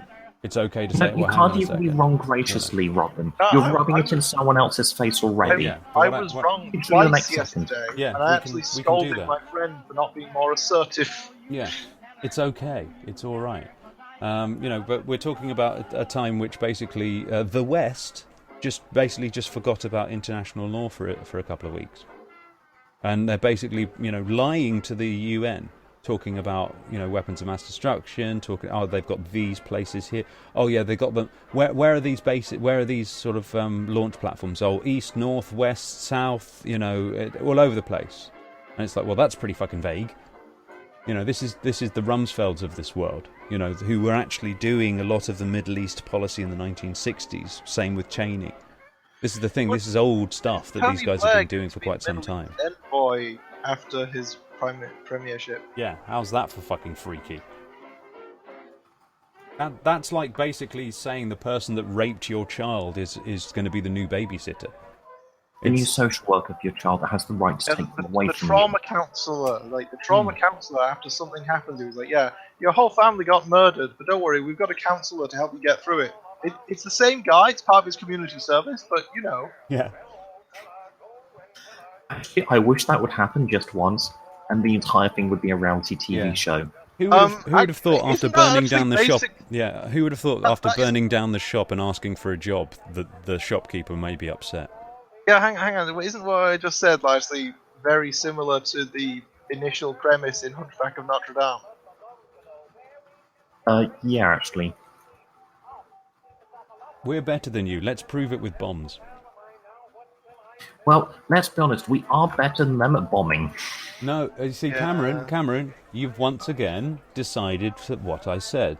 When I was talking about the Iraq incident, when I was 23, everything that I was thinking now has been confirmed to me in these documents.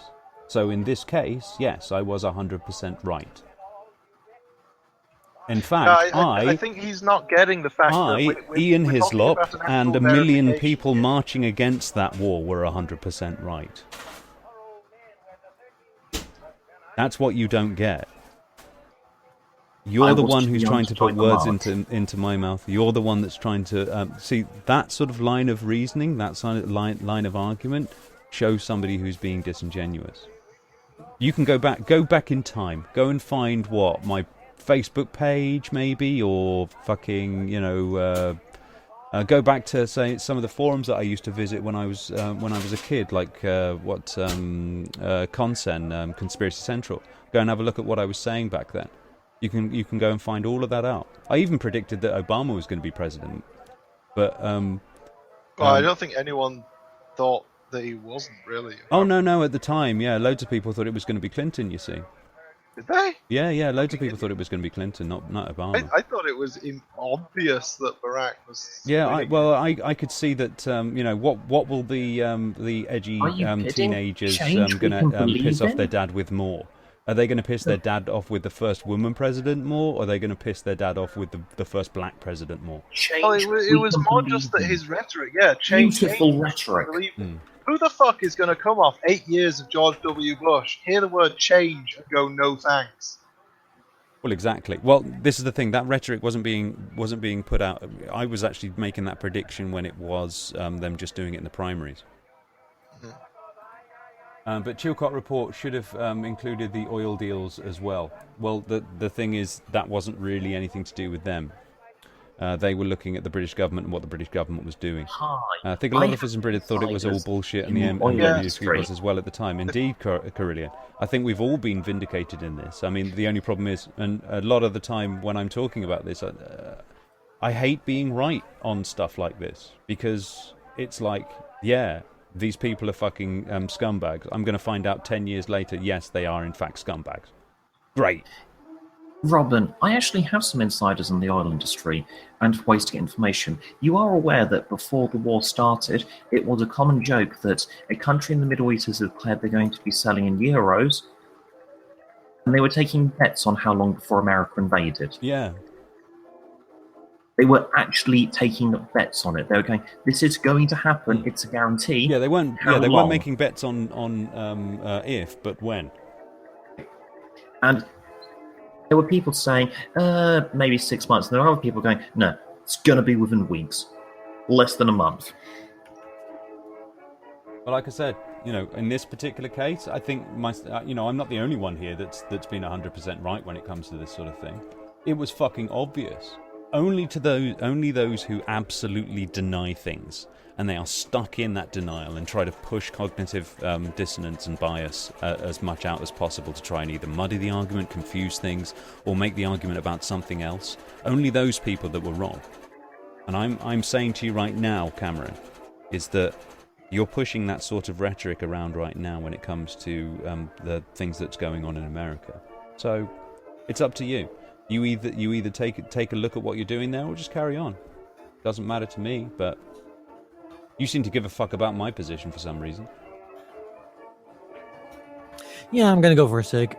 It's because only missionary position is accepted. But I've always been of the position when I look at people from the left and people at the right, I always look at them and kind of go, "Will you people just shut the fuck up and actually come towards a solution, please?" Best? That's the thing. That's the difference. I don't partisan myself. I don't put myself into one of those little camps. The reason I don't like the Tories is what they do, not because I'm anti-right wing. The reason I don't like the New Labour is what they did, not that they were not that they were socialist. And this is the traps that people put themselves into. And do. Yeah, I'm interested in what you do, not what you profess. I'm sorry, but basically a certain class from Eton every year going to politics in the same party. That, in and of itself, is dodgy. Well, then come again, Cameron. I'll probably be wrong by the at some point or another. I do it often. Ethrin is here to point it out when I am. So just in case you're wondering if this is an echo chamber, look, if any time me and Robin are trying to sort of talk over each other to describe how much we agree with each other, you know that there's probably something to it, because generally speaking, we're quite we're not like at opposite ends of the scales, but we're both looking at this and trying to look at this in a dispassionate and logical point of view. Okay, well, both of you please express your ideas in the best caricature you can, then. I don't think we can. It's not a talent I possess. Yeah, I'm just too autistic to be able to do that properly. Yeah, that's sort of what. Oh, brilliant! You're artistic. That's exactly what we need. Will Tony Blair be charged? No. No, because I'd like him to be. I think he should be. Some of the things he did included changing the law so that what he did wasn't illegal. Yeah, so... I mean, good luck with that. Yeah, I mean, there's the only thing that can really happen more than anything else is for civil suits to basically bury him for the rest of his life. I do think that the point about failing to explore all peaceful options and then embarking on an action which they knew in advance would endanger the country should constitute criminal negligence. There were no peaceful options explored. That is the problem. He actually said the fact that no peaceful options were explored and that it was known to reduce the security of the country to go to war, I think that should constitute the grounds for criminal negligence. I don't know if there's any legal sort of reason to anticipate such a thing, but I think just morally speaking, subjective morally, my subjective thing. But apparently I've been 45% passion. I'd like to know where you get that statistic from. That's an interesting way to make an argument there. If anything, I'm passionate about dispassion. I've been sitting there saying to people who are screaming about the SJWs, shut the fuck up, calm the fuck down.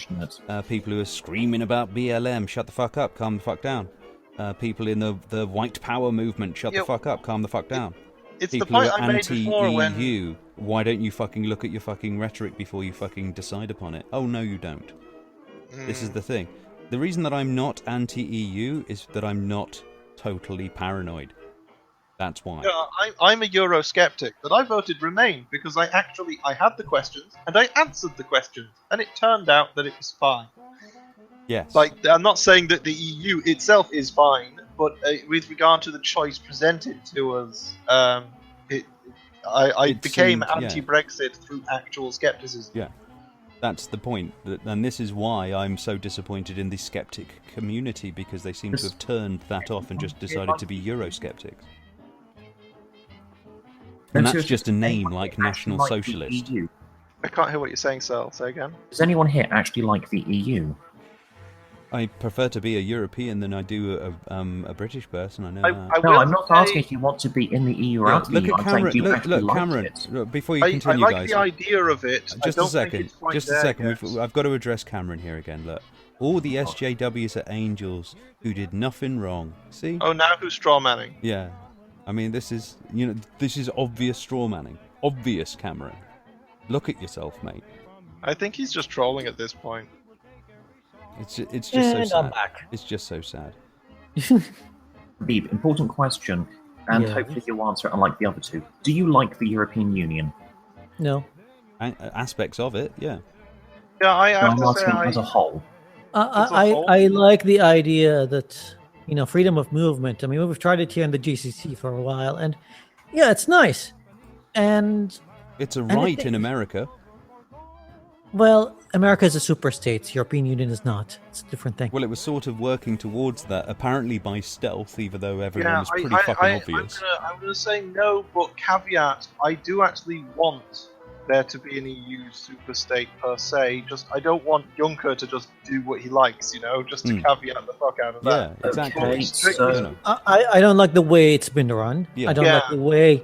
it started as completely democratic. You voted all the MPs in there and everything, but then the way you get anything done is just convoluted. Like over 1,000 politicians that can't agree on anything, and no one is voting for anything, and most of the decisions are made behind closed doors. No, Like, no, no. it's a shame. The massive flustercock that is the EU Parliament and stuff like that. That's they have the ability to vote to block legislation. The legislation that actually is formed by people who are very, very similar to the way the civil service works in Britain. They are appointed by the European Commission, which is appointed by the European Council, which is the heads of state of the member states. Well, see, this Yeah. like Um, levels and levels and levels of bureaucracy, just like. But there's like 30 people who actually do negotiate the laws themselves. Yeah, That's I why just they've actually been able to pass. I some. just don't like it. I just don't like it. Like, okay, in here in the JCC, I do like the idea that yes, I get to go to Kuwait, to Qatar, to Bahrain, and work. It's fine. Yet they don't really get on each other's business. Like, we don't have any kind of overruling government that tries to decide what happens in each one of those countries. It's Neither do fine. we. Like, Well, we Wait, don't what? in The Europe. EU doesn't do that. Yeah. The EU doesn't actually have any sovereign authority. This is something that annoyed. This is the main thing that annoyed me about the Brexit campaign, is that Britain is a sovereign nation. We haven't lent sovereignty to Europe. You can't even get in. You can't get into any serious claim that the EU sets our laws without basically including the requirements to be members of the single market, which are then met voluntarily by the British Parliament. And it's like that is it is a democratic decision of the sovereign country, Great Britain, to actually accede to the guideline requirements of membership. At any point, we can just decide not to. And I In also fact, want to point out, we are the spoilt brat of Europe. Yeah, we've we've got 10% of the EU parliamentary seats. well, I mean, yes, the UK has Also, always another been thing. exempt from that, like, sort of overruling government over there. See, I Cameron. don't know, see, anyone see, could this be. is this is Yeah, this is. any country. We're they gonna. only I need to address Cameron here because he's still stuck in his little bubble here. You're arguing in terrible faith here, Cameron. You know, you've basically just, you know, you've been pushing and pushing and pushing and pushing in this sort of like, they're like that, they're like that. You're like that. You're like that. You just want to make sure it's them that are to blame, while you do exactly the same actions yourself. And then, when you decide that when you can see somebody's pointing out yours, you go ahead and strawman. And then, you go, I didn't strawman. You did. You did Yeah, strawman, and now you deny it, and then you go, well, that's just the way that you're acting. It's like, mate, and listen to yourself. another straw man. Yeah, you're basically, all you're doing is basically trying to defend your position, and the reason is that the moment this actually breaks down to the point that you can't actually defend it, you may have to rethink your position, and that scares the shit out of you. Mate, just because you're right doesn't mean you have to be a dick about it. I'm not. I'm trying to help the guy. That's the thing. A lot of people like this, when they get themselves into this position, they see people when people are trying to actually help them actually get some sort of thought process going. I'm reminded of a phrase I've encountered more recently. I mean, way before, but as well again more recently. There comes a point where you just have to let people be wrong. Yeah, that's what I do most of the time. That's as far as I can see on the internet. I don't think that's many people sort of subscribe to that. Yourself included. Well, I'm a bit Absolutely. of a nihilist when it comes to intellectual discourse, in that there is no particular reason to, if you're having a discussion on the internet, you're not taking it seriously. But that means that it doesn't matter that you're wasting your time doing it, because otherwise you'd just be, watching cats on YouTube or something. I mean, start as long as taking what you're pictures doing of the is- food at this point. Yeah, fuck as it. long as your intellectual discourse is instead of watching cat videos, then you can legitimize any fucking ridiculous conversational topics. But it's like, if you're I'm doing it sorry? instead of studying for your exams, then you're an idiot, and you probably Mate. need better priorities. Watching videos of baby lynxes playing in the snow is adorable and one I'm of the very highest sorry priorities in to life. have. I'm very sorry to have detracted from your gender identity. But yeah, There probably is a gender that's like watches cat videos. Oh god, We there could just probably make is as one well. up and say that it's a thing. I mean, that's basically how all of those 300 came into existence anyway. They just fucking. I'm gonna just read a little extract from this particular thing. Strategy of containment. The coalition had made a deliberate decision in 1991 not to pursue the overthrow of Saddam Hussein. Mr. Baker stated in April 1991 that the removal of Saddam Hussein was neither a political nor military objective of the US, and that we are not prepared to go down the slippery slope of being sucked into a civil war we cannot police that goes on out inside Iraq. We cannot be the arbiters of who governs Iraq. As President George Herbert Bush has repeatedly made clear, our objective... Yes. Family Guy. Indeed. Family Guy pedo, yeah. As President George Herbert Walker Bush has repeatedly made clear, our objective was the liberation of Kuwait. It never extended to the remaking of Iraq. We repeatedly But while said we were there, we thought we might as well.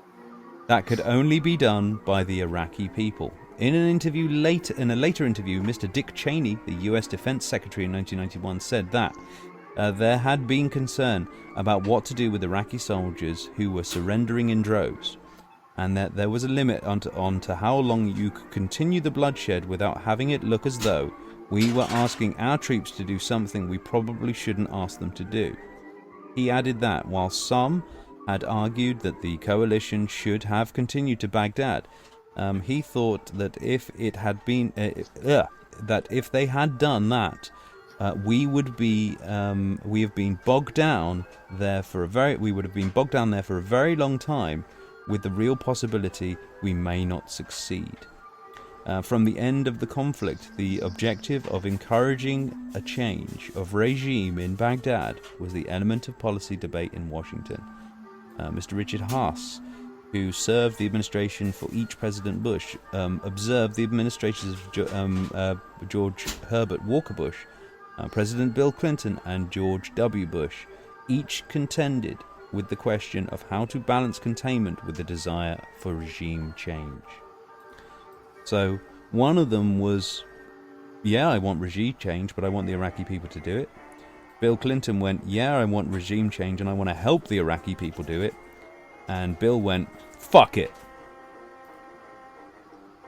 I think that's pretty much the line of it. It's like kind of going, this has taken too long. Let's just go all guns blazing.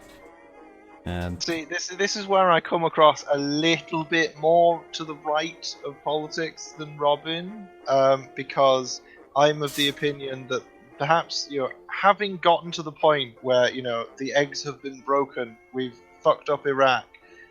Instead of installing an incredibly weak democracy with virtually no economy to back up people's stability and stuff, and then just going, yeah, okay, we're done, let's go. I honestly think we should have just annexed Iraq and given it back in 50 years or something.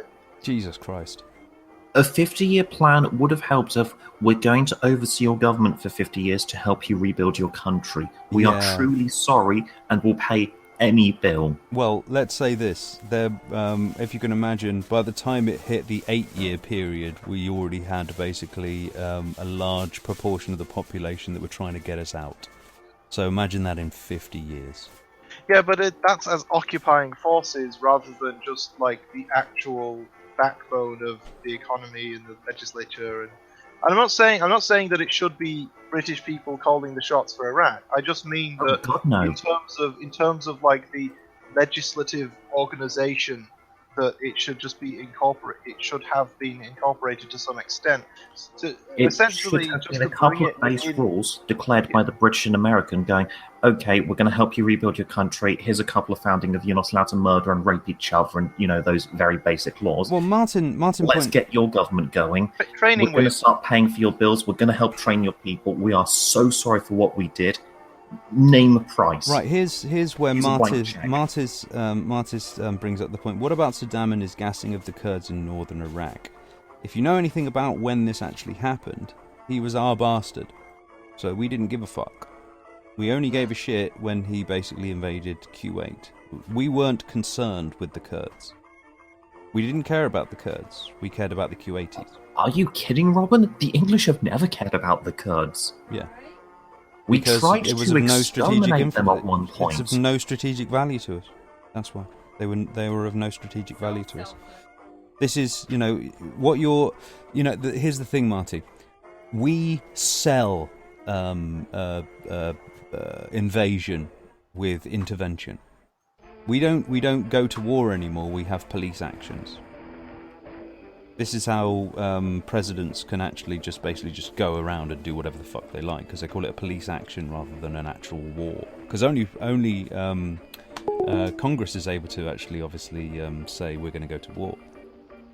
Doesn't make it right though. Still a crime against humanity. That is right. But if we're going to, the thing is, and we said this at the time, if you're going to do that, there's a lot of other people that we're buddies with that are doing crimes against humanity across the board. And I mean, we basically, we were basically saving the Kuwaiti nation from the terrible Iraqis, the Kuwaiti nation that was created by the terrible Saudi Arabians, who, as far as I was aware, don't really have much of a human rights record, as far as I'm concerned. And this is the problem when you go in and basically start interfering with other people's shit, and especially if you basically give it some sort of reason like, oh right, you gas the Kurds. Well, that's terrible, isn't it? Awful. Let's invade every single country that's ever committed a war crime.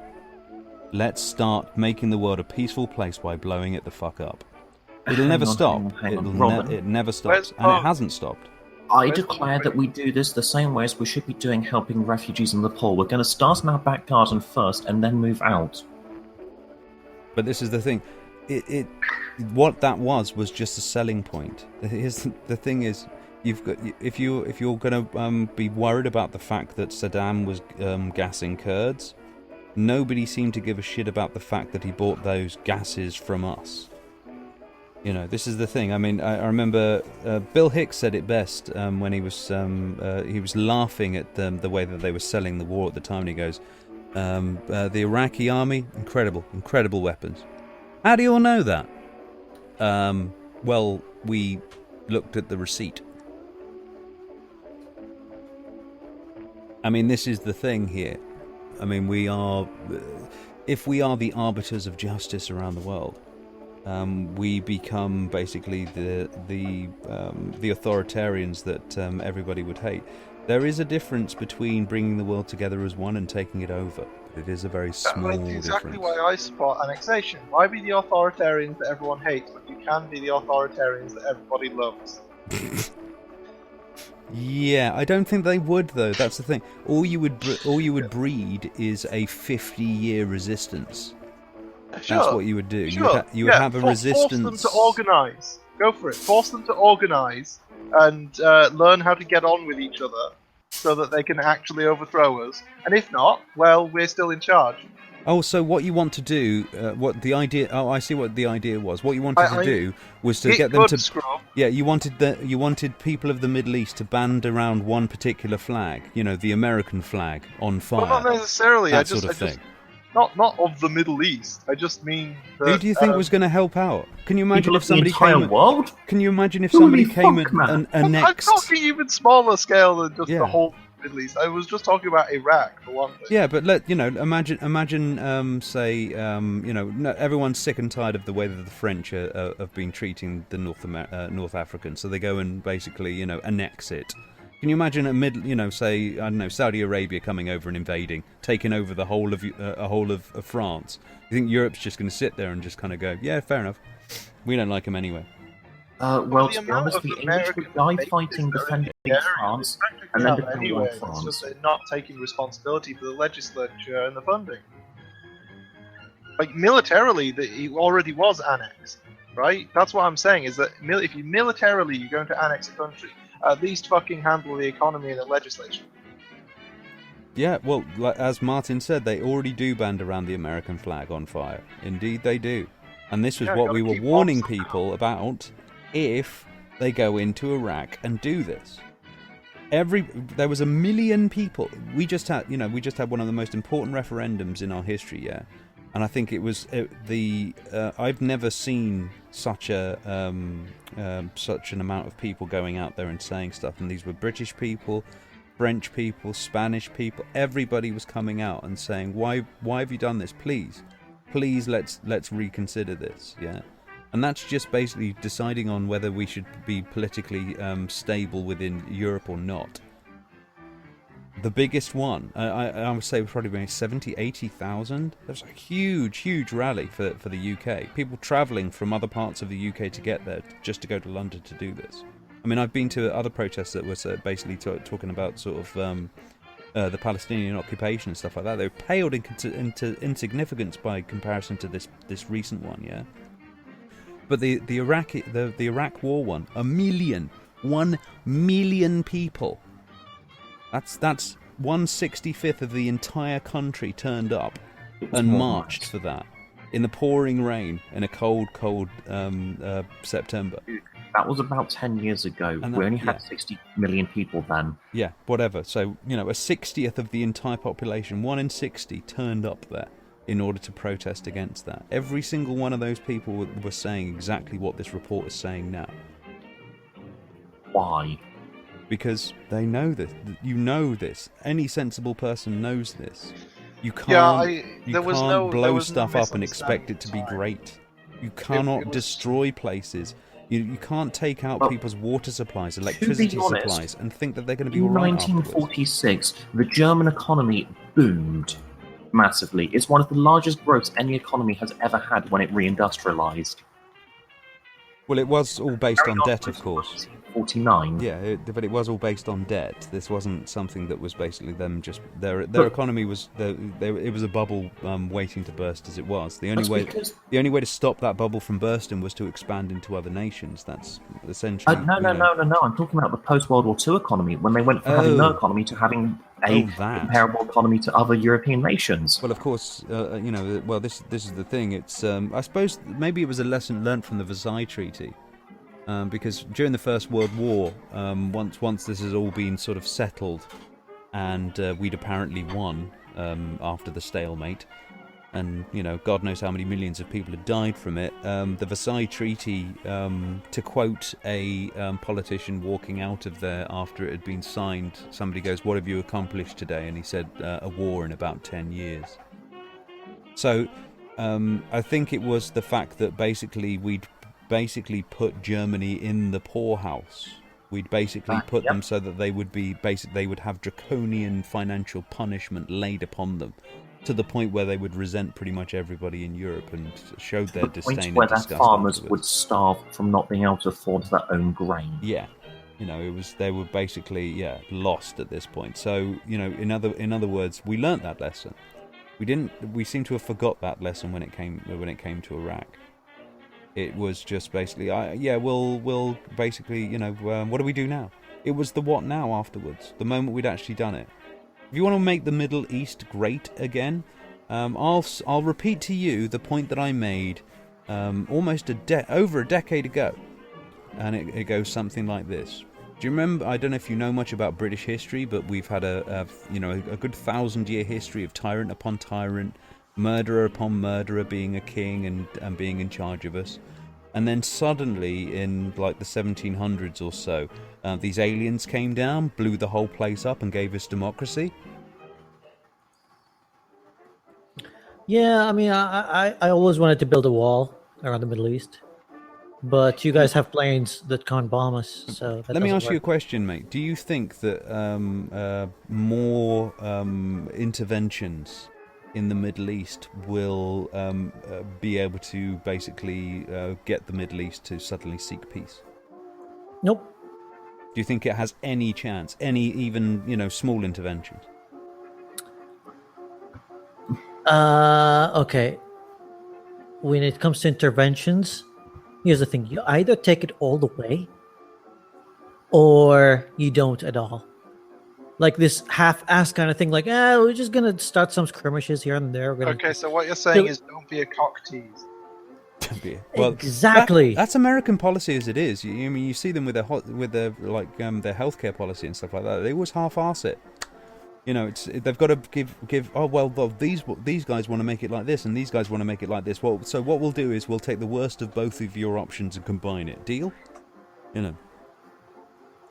No, I mean, you look at the Middle East. Who are the bigger troublemakers here? I mean, Saddam was a big troublemaker back in the 80s and 90s, but they took him out back in 2003 when he was just sitting there. They created the power vacuum and then left. Yeah. But if you want to have an intervention in the Middle East, who's really creating a lot of issues now? You got the Muslim fundamentalists, backed up by whom? Saudi Arabia. Shh, they're our friends. They're our friends. We're not allowed to get upset with them. When I say that you need to take it all the way, take those assholes out.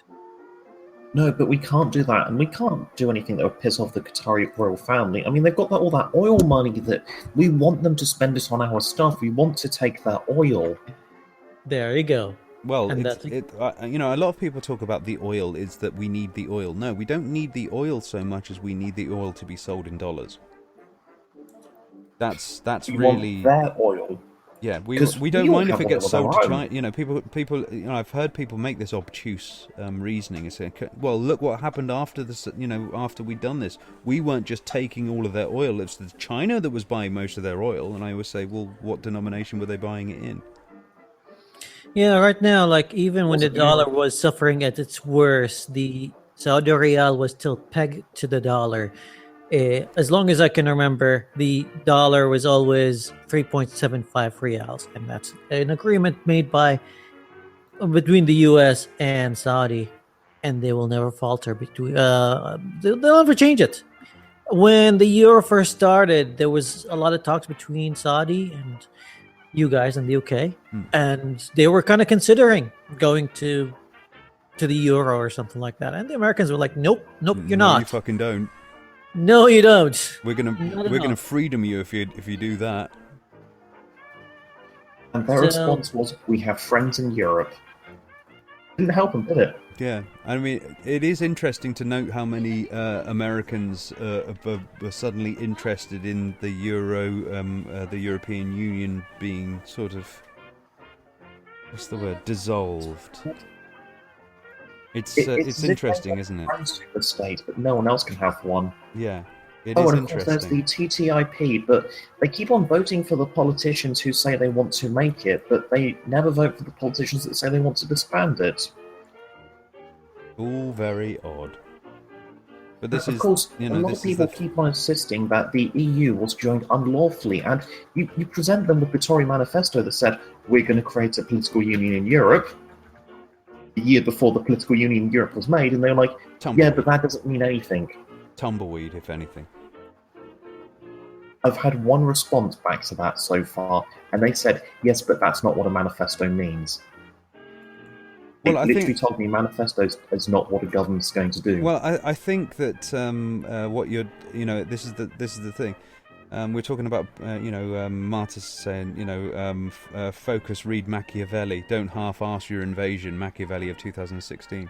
He's actually saying, look, if you're going to fucking, you know, if you're going to do this, then fucking go in balls to the wall, or get the fuck out and let these people deal with it on their own. So he's saying you put a fucking ring on it. Yeah, exactly. If you're gonna, don't lie to yourselves. That's the thing. Yeah, I mean, here's exactly. I mean, yeah, it's like you don't just come here and just disrupt everything and then leave and go like, well, it kind of went wrong and it's not our fault. Then you shouldn't have messed up with it anyway. I mean, well, I've always said American foreign policy is basically change you're trying to make actually takes place, or you don't even attempt to do it. That just sounds like culprit blaming to me. But it's the idea that if you're going to just basically, I'm trying to think of a reasonable analogy for this. I suppose it's like, well, it's almost like okay. Let's imagine this. Imagine Star Wars Episode 4. the rebellion, the rebels are about to attack the Death Star, and what they do is that they fly towards the trench and then just fly away. They're like, yeah, we did some skirmishes, we destroyed some airships, but that's enough. Yeah. Yeah, considering it's a galaxy-wide empire, what they did was exactly the same as what Americans did. They just caused more problems. No, it's like they didn't even destroy the Death Star. They just fly around a little bit, and they're like, we've had enough. We're not destroying this thing anyway. We already did enough damage. Let's leave. No, you take it all the way. You just destroy the fucking Death Star. So, destroy my homeland or not. Well, It's up to you.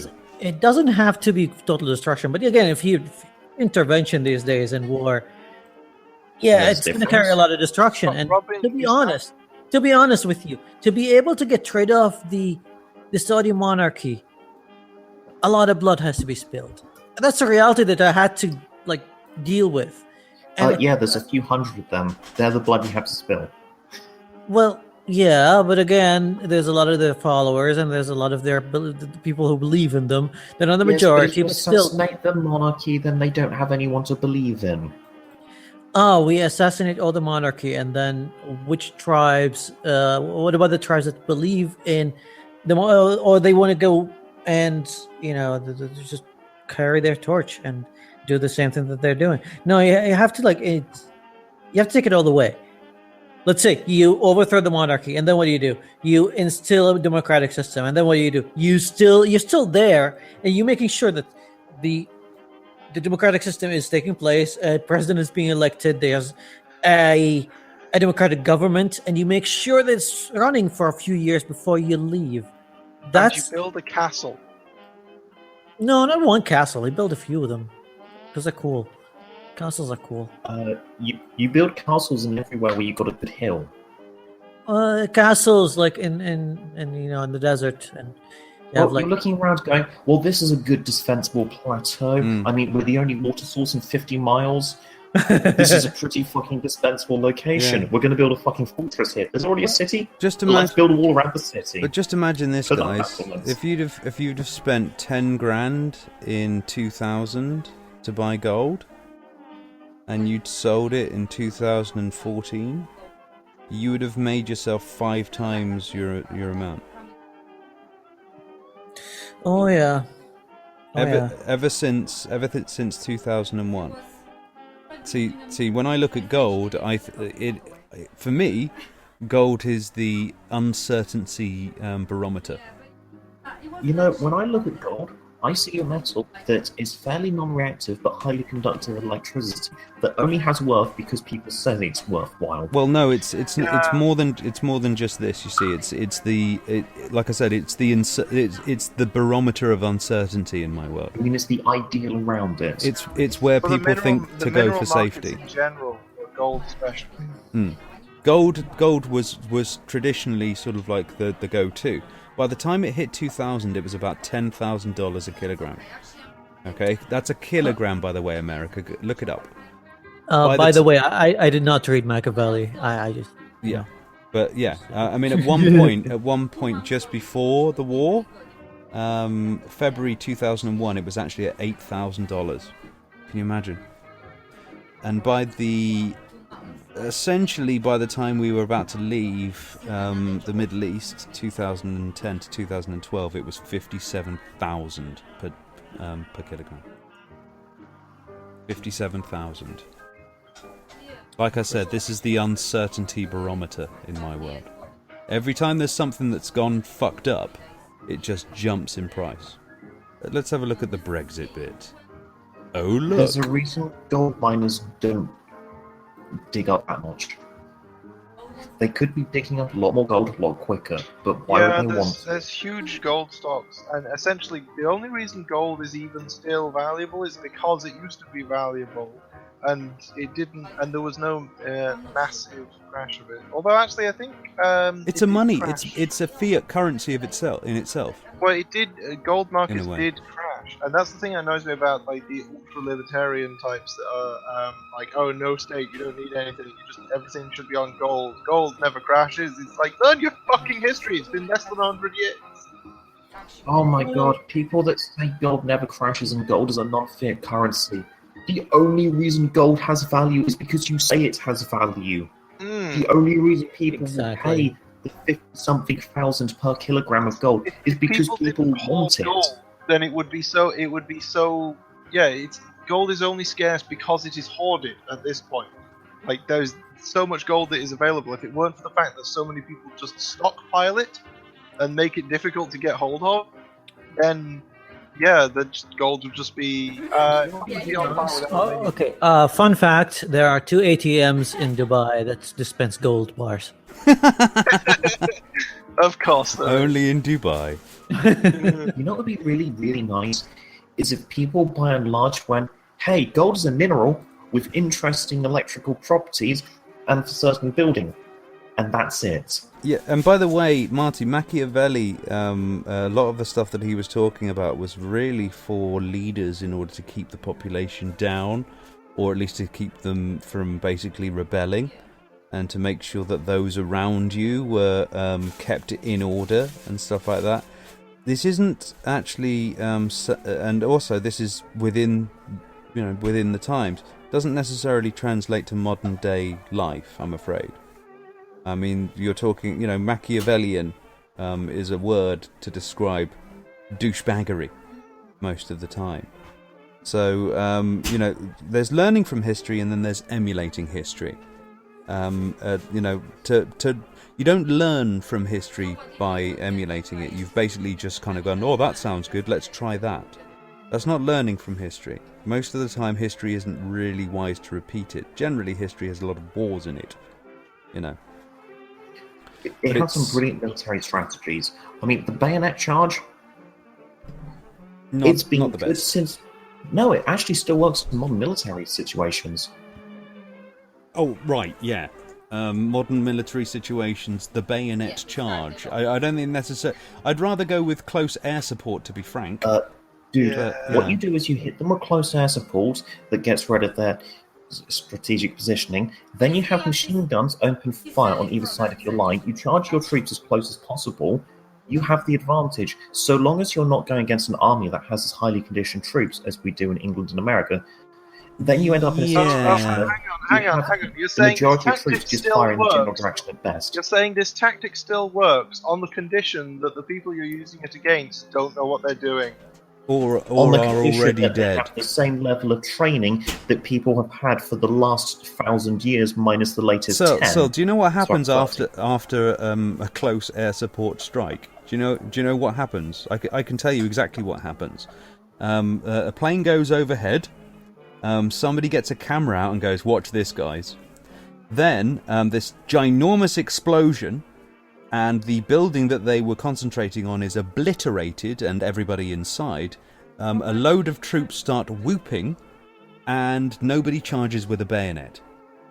That's what happens in modern warfare now and again. Oh, look, we're pinned down. Call a plane in. Boom, job done. They'll walk in, to see if they can find a little bit of body left over to laugh at. So no, I don't think it really works so well in modern warfare anymore, unless you're According to basically the army, desperate. there were 30 bayonet charges done in the Afghanistan war. That doesn't necessarily mean it was a good idea. Maybe it was No the last. casualties on our side. Yeah, yes. This bayonet charges are often the last resort. In other words, when you've run out of options. Yeah, at this point. was this during that fucking ridiculous time where Britain lost one soldier every day for a week? Which, by the way, America, that's like an absolute tragedy, and people were angry and were like, who the fuck is responsible for this calamity? That's right, we lost 7 soldiers, and it was headline news, everyone was angry, it was a massive scandal. So, Yeah, maybe you guys just got bored of that. You just got bored of reporting it because, Britney had just released a single. Moving back to the report. From the end of the conflict, the objective was to encourage a change in regime in Baghdad, was an element of the policy debate in Washington. Mr. served in the administration, and moved from containment to a desire for regime change in its most absolute sense. And this was obviously in the mid-90s. Crazy. Yeah, this is in the mid-90s. This isn't after 2001. This isn't after 9/11. This is all pre-planned stuff. So they're basically sitting there waiting for an excuse. What was this? 98? Mid-90s we're looking at here at this point. 1991 onwards. Saddam Hussein proved more intractable than was predicted. Throughout the 1990s, the UN Security Council frequently discussed Iraq and Saddam's continued refusal to accept all obligations imposed. A total of 41 resolutions were passed between Resolution 687 and December 2000. They were continuous efforts to contain the Iraqi threat and put pressure on Iraq to disarm and to comply with the Security Council's requirements. Saddam Hussein's objective was to break out from UN restrictions and, by avoiding full compliance, to retain and rebuild Iraqi's military capabilities. Unless I'm much mistaken, this is about the time when the last of the Iraq middle class left. Yeah. In addition to diplomatic isolation, the strategy of containment had several dimensions which developed in response to challenges posed by the Iraqi regime, including no-fly zones covering the north and south of Iraq, patrolled by the US, UK, and until 1996, the French. Economic sanctions. What can go wrong with economic sanctions? A ban on the sale of arms to Iraq. A naval force in the Gulf with powers to intercept ships suspected of breaching sanctions. Except for the American English ones. Yeah. Military, and French. Yeah, military forces of the US, the UK and other allies stationed in neighbouring countries as a deterrent. Efforts to enforce the provisions set out in Resolution 687 from the destruction of Iraq's chemical, biological and nuclear weapons programs and of its longer-range missiles under the supervision of UNESCOM. UNESCOM. Is it how they say it, isn't it? The UNESCOM or something like that. It's not spelt that way, but that's how they pronounce it. Which basically means UN Central Command. Those elements are described in the following sections. Peter Ricketts, FCO Director of General Political for 2001-2003, told the inquiry that the purpose of the UK's policy was containment of Saddam Hussein's ambitions to redevelop weapons of mass destruction, but also containment of the threat which Iraq posed to the region. So this person had, for an entire decade, had weapons inspectors, had people looking to dismantle all of his weapons of mass destruction, already also having financial and military sanctions against him. So he can't get stuff in or out of the place. He can't virtually trade, can barely feed anybody, all this sort of thing, and at least 1 million people died just from those sanctions alone. And why I think trade sanctions should be followed up by food aid. They shouldn't. To be honest with you, trade sanctions are the worst possible thing to do. Actually, I don't think you should. I don't think trade sanctions actually work. I think they just cause more trouble. I'm very much for military intervention if it's so that you don't because if I'm not sorry, I phrased that badly. If we're going to so you think we should bomb them into dust and then annex them for 50 years, and if they manage to make a successful rebellion against us and fight us and charge I didn't say get us out of their country, rebellion. we should I say was yes, you are now free, political have fun. party, then fine. But straw manning my previous remarks. But no, I'm just saying that economic sanctions kill civilians, and you have no guarantee of actually achieving the outcome that you're trying to get. So if you're going to fuck with another country, I actually would prefer, bombing strikes or anything like that. You're less likely to murder civilians. You're more likely to actually achieve the outcome you're going for.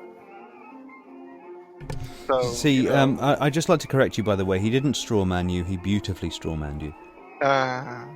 Let's be honest. That was delicious. But anyway, Sir Peter said that containment had 3 strands. First was sanctions, arms embargoes, a most effective element, and sanctions on Iraqi oil exports and revenues were handled through a complex machinery of oil for food off program run by the UN. The second strand he described as an incentive strand based on Resolution 1284. So they were essentially doing what you were saying, sir, in the sense that they were basically giving economic sanctions, but then bringing that in with food. So if you do want to sell your oil, it's going to have to be for food. That's it. My problem with this is that what you're doing is handing out food to people. Fuck the oil for food stuff. Just limit the amount that they can sell if you want to do sanctions, because you're trying to limit the government money. But no, if you're just giving the government food, well, then the government employees are going to be working for food and going to be eating well.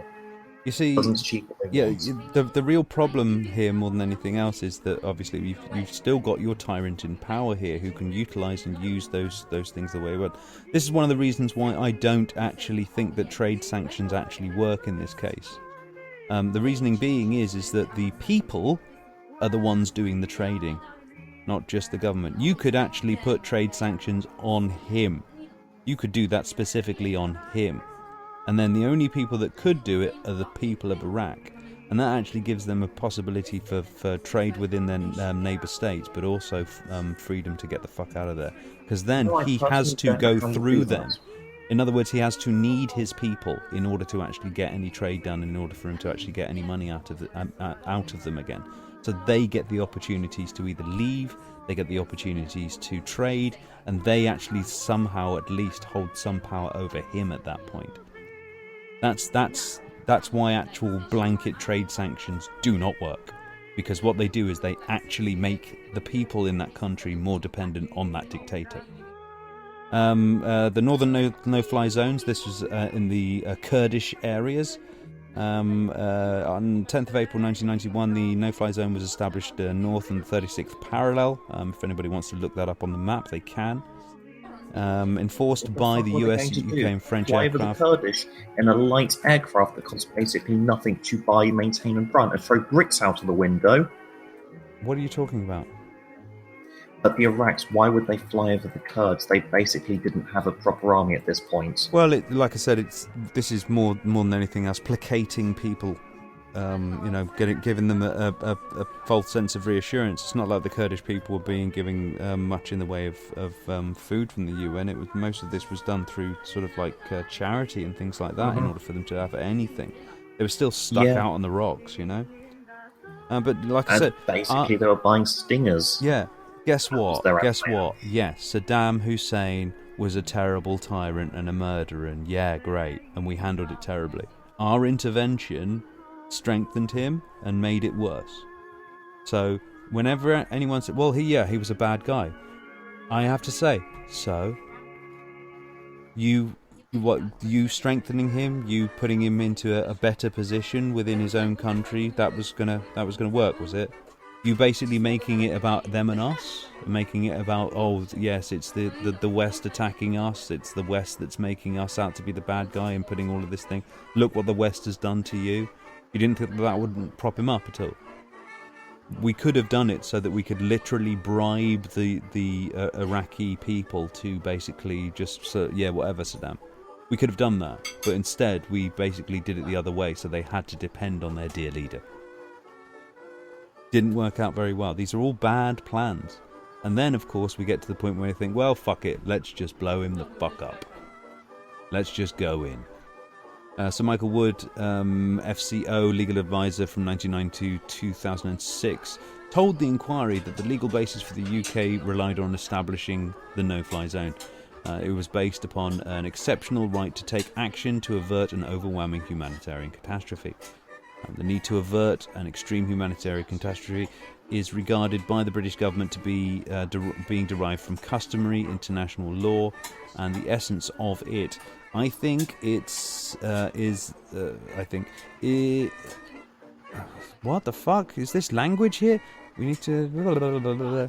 I'm having to paraphrase here because it seems nobody's probably done some decent checking of the actual grammar here.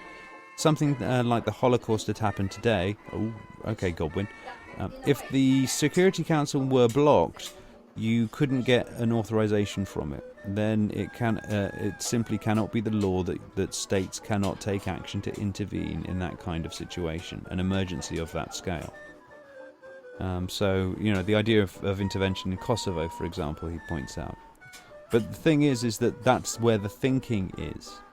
So, oh right, we did reasonably good things in Kosovo. Yeah, how was Rwanda, guys? Shut up.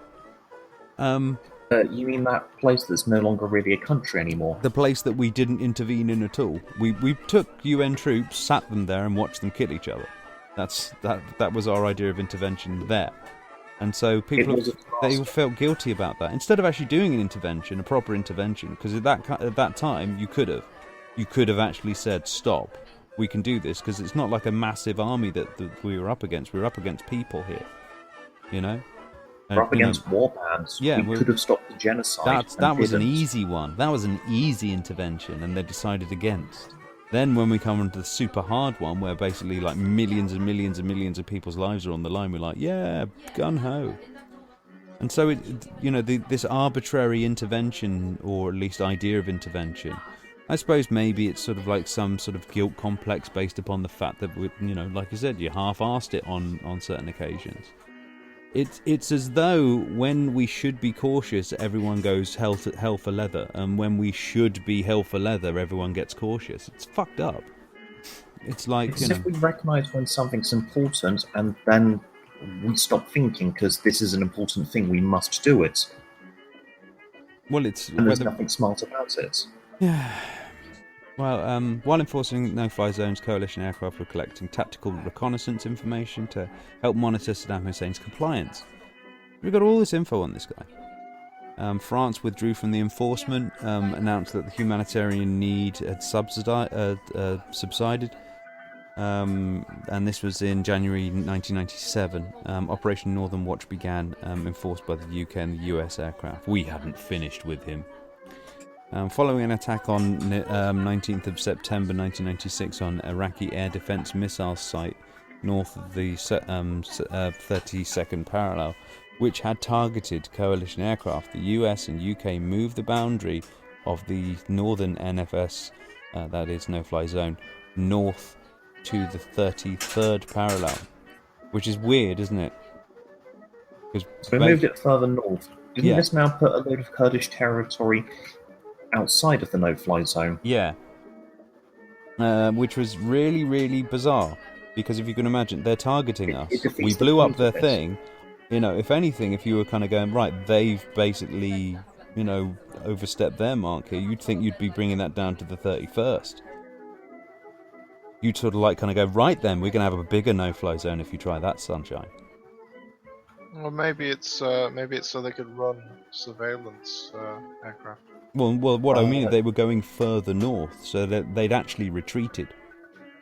No, the no-fly zone, we're allowed to fly our aircraft, they're not allowed to fly theirs there. That's the point of it. Yeah, but what happened is their air defense missile systems had actually targeted our boys.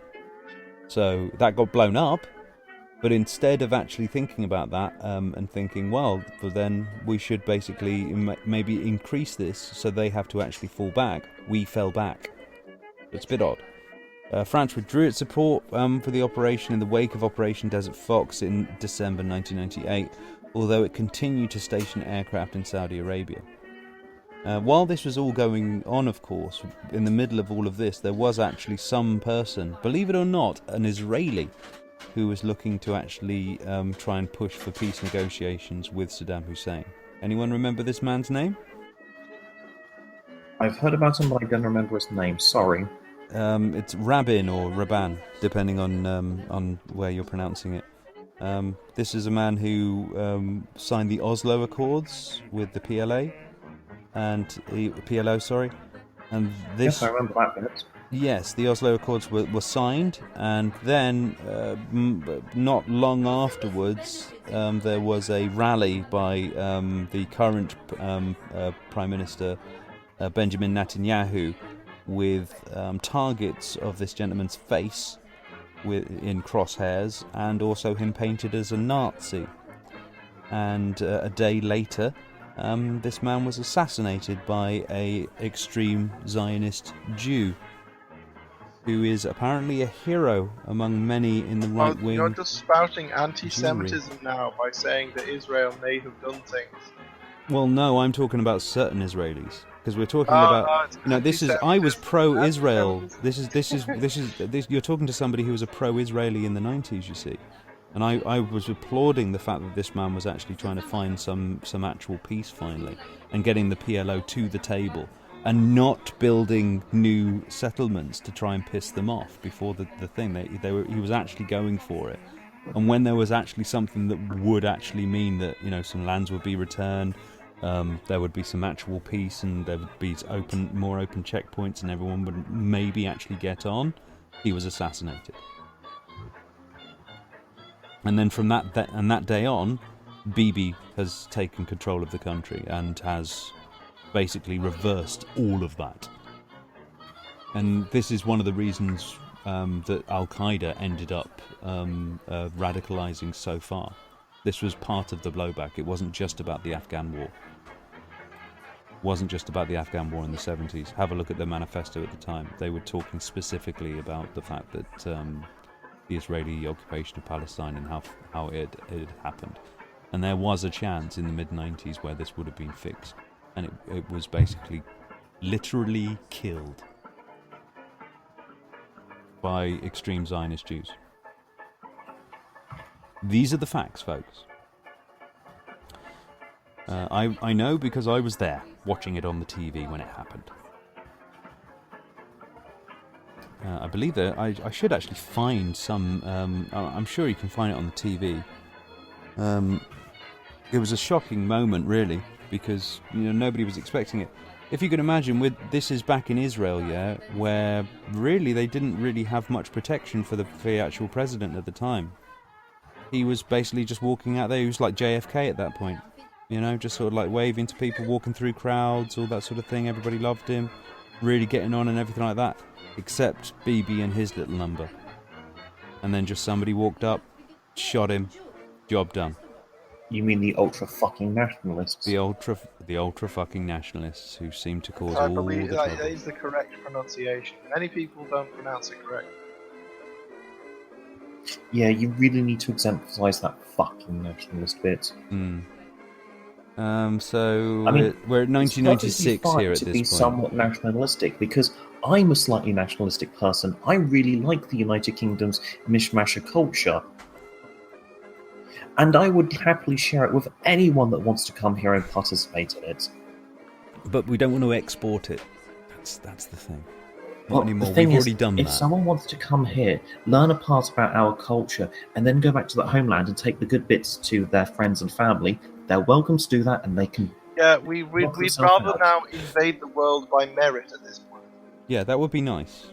And via pensioners. Yes. So there's the arms embargo, Resolution 687, conferred the prohibition of the sale.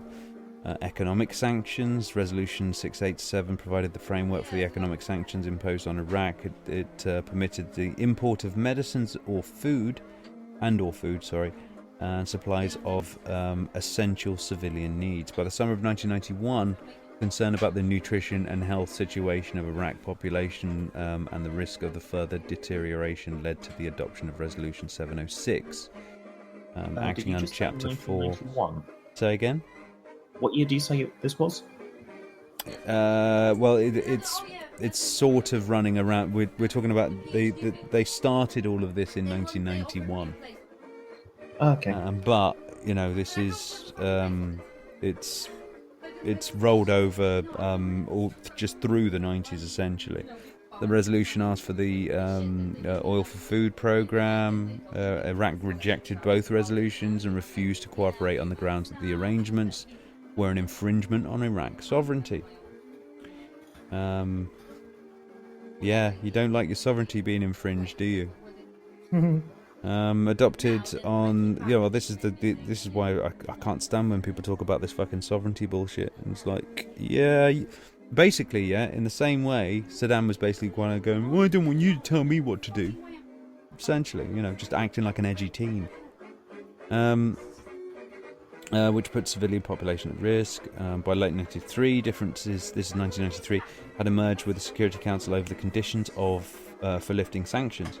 The US and UK took the view that sanctions could only be lifted following UK's full compliance with its obligations set out by the UN resolutions. China, France and Russia believe that the timetable for a gradual lifting of sanctions should be put in place as Iraq complied with UN demands. So, one of them was basically kind of going, no, stick all the way, no fucking matter what. He's got to go through every last hoop before we even think about it. Whereas evil China, France and Russia were basically kind of going, well, why don't we just give him a bit of carrot?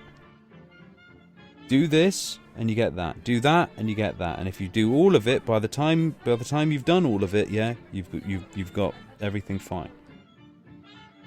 To be honest with you, I'm looking at that and thinking, yeah, that would be somebody trying to resolve some sort of thing in a peaceful fashion. The UK and the US, however, are thinking, no, fuck it. But yeah, okay. This is I don't hate my country, but I fucking hate its foreign policy. Yeah, it's a fucking mess. Well, we've always got to be the big boys. We've got to be the police. We've got to be the big bully. It's always been our way, you know. We're still world stagers. We're the sixth, almost seventh largest economy in the world. So we have some clout. We keep dropping in the rankings because of fucking austerity. Oh, well, we were 5th before Brexit. We're now 6th. I don't know about whether we're here for 7th, but we've got plenty to catch us up. Yeah.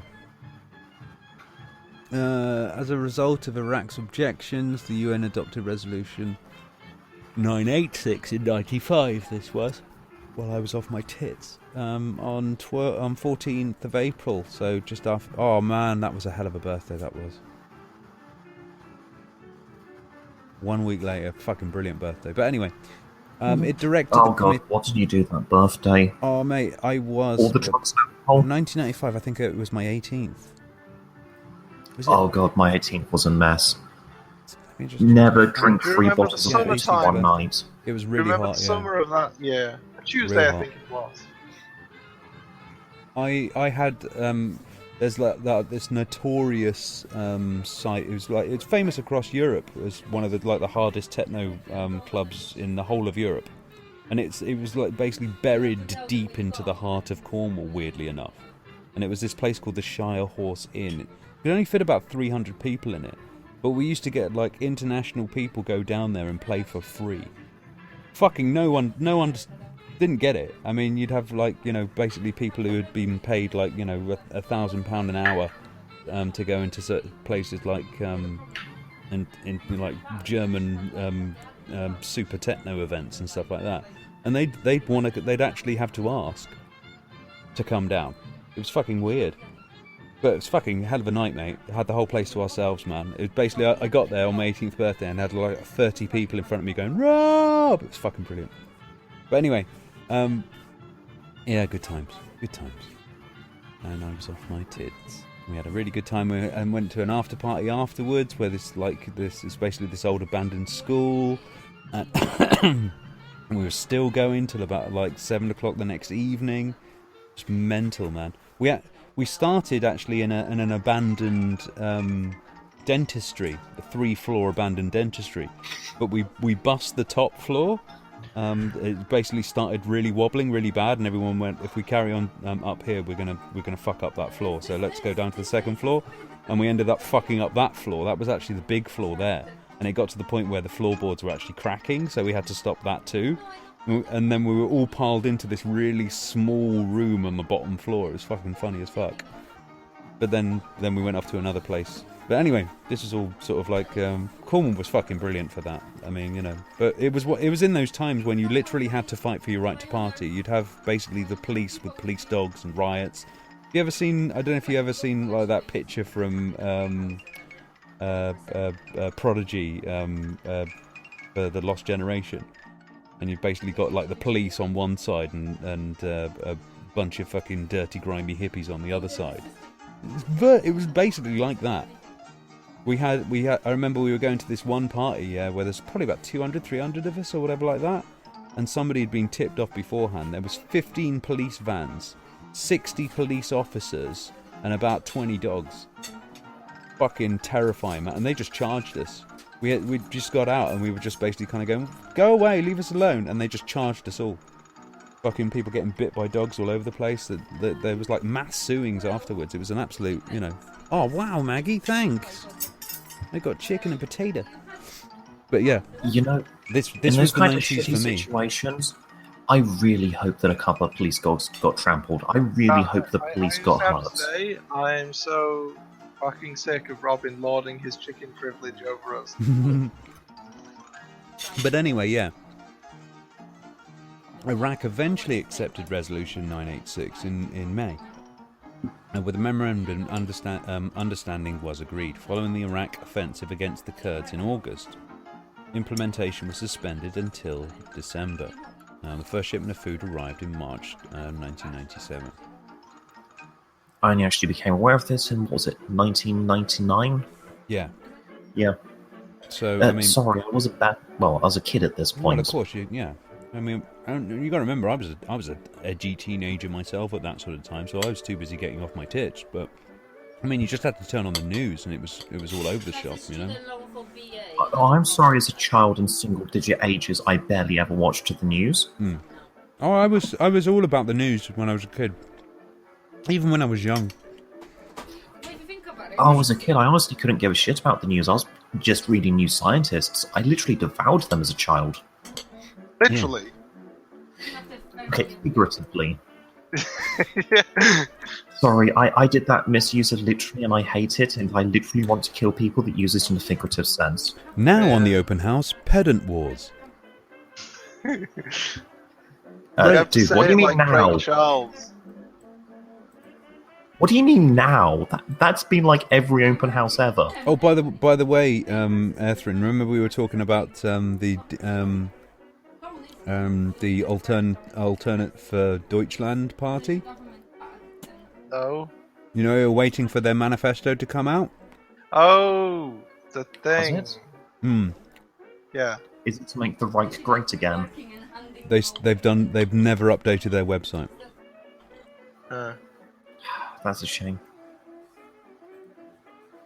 I do maintain my point about it was a hasty conclusion at the time. I don't think was how correct. well how is it when the leader of their wasn't party is saying and agreeing with what was being No, said? I just meant in terms of strict. Given that the line was essentially the dismissal as bigots sort of conclusion. No, it wasn't that the dismissal was bigots. It was basically a party that was founded on an anti-Euro principles, not European Union principles, just the Euro itself.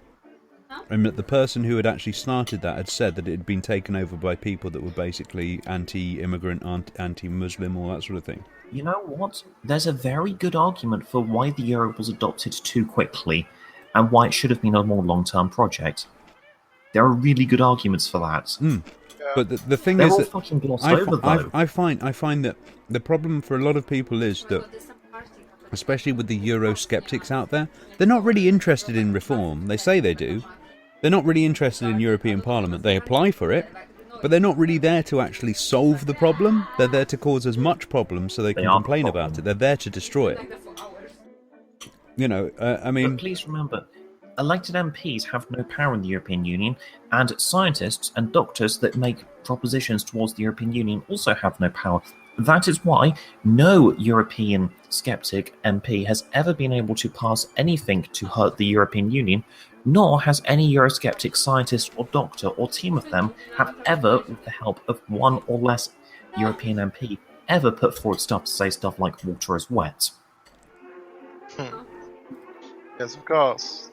That's never happened at all. Did you see that, Etherin?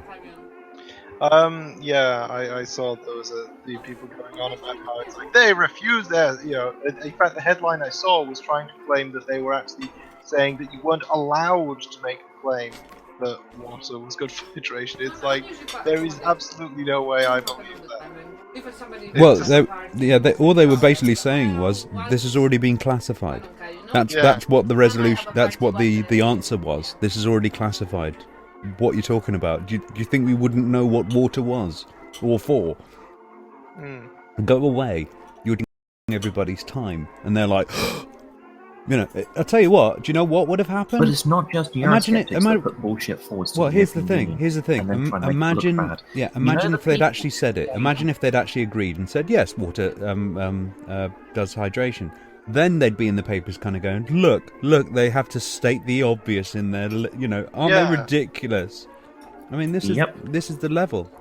But please remember, the European Union has also been slated by the anti-vaxxers, and the cancer can be cured by eating bicarbonate soda people, because they said that, yes, cancer cells do in fact have a microenvironment that's slightly acidic around them, and yes, flooding that environment with alkaline materials can kill cancer. Can kill some. It can also kill the host. However, eating a alkaline diet does not kill cancer. Please go away, you don't understand medicine. Yes. I mean, please go away and drink bleach. They didn't say go and drink bleach, they said please go and have an actual degree in medicine. Yeah, that's fine. Receive an education on a subject you wish to be an expert on. Oh, this is what we're talking about here. I mean, Welcome the opinion of experts. But One off, I don't care. It's a weekend.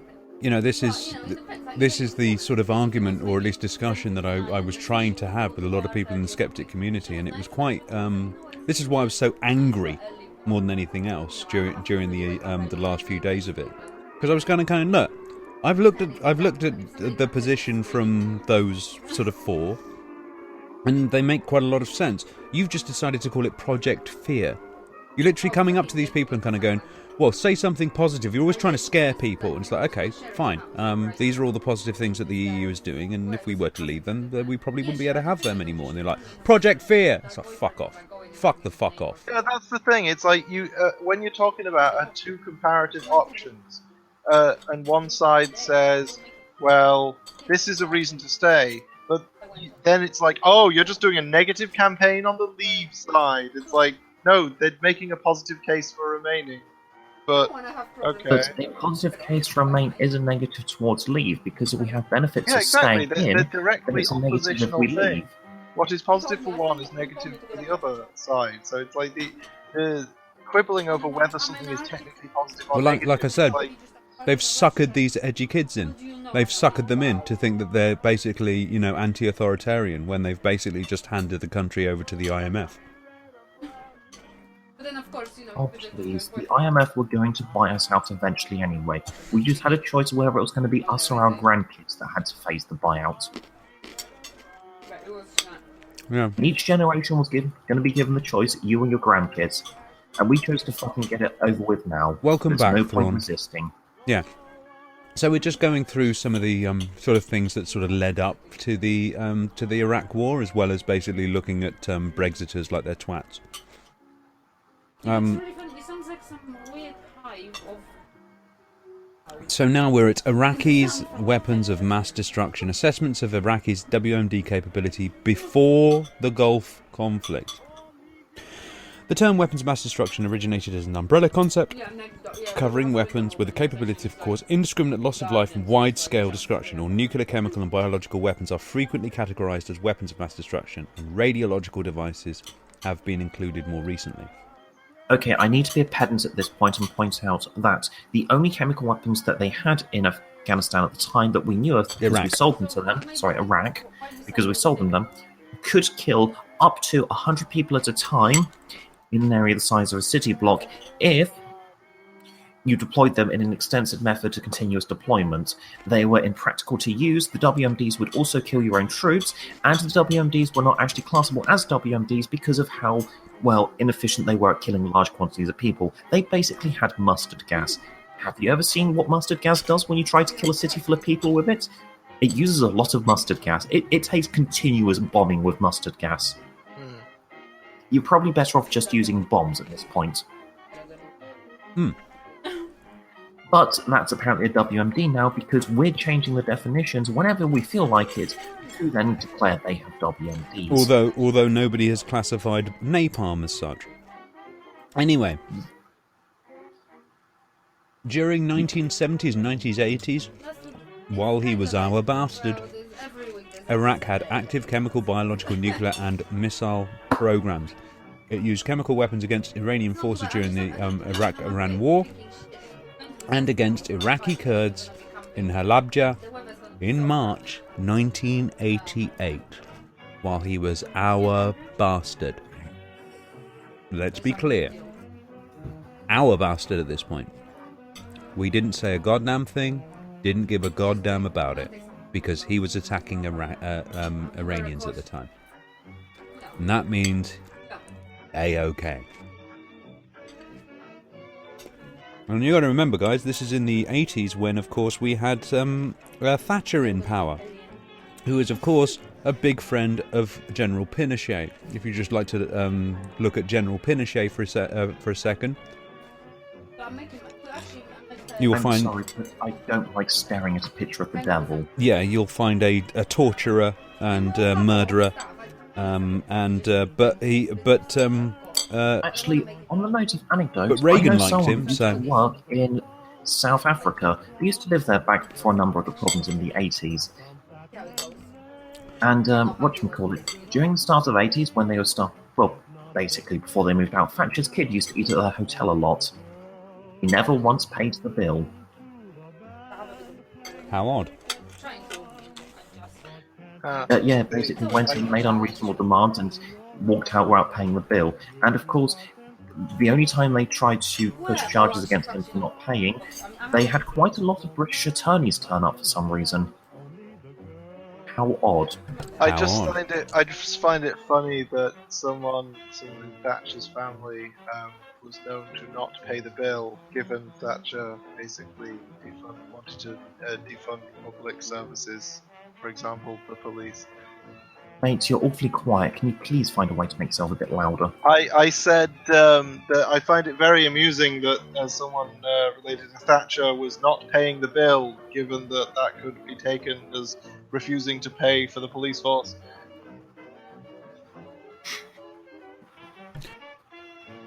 It's the way of the world, folks. But this is the, this is the sort of strategy that the UK and the US had at the time. This is our people, our bastards. This is, ever so nice. We love them. They're giving us oil. Brilliant. They're fighting the commies and all of that bullshit. One of the reasons why Pinochet was so loved, because he was fighting against socialists. And of course, as we all know, socialists are terrible human beings and should be killed, it seems. No, they want public medicine and basic living wage, and they want everyone to basically be able to eat and live without having to work. And then not the evil authoritarian ones, no, just all of them, it seems. That seemed to be the way things were going at the time. In March 1990, an attempt to smuggle nuclear weapons-related components was discovered in Heathrow Airport. I'm now going to piss off people like Tom, but... Hello, Tom. I know you're listening. Sorry for calling you out and being a bitch. You libertarian type with your, it's all socialism. Have good company. Yeah. I mean, if you're going to start, if you think that, say, for example, look at nasty old Chavez, he was bent as fuck. Well, then let's have a look at Pinochet. So the funny bit is, he's libertarian through and through on that sort of front, and yes, he still had his death camps. I don't think it's necessarily your political persuasion that decides whether you're going to be a murderous fuckpig. Every single warlord in Africa. Yeah. An attempt to smuggle nuclear weapons-related components was discovered at Heathrow Airport. Hang on.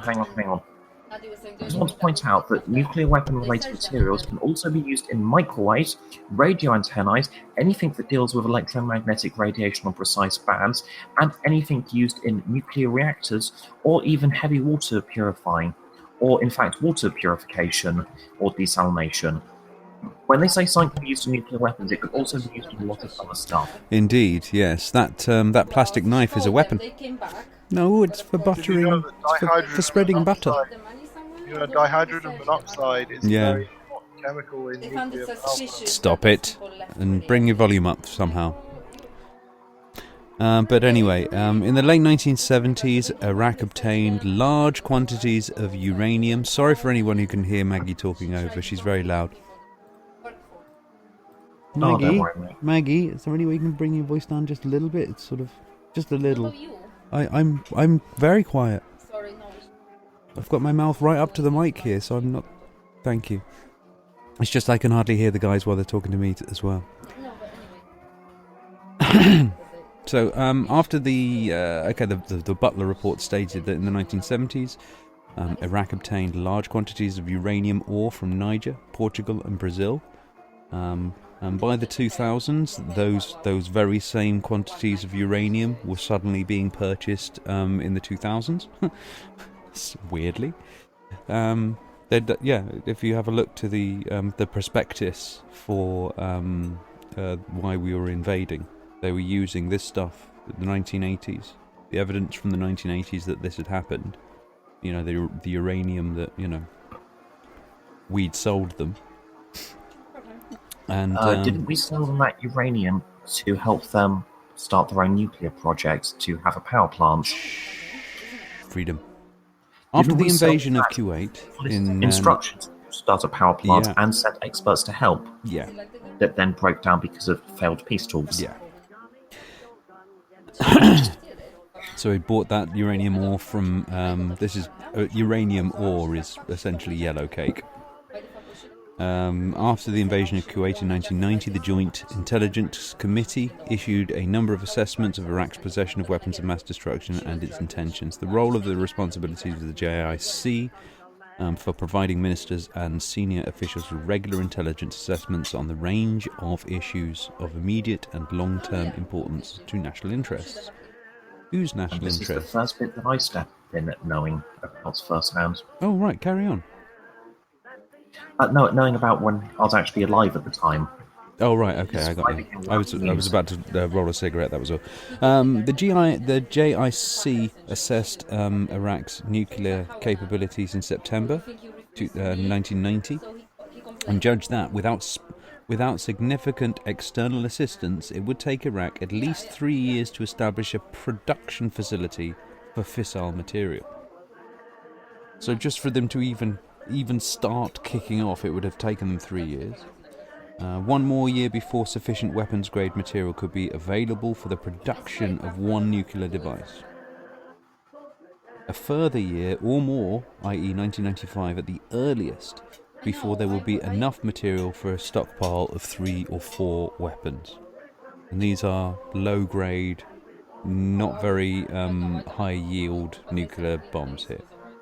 And that's if they can get the know-how in. They could have, working with this material, have made a small nuclear power plant. That too. Using international experts that were no longer there because of failed peace talks. JSC's assessment was based on an assumption that Iraq was using only a centrifuge route for enriching fissile material, which was later shown to be incorrect. JSC also examined, on a basis of intelligence, the possibility that Iraq might be authorized a crash program to produce an untested nuclear device. On the basis of intelligence. Yeah, intelligence. US intelligence, it's a contradiction in terms. If and only if all of these conditions were met, it is conceivable that Iraq could have the capability to make an untested nuclear weapon with a yield of approximately 20 kilotons by the end of this year. 20 kilotons.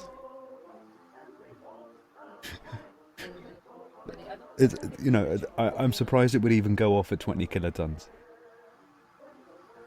They've actually blown up bigger sort of they've actually destroyed bigger weapons sort of caches in Iraq than that. This is the great threat. There was a plot in English military history. Fuck, I'm out of date on this knowledge. But back in the Victorian era, back when we had an empire and all that other stuff, we were besieging somewhere and we blew it up with thousands of tons of gunpowder. We turned the entire place into a crater because we couldn't get through the wall, and they You're weren't talking able. about the Battle of the Somme. Yes, I think that's the one. But yeah, we It's still basically there, you know. turned the enemy fortification into a crater. It's still there. Yeah, it turns into a lake during wet seasons. But that killed hundreds and hundreds of soldiers when it happened. Yeah. Just literally, there's a video of it. It literally, it's like an entire mountainside just launches into the air. It's just amazing. They'd literally mined the whole area in order to get it done. What was the killer tonnage of that? I think it was only like 7 or 8 kilotons. I don't know. But yeah, double that, and you've got their nuclear capability after 5 years of hard slog. And that's if they have everything going their way, and not be under total sanctions. This was the threat that we had to go in up against. And this is the thing that really annoyed me about it, was that, you know, if you talk to them in the early 90s or mid 90s or late 90s, when they were talking about Saddam Hussein, it's like, what? He can't do shit. He can't get anything in. He can't get anything out. He's fucked. He's got nothing. He's got no weapons. He can barely get his troops together. He's never recovered from all this business that happened in the early 90s. And then you just flip a switch. Somebody explodes a few buildings, and then suddenly this man's basically just about to take over the planet with fucking space lasers and shit. And it's like, well, either you weren't doing your job now, or you're lying through your teeth now. You know, if you're either not, you haven't been doing your job for the last 10 years, or now you're just lying through your fucking teeth. And I had the feeling they'd been doing their job. And looks like we were right.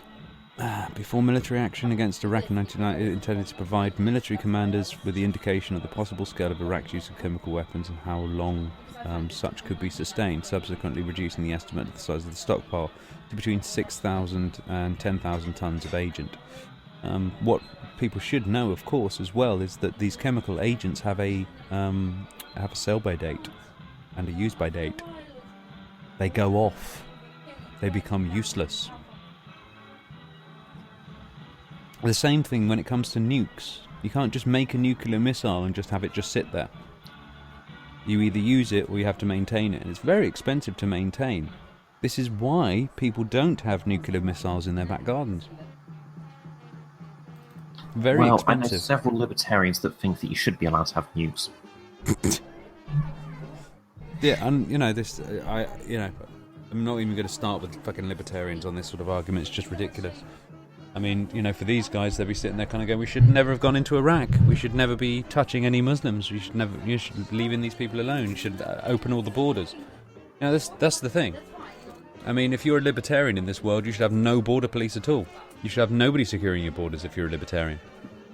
Anyone should, from anywhere else in the world, be able to come in and out of your country without any checks, smuggling rights, any of that. They can do whatever the fuck they like. That's the libertarian. It's like, well, no, within reason. What reason? What, you mean like government reason? And it's like, by the time you've actually whittled them down, they're basically saying, so what you really want is a government and state government and police and firefighting. Essentially what's now. Yeah? It's just so daft. But anyway. They want what we have now, but they want to be the middle class. And they want a stress-free life. Yeah, don't we all? Yeah, I'm just having a look through here.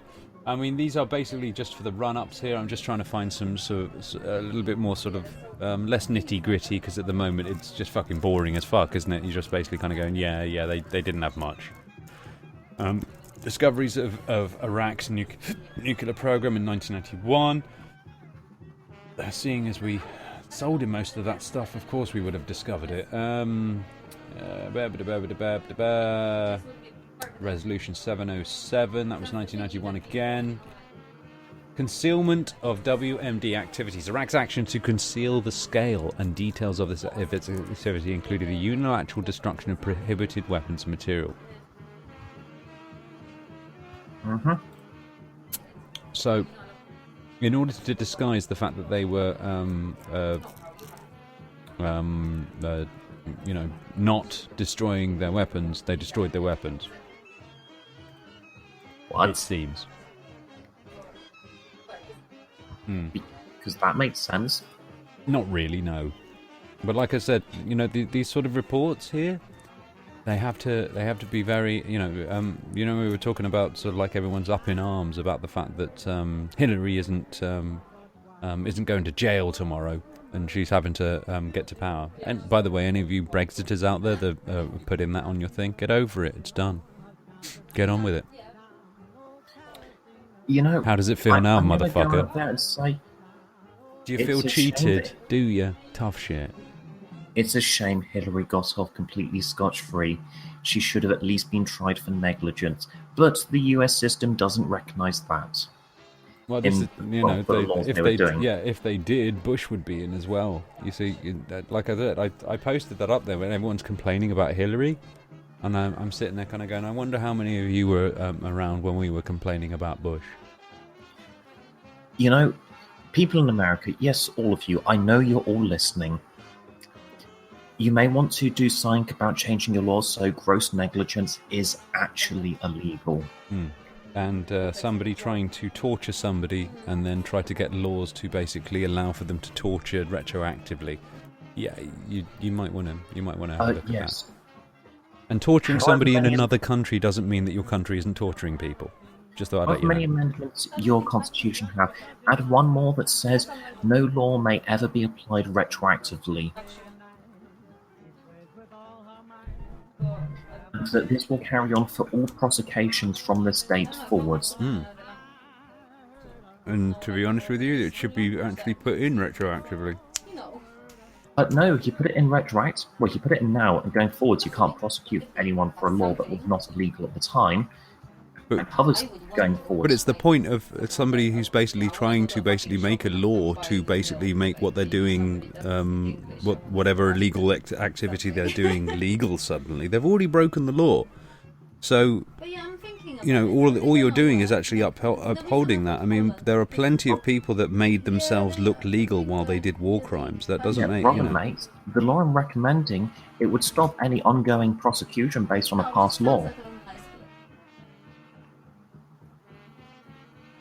It just has to be a simple amendment saying at any time which a person breaks a law, they should be tried off the law at the date of which they have broken it. Yeah, it's very difficult when it comes to, and the problem is, of course, it's the same thing with Clinton, for example. Clinton the First, we'll call him, is that that's what the GOP did. Pretty much throughout Clinton's thing. Everything he did, they put it through committee. Everything he was doing, they were trying to put it through a committee. Is he breaking the law? And they were just trying to find anything they could to basically put the guy in chains, put the guy in prison. And it was so cynical the way they did it. And the only thing they managed to catch him out was that he lied about sex in the Oval Office. I mean, the guy was selling arms to China, but because there was a bunch of Republicans involved in that shit, that was fine. Yes, he was basically breaking US law about dealing with the enemy, but hey, that's all right because we're doing it too. No, we'll impeach him for lying about sex. Great.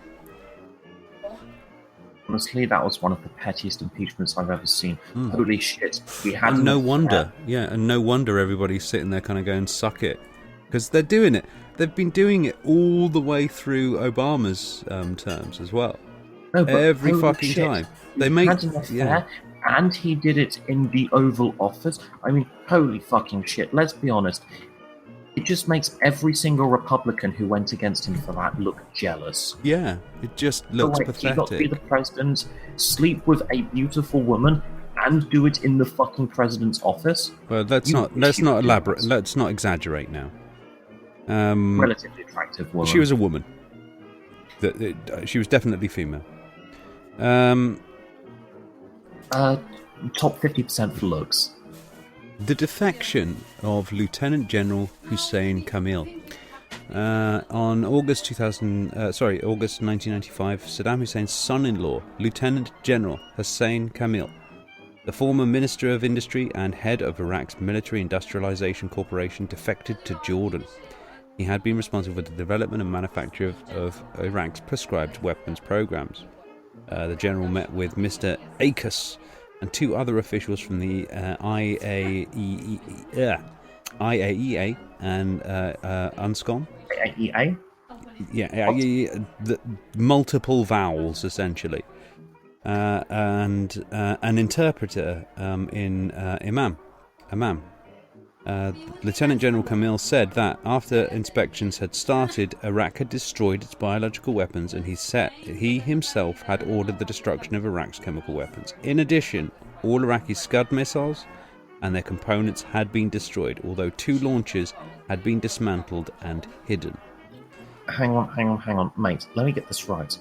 There's an inspection to go, if you have any weapons, you're in deep doo-doo because you're not allowed them. And they go, oh, shit, they're serious. Guys, you know those chemical weapons we have that we're not allowed to have?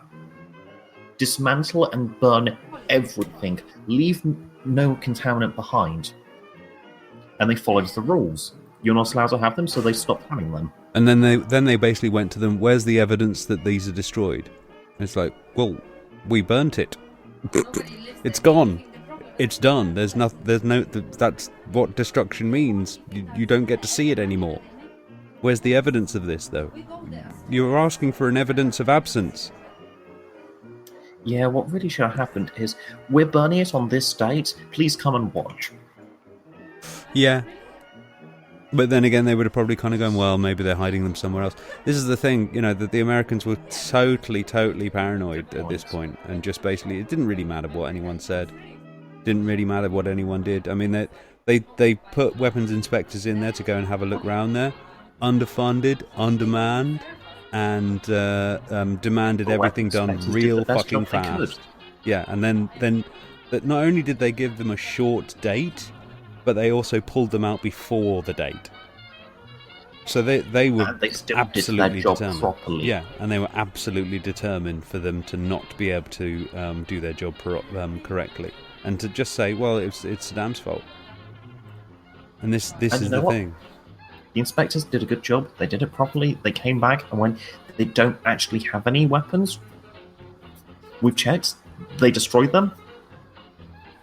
Yeah, and everyone went, bullshit. That's not what we want to hear. Yep. Just to paraphrase for anybody who's listening to this, if anybody actually wants to go through here, there is the report of the inquiry here. I'm just going to put that in the bottom chat there. I should actually put that in the description, which I'm about to do now-ish when I go back to our YouTube channel. Let's go to and if anyone wants to know how far I got through it independently, well, I got the first 100 pages through and gave up the will to live. I then went and drank what I thought was a litre of bleach.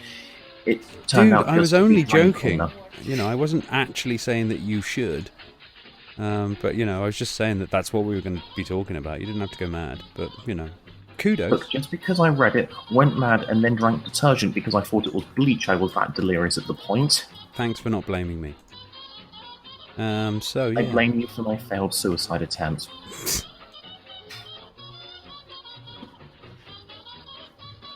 you hadn't driven me so far off the deep end, I would have been successful. Look, have we got camera enabled? You're a feminist because you have a different opinion from me. Robin Gething, 2016. You are such a straw manner. Maybe he just doesn't know what straw manning is. Let me just give him a little hint. Try and read something for once. Well, let's be honest. This kid, man. I do strawman people sometimes, but I do turn it into the best joke I can. Whenever anyone naturally strawmans me, I just strawman them right back. And say, if you're gonna give it, you might as well take it. So there you go. Read up. There you go, Cameron. Anyway. Although, might I say, we only had 4 dislikes this week. What? I thought I'd pissed off more people than that. So Robin said that he strawmans people. Robin said that. That's an accurate representation of Robin's position. He strawmans people. And Mitch is just following along.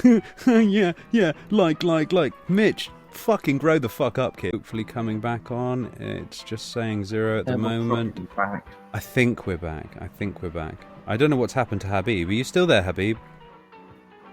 Or have you We've killed him with boring bullshit about politics that doesn't concern him.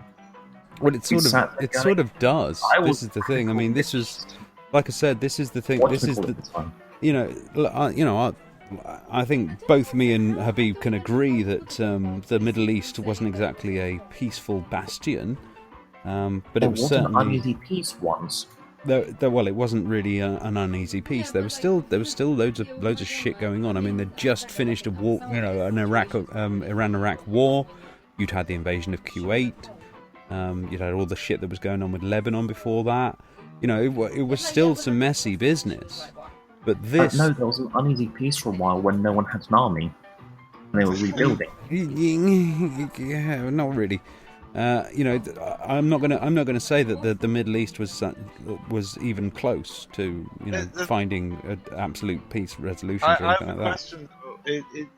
I mean, how far are we willing to go for peace? In the sense of people rebuilding stuff, it's like, are we saying that instead of being killed by wars, they get killed by poverty instead? Yeah, because that's so much better. Yeah, it's when I'm looking at all of this information here, this is just they're just saying, yeah, okay, I know. Tell me something I don't know here. I mean, everybody knew this. George Bush played more golf than did presidential duties. Everybody knew this. People already knew that. Everybody knew this. He thought the golf was his presidential duty. Oh God, I hated those jokes on the radio about the Gulf War. So that explains the Gulf War. Yeah. And they were sort of, do you play golf? And it's like, oh, fuck off. You're supposed to be the news, for fuck's sake. Well, let's be honest, they were basically looking at the situation depressed, drinking themselves to death and going, I've got nothing better to say at this point. But there is no bright side. I'm trying to find something here that's some sort of a revelation here, but have you noticed in the papers nobody's actually saying, oh look, we've been pouring through this and look what we found, look at this bit of information, because it's like, yeah, we already printed that 10 years ago. It's like, it's already done. They just just read our paper from the last 10 years ago. So maybe the Chilcot report comes out, basically just reiterates headlines from media for the past 10 years. Pretty much, yeah. And still, you've got all of this, this is the thing, there's all these and we literally have now people who think that the mainstream media lies, and they are literally saying they hate us for our freedoms. And still, Blair is worthwhile for what he's done. Yeah, but at this point, you're back to your own vigilante justice, your own vigilante interventionism yourself. No, I don't want it to be a vigilante thing. I want him to be dragged through the courts. I want him to be tried in full detail. And then I want the final conclusion after he's been proven beyond a shadow of a doubt to be guilty, because I honestly think he is, and I doubt anything's going to come up proven. Yeah, to be hung in the town square. See, I was saying to you that I was sort of like writing sort of like comedy sketches and stuff like that, and sort of like routines. And during all of this was happening, when the guy is basically trying to ban speech about this, ban, and actually sort of undermine freedom of speech. This is Tony, I'm a liberal Blair, and he's basically trying to ban, this is all the hate speech laws that you people are bitching about that the EU did. They didn't do it. The UK did it, and apparently when they're under the overarching arm of the evil EU. The UK EU was that doing keeps it. on declaring to the UK government, no, you have to give this person a pardon, no, you have to give that person a pardon. That EU, the one that keeps on saying, no, to be a member of the EU, you must uphold freedom of speech to your populace. Yeah. Stop it. You're not allowed to enforce that law. And and then we just stick our fingers up at them. And and while this was going on, I used to say that I don't really want to, I want to be able to say what I want to say. One of the things I do want to say is that I want to shoot Tony Blair. Now, I don't want to be, one of those sort of lone gunman types. I just want to be part of the firing squad. You know what? You saying you want to shoot him? Perfectly legal in my mind. You saying you are going to shoot him? not legal. If it came down to that, I would apply. You being on the firing squad? The problem is, I think that would pick that via lottery. that would have to be. There would be a long queue of people wanting to do that. I'd want the guy. I'd actually give up my position to the guy who had been in prison for 2.5 years for throwing a shoe at Bush. I think you guys are being a bit a bit bloodthirsty about this thing. I mean, can't we just let him end up like Thatcher, where they, to commemorate their death, they open a public urinal in the graveyard where they bury them? By accident. Yeah, I remember when Thatcher died, and I wish to express to all of those of you that wish to dance on Thatcher's grave, I think that's absolutely disgusting. I mean, absolutely disgusting. And unhygienic. Because, I mean, who wants to get piss all over their shoes? Well, honestly, this is why I think she should have had a very large grave, where one of it was a dance floor and the other half was a urinal. Anyway, let's just see if we can find some revelations. Did you find anything that you'd sort of like looked at and kind of gone, "Oh, that's an interesting thing"? No, because I went through it and it was basically going, already knew about this, already knew about this, already knew about this. Yeah. That's the thing. Going through this, you can, half of this shit. And I mean, holy shit! You pay attention to the newspaper as a child, you get up most of this stuff. Yeah, none of it was like actually secret. That's the thing that was really fucked up about the fiasco. Well, it was never confirmed by them. That's all. Yeah, it was like, thing. yeah, this is happening, but it wasn't like an official announcement. But it was just they didn't seem to go to any efforts to hide it because they knew it didn't matter. They were the ones in charge of whether or not it was fine. Well, this is the sovereignty we have in the United Kingdom. The sovereignty I know. We have to protect our democracy. And no one else's. Yeah, because our democracy is so great. And, yeah. And can I just say, for the record on that, the EU and relative to democracy, I actually prefer the system where initiation of legislation is not in the hands of publicly elected people. Because you know what that means? It means that populists can't just turn up and start adding laws on. And anyone who doesn't like socialism, you should be very much aware that that's a good thing for you, because it means new laws can't come into existence. But the democratically elected parliament can propose amendments, which means they can change laws that do exist. They just can't throw new laws into the mix willy-nilly. And I actually However, prefer that the democratically elected parliament can, and this is an important thing, tell the commission that we want a law to achieve this. Yes. And then the commission has to go and make a law to achieve it, and then that law is not in effect. It's put on the book, and then there's a debate about it, and the law has to go through the whole process of do people want it, yes, no, reform, throw away, and never... Do you know what I think is going to happen in the next 20 years?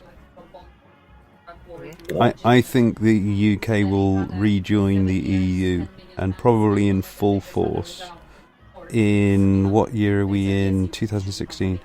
So I would say 2030. I reckon we will have reapplied. Yeah, we will have reapplied to the EU by 2030. I don't know that we would get back in. Like, we would have to sacrifice. Oh yeah, we're going to go through a few. The French will tell us to go fuck ourselves a couple of times, and the Germans will be like, "Well, you didn't want it in the first place. Fuck you." But eventually they'll just kind of go, look, it's for everybody's interest here that it will work out. We'll end up back in the EU after we go to war for the fishing, right? To the EU structure, like perhaps at least some position in the EU that is actually elected by general populace of the EU. Like, I think that's going to be a thing by that point. Because the sentiment in reaction to Brexit, there's the people that are like, oh well, we want a referendum as well. But then the other side of that are people that are going, okay, well, how do we change the EU so that people won't hate it so much that they just leave? Well, I think that was the idea of this whole Brexit thing. I think that's what they wanted. They wanted their little protest vote. And what they wanted to do was have a nice close run sort of thing, and it's like kind of going, oh man, what are they so upset about? And then, I was hearing Sargon say, we didn't expect to lose. I mean, I had a video ready which was going to, make proposals for the EU to make some sort of reform and stuff like that. So, and I say to you, your idea of reformation was to basically try and drive the truck off the mountain. Yeah, and then they'll be like, oh, well, I better change things so they don't keep trying to do that. Yeah, little late as we're careering towards the ground. So now you've got, and this is what I think is going on in Sargon's head right now. Hi, Sargon, I know you're listening. Is that basically now his little protest vote has gone right.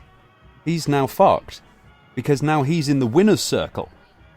He loves to go up against the mainstream, you see. But now he's in the mainstream. You are the mainstream media, Sargon. He can't exactly pretend to be the lone voice talking sense. He's essentially parroting the line of the hegemony at this point. Yeah, you've now done it. But I just want to say that there's something that's really, I think it's fucking stupid. This idea that he's saying, oh, you have to respect the democratic outcome. It's like, right, but the democratic outcome isn't, 100% say leave and not be in the single market. As he was saying, it's like, oh well, we just won't be in the single market. And it's like that wasn't the result.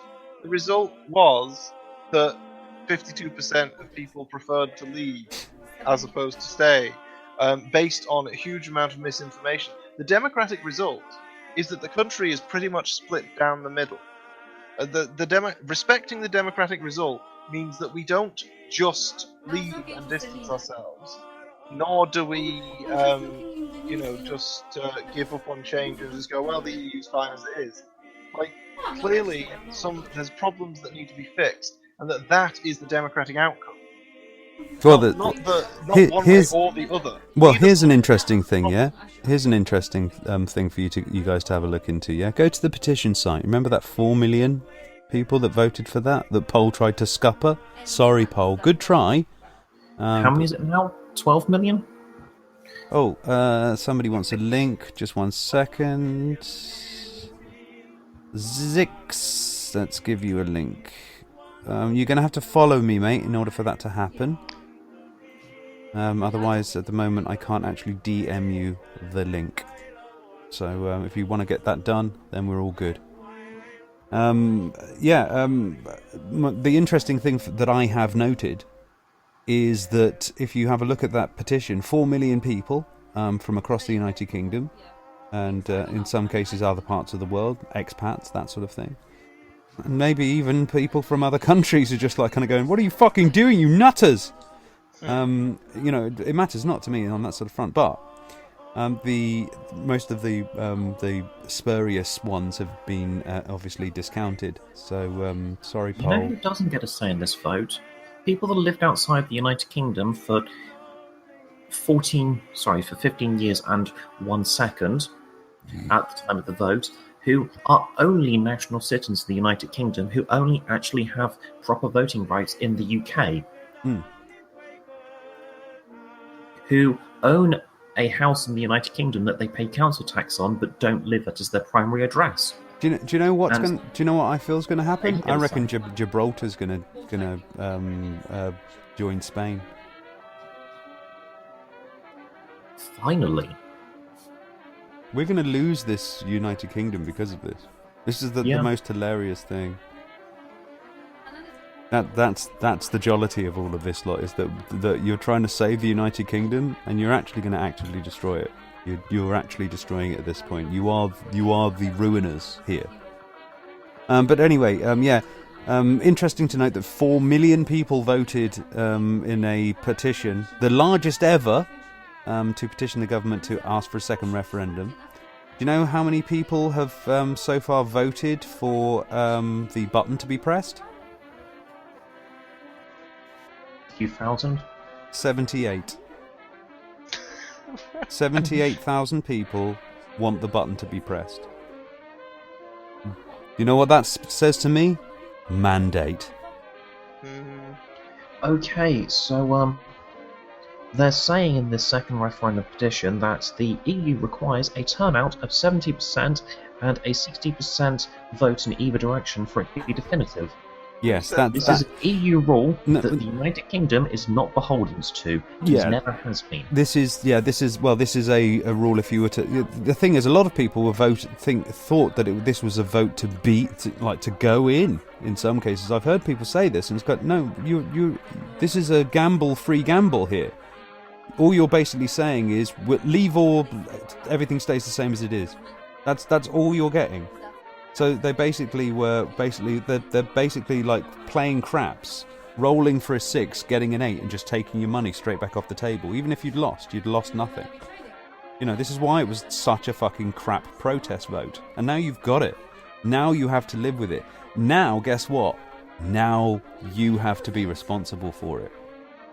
And now you're going to see all of these people desperately trying to. No, the pound's fine. It'll be great. It'll be brilliant. It'll be better in 20 fucking years. Oh God! Did you see the Sargon's This Week in Stupid that he did immediately after the one that came straight away afterwards? And one of the things he did was he made a fairly incoherent ramble about people saying that we'd be like back of the queue trading partners, and just said, oh yeah, that's just ridiculous. And then he just showed a headline from the Express that was just saying that it's like America, Germany and China all want special deals with the United Kingdom immediately. And he's like, yeah, you see, look, there, it's fine.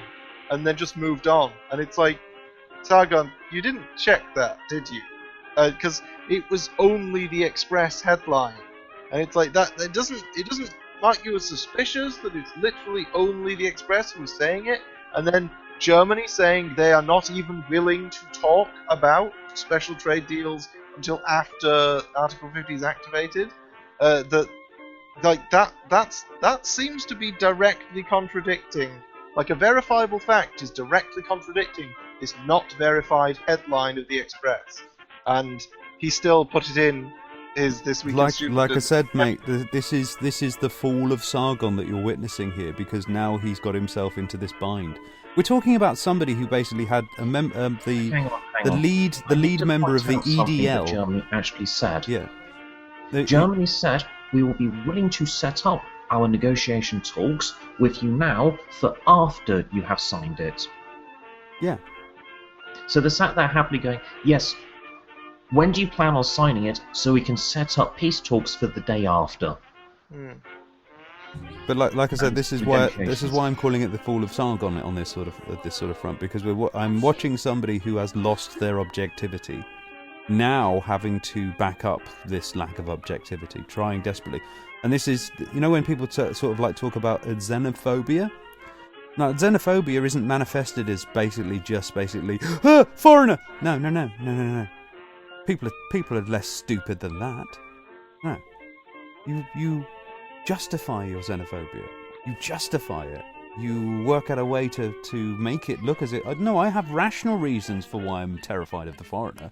No. I don't want some foreigner telling me what to do. I want control of my country. It's like, I'm not doing this because I want to control immigration. I just want to have control of my borders. Mm-hmm. And this is what I mean. This is where the irrationality starts to basically, eventually, your logic starts to fall away like bits of wet cake, because it can't hold anymore. Can I just say, as a plea to anyone who's listening, that's everybody, by the way, because we're such a popular site here. Yeah, if at some point during the conversation you are geared up to ultimately say, well, I'm not an expert, so I don't actually know. Shut up to begin with.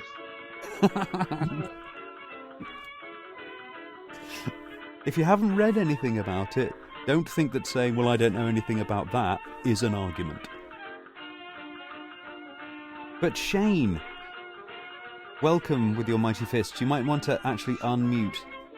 That's always the best way if you want to have a talk. Oh, I was leaving it mute because y'all were in the middle of a conversation. Oh, sorry. I now and again we have a few people that basically have been talking for the last 10 minutes, not realising it, so I have to double check. No, I'm well aware. I just wanted to also make sure my sound levels were all right, and you weren't going to hear speakers going through the mic and things like that too. You sound delicious. How may we facilitate your debate? Well, I want to hear what you were about to say. Somebody jumped in and then you left the topic alone, but you were going to say something about when Sargon had Tommy Robinson on.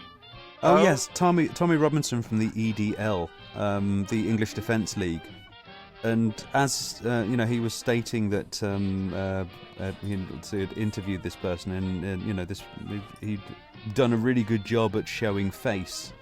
I know what the EDL are like.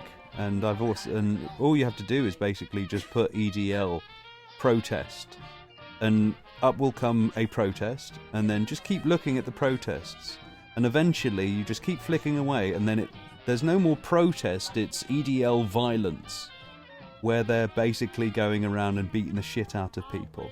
They're basically breaking shops and ruining the place, and going and terrifying people and terrorizing people as basically a low-end domestic terrorists.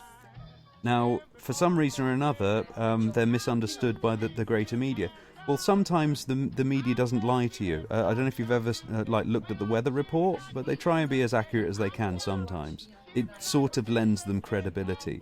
In the EDL sense, all they've really done is said something nice about Sargon once, and now he's sold.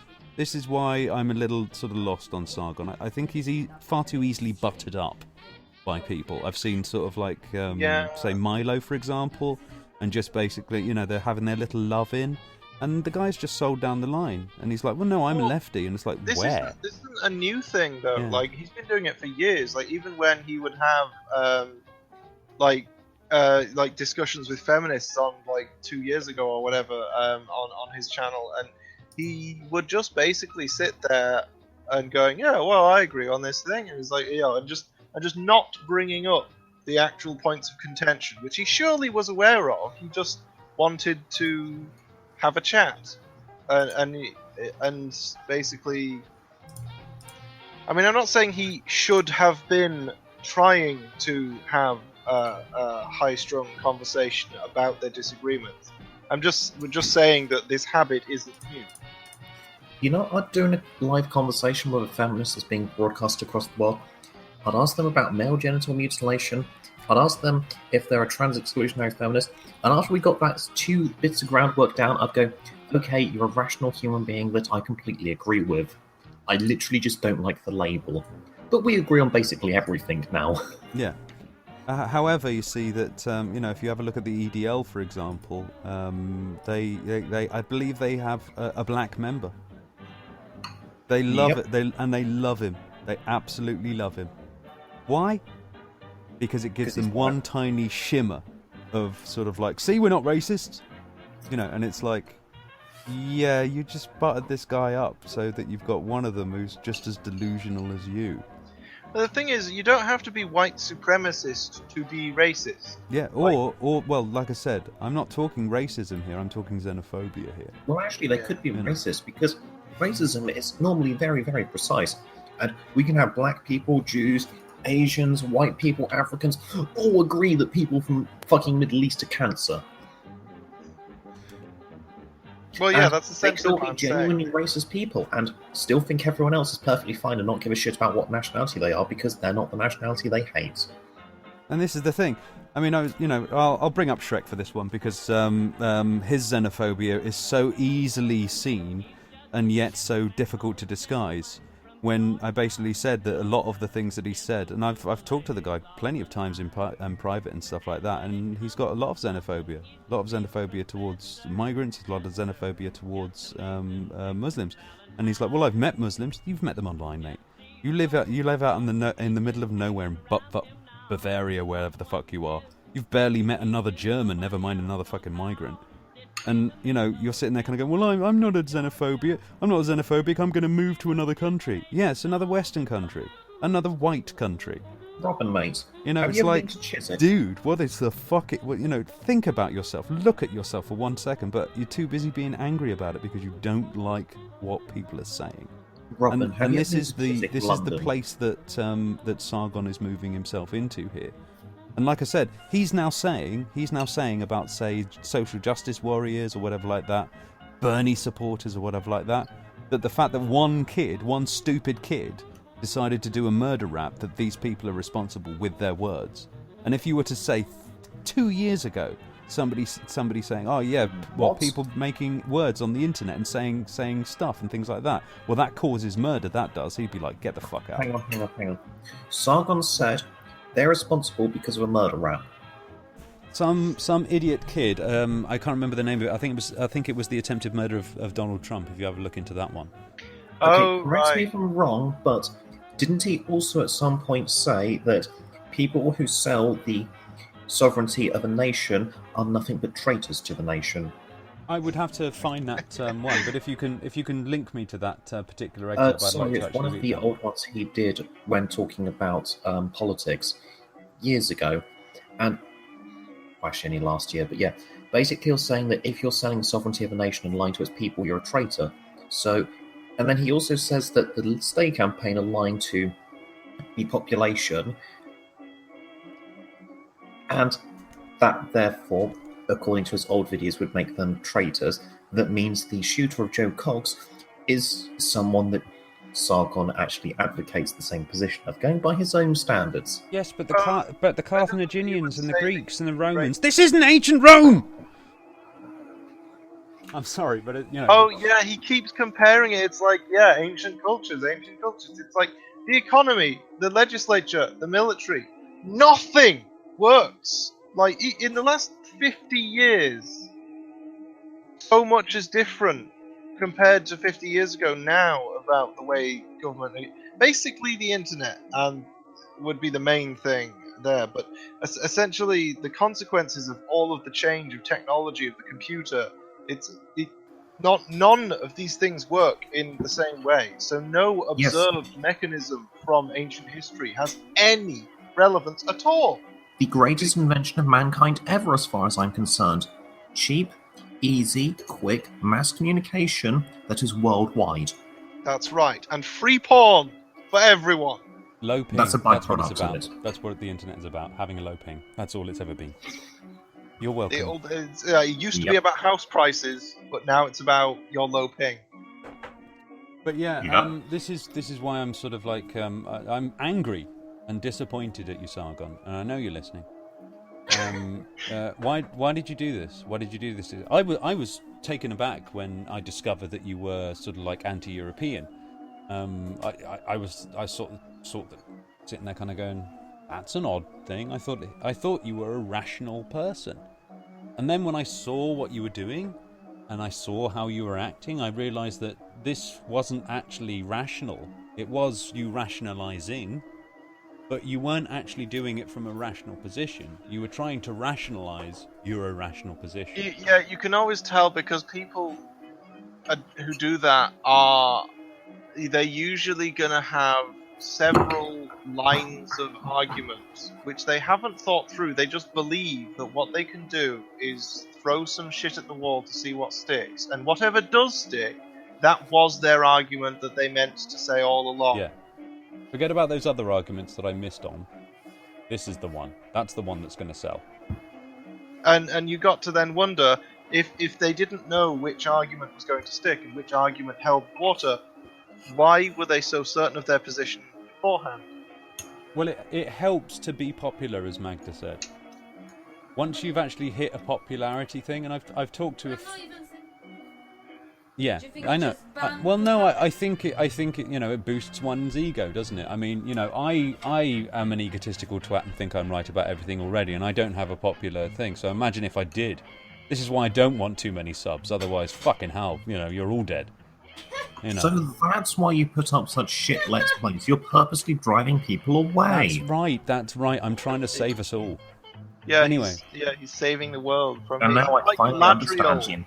He's like Galadriel, going like, instead of a Dark Lord, you would have a Robocop. How many of my viewers have I insulted? It's brilliant. I love it.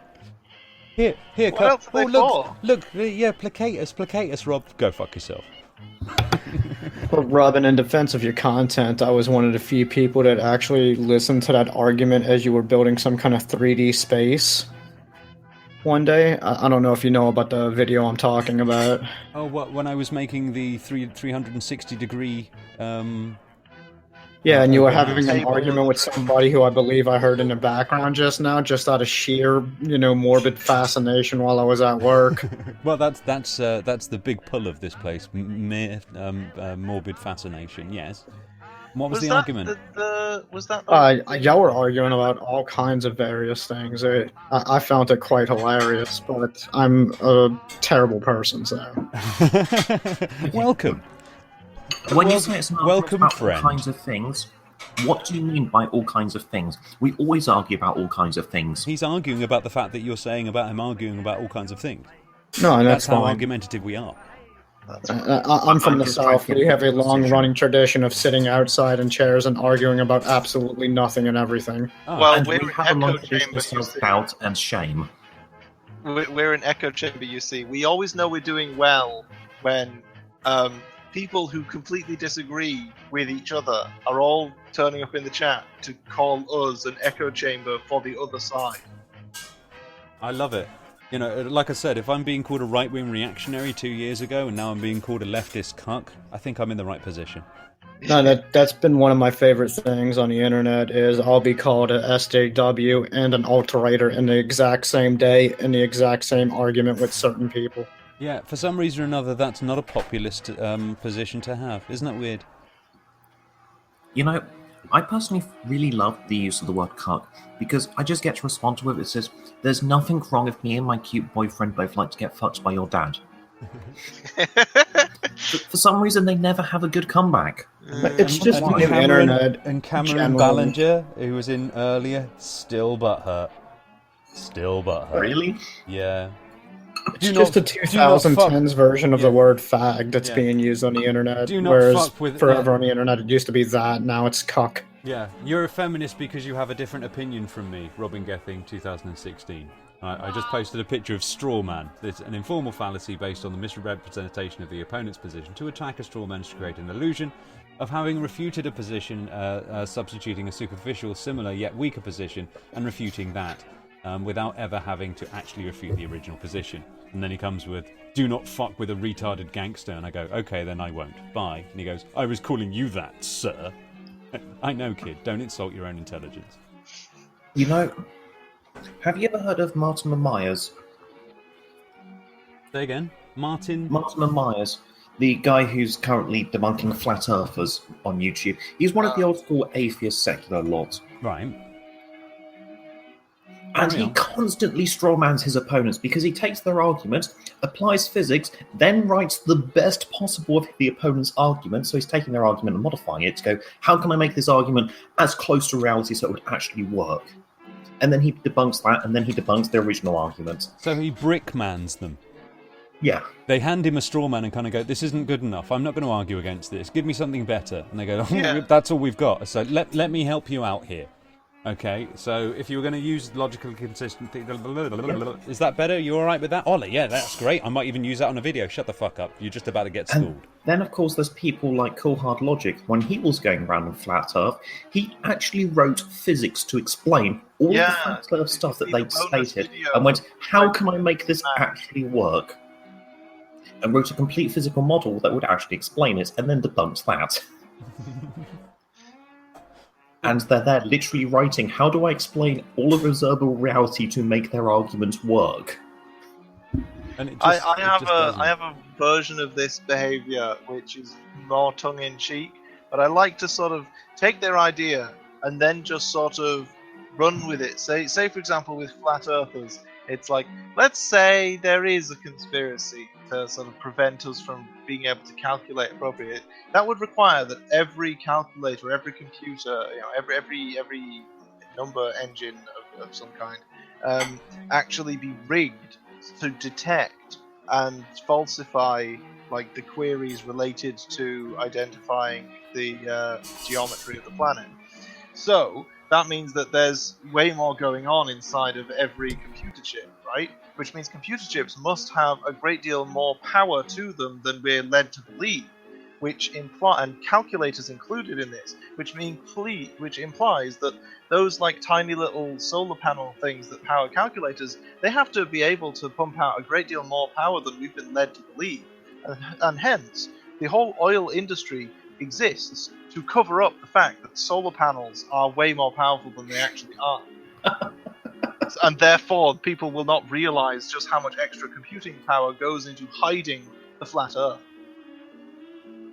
This is fucking beautiful. But yeah, this is the kind of craziness that I like to indulge. Yeah. Take your opponent's arguments and either run with it or build it up for them. And then poke holes in it. It's either that, or you take the argument they've given you, and you go, well, if that's true, then this must be the case. Or another one is when they make just some kind of perversely wrong statement, you go, okay, but what are you actually explaining with this statement? Well, I was seeing them talking about like the fact that like boats going over the horizon, for example, and they were saying that was just a trick of the light. And I'm just like sitting there kind of going, but you can see the fucking boat. You could take them to the Eiffel. The thing is, you don't even need to travel. You could take them to the Eiffel fucking tower and go up the elevator with what's it? What's it? The surveying devices. What are they called? Yeah, but they've been calibrated. You see.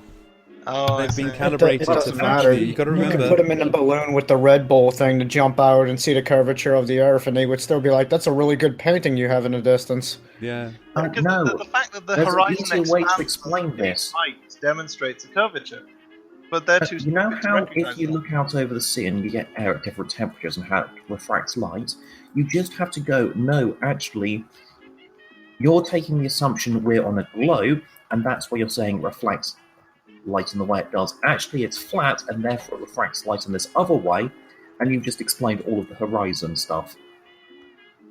Well, there's also the wonderful, complete misunderstanding of perspective, which, if you imagine coming from somebody who's done a little, dabbled in film, sort of grinds my gears. You sounded gayer than me, then. You see, Robin. I'm not afraid of being labelled. I'm okay to be labelled a feat. It's all right. No, Robin's one of the people who actually designs the illusions. He's I'm the one who does the convincing. cheating. Yeah, I have to study up what the actual thing is to work out a way of actually tricking people into thinking that it's exactly the same without them noticing. That's right. So the idea of sort of It's mostly propaganda and fluoride. Yeah. it's fluoride then propaganda. If you do it once, they never take the fluoride. Fluoraganda. Yeah, fluoraganda. But I'm the only one who thinks the idea, of the water stuff that they'll is do. madness. My favourite is, of course, is sun rays. Have you seen this argument? Yep. About the sun. No. The sun is obviously close to the Earth, of course, because when you look at sun rays poking through the clouds, of course, they're not all straight, are they? Divergence. Unless, of course, you look at them from an aeroplane. Yeah, unless you're looking at it from a point where your perspective is, in fact, basically isometric and not actually sort of perspective. This is the point. It's like, you want to say to the... Do you know what anisotropic means? Do you know what anamorphic means? Do you know what these mean? It's like, no, didn't think so. And I go, why don't you tell me? No, don't think I will, actually. I know anamorphic. Because you need to learn it first. You need to understand what that means first. Okay, Robin, considering we have 7.5 billion viewers, would you like to explain for some of them? Hello, everyone. I'd just like to stuff? say to our 7 billion viewers, why are you so quiet all the time?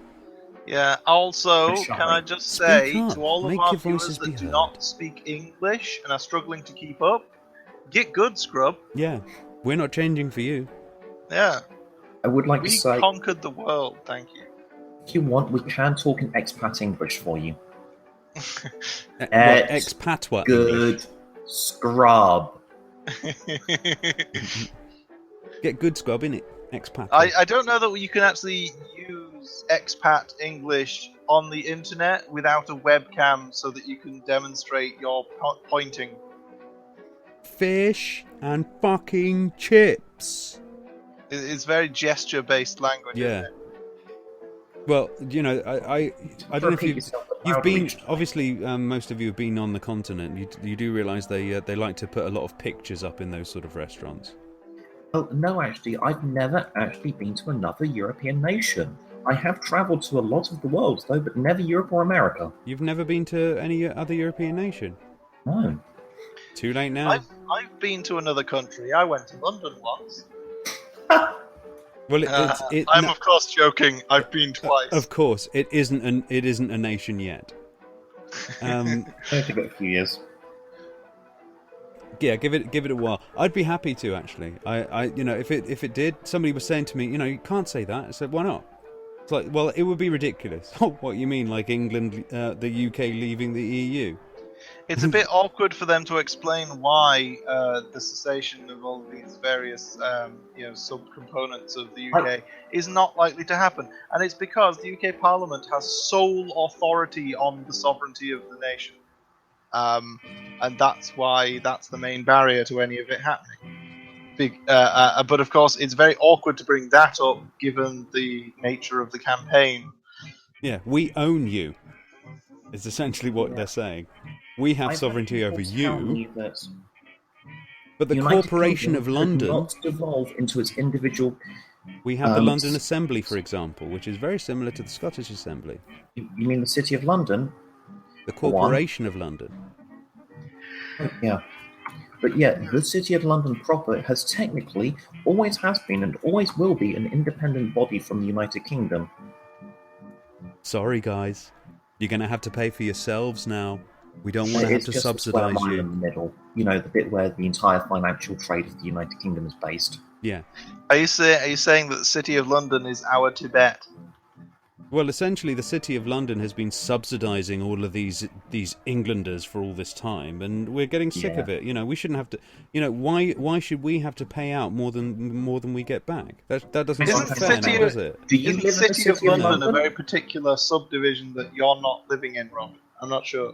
Say again. Isn't the City of London proper? Well, there's the city, but then there's London. There's the capital city of the United Kingdom. That's the collection of cities referred to as London collectively, and then there's the City of London proper. Yeah, well, I'm in Finchley, which is part of London. It's in the Barnet Borough of. So not the City of London proper, just not just London. The city. No, I would consider. Basically, imagine if I was going to build that wall, it would be around the M25, essentially, and it would be on the other it would be on our side. So you can have the M25. But the question is who are you going to make pay for it? We'll make the English pay for it. What are you talking about? The City of London can pay for their own wall, and it will be a much better wall than the Trump lovely wall. And you know what? Anyone who kicks up a fuss, it's going to get taller. It's not going to get taller. They're going to do it right the first time. They're going to build it out of the corpses of the immigrants as they attempt to cross the border. Because the sort of seal off the border type newspapers are always like, oh, they're coming over here in hordes of millions, and it's like, you can just imagine if that was the number, then they would be forming literal piles on the borders, wouldn't they? Well, let's put it this way: the cliffs of Dover wouldn't be visible anymore. That's right, because them fucking pikeys will have robbed all the chalk. Now the pikeys have tried to steal it, but doing it one brick at a time. But the point is, there'd be so many fucking dead bodies of immigrants there, you wouldn't be able to see the wall, the cliff anymore. Well, we're at that sort of a stage where it's funny that if you were to use that similar rhetoric against these people, they're suddenly kind of go, well, that's not really very nice. And it's like, what? Is it because it's going to piss you off? Oh well. Ask people the question repeatedly. Allow me to shed a tear. How far should we devolve the United Kingdom? Yeah, I mean, what you want to have all that sovereignty and freedom. You don't want to be paying for somebody else and all that sort of thing. Well, we don't want to pay for you. I mean, London pays all of England's bills most of the time. You're subsidised by London. Do you want to have the United Kingdom split up to the point where we have the individual counties and duchies? Yeah, let's do that. Fuck it. Why not? I will represent Burgundy. Yeah, you can be your own little king of your own little castle. We'll get it back down to that. Let's go feudal. Fuck it. Oh, wasn't there was it Louis Theroux who decided that he was going to have he was going to form a country. He did a documentary on forming his own country. And he ended up one of the times he did end up just sort of deciding, right, this island, with houses on it, it's like this island in the middle of a town. Yeah, sure, this might be a good thing to try and annex this island. And he was wandering around trying to sort of drum up local support, see if he could convince anyone to get on board with this. And there was this old guy, retiree guy who happened to have an armored personnel carrier who just went, "Yeah, all right, I'll be your army," and they just drove up to number 10 in the armored personnel carrier with like a declaration of secession. I mean, I why think the fuck eventually not? had to found an internet yeah. company called I mean, Lovely. this is the bloody mindedness that has got us into this position in the first place. I mean, and so you kind of go, well, this is what you want. This is how it's going to happen. This is the lesson that you obviously need to learn. And then once you've basically destroyed the country that you love so much, then they don't love it. No, they don't. Oh, they certainly don't love. They don't like love the Londoners. United Kingdom. They love the concept of knights in armour and the warring castles and lordships. I don't know that they're that romantic, but certainly you're right in that they love the concept. You know, it's like the cliched thing of, you don't love me, you love the idea of me. Except, when we're looking at this, and I remember I was saying, we're talking about people in Cornwall they think that they're going to get better fishing rights. They could have got better fishing rights if the person that they love so much from UKIP had actually gone and fucking voted on it. Yeah. It's like, this person has fooled you. And everyone said, we're not stupid, we haven't been duped. Well, you have. You fucking have. Then you're lying to yourself. They're basing their belief that they're not stupid and that they haven't been fooled on the fact that they would prefer to not think that they have been fooled. Yeah. I can't fucking stand UKIP. They literally go and become MEPs and then they never turn up for votes and see the European Union doesn't help the UK. Of course not. That's The your UK doesn't fucking take job. part. Yeah, do your fucking job. That's the thing. Who would think to vote Guy Fawkes into Parliament? Well, to be honest, if Parliament pissed me off enough and Guy Fawkes was running, I would vote for him on the condition that he blew up Parliament. Yeah, but we're talking about, I was going for a sensible conversation, but if you want to go down that line, fuck it. It's too late in the day. Yeah. In a sense. But it's, like I said, I mean, this is the idiocy that we're actually having to deal with. And Sargon, you've dropped yourself right in it, mate. You've really dropped yourself right in the middle of all of this, and you've bought into this ridiculous scheme. And now you have to sit there and try and justify it. And you know what? Yeah, he's so ideologically charged. Yeah, He used to be skeptical of ideology, but now he just You're preaches lost in from it, his mate. pulpit. Yeah, you've been sold down the river. And I'm really, really I'm not just upset, I'm disappointed. I'm really gutted. Because I thought that I'm looking at, say, Thunderfoot and sitting there kind of going, see, all he did was ask you, what are these rules that are interfering with you? And you, who's supposedly the one who's the big man when it comes to basically making sure that you've got your position right, couldn't name one. You just got beaten by Anita Sarkeesian, dude. And he didn't seem to be aware of how the European Commission is appointed as well. He just seemed to. He was aware that it was a thing, and he was aware vaguely in its role in forming legislation. I think he's getting his news out of the mail these days.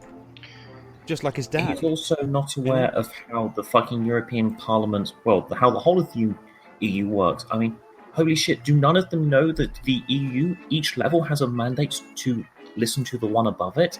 And it's not some tiered system with a top going down to the bottom, it's a circle.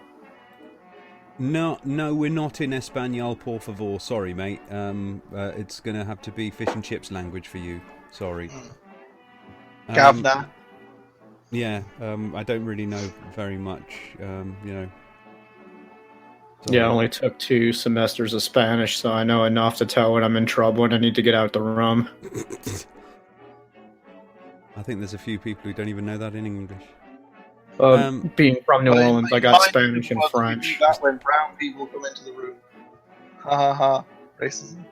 So where do you stand on this particular front, Shane? On the Brexit thing, or on Sargon's position on Brexit? I would actually go, to be honest with you, I don't really. I mean, it's obviously already gone. I mean, it's not worth debating because you'll probably lose it anyway because you're surrounded. And if you agree, then what does it matter? But I think probably about Sargon's position, Because Well, at least then we're I can talking say about somebody both. talking about empiricism, really. I can say both pretty quickly, and since I'm, from the other side of the Atlantic in New Orleans, which is considered the most northern Caribbean city that kind of does whatever the fuck it wants, regardless of the United States too. I think as far as Sargon's position goes, it is quite possible that him getting really close to Milo and Milo being heavily influenced by American culture, it could just be that we constantly hate our government or constantly feeling under attack of our government and wanting to kill our government, that the whole federal system, or how it seems like the Euro system or European Union system, seems more of like to us like a federal entity, like our federal government is.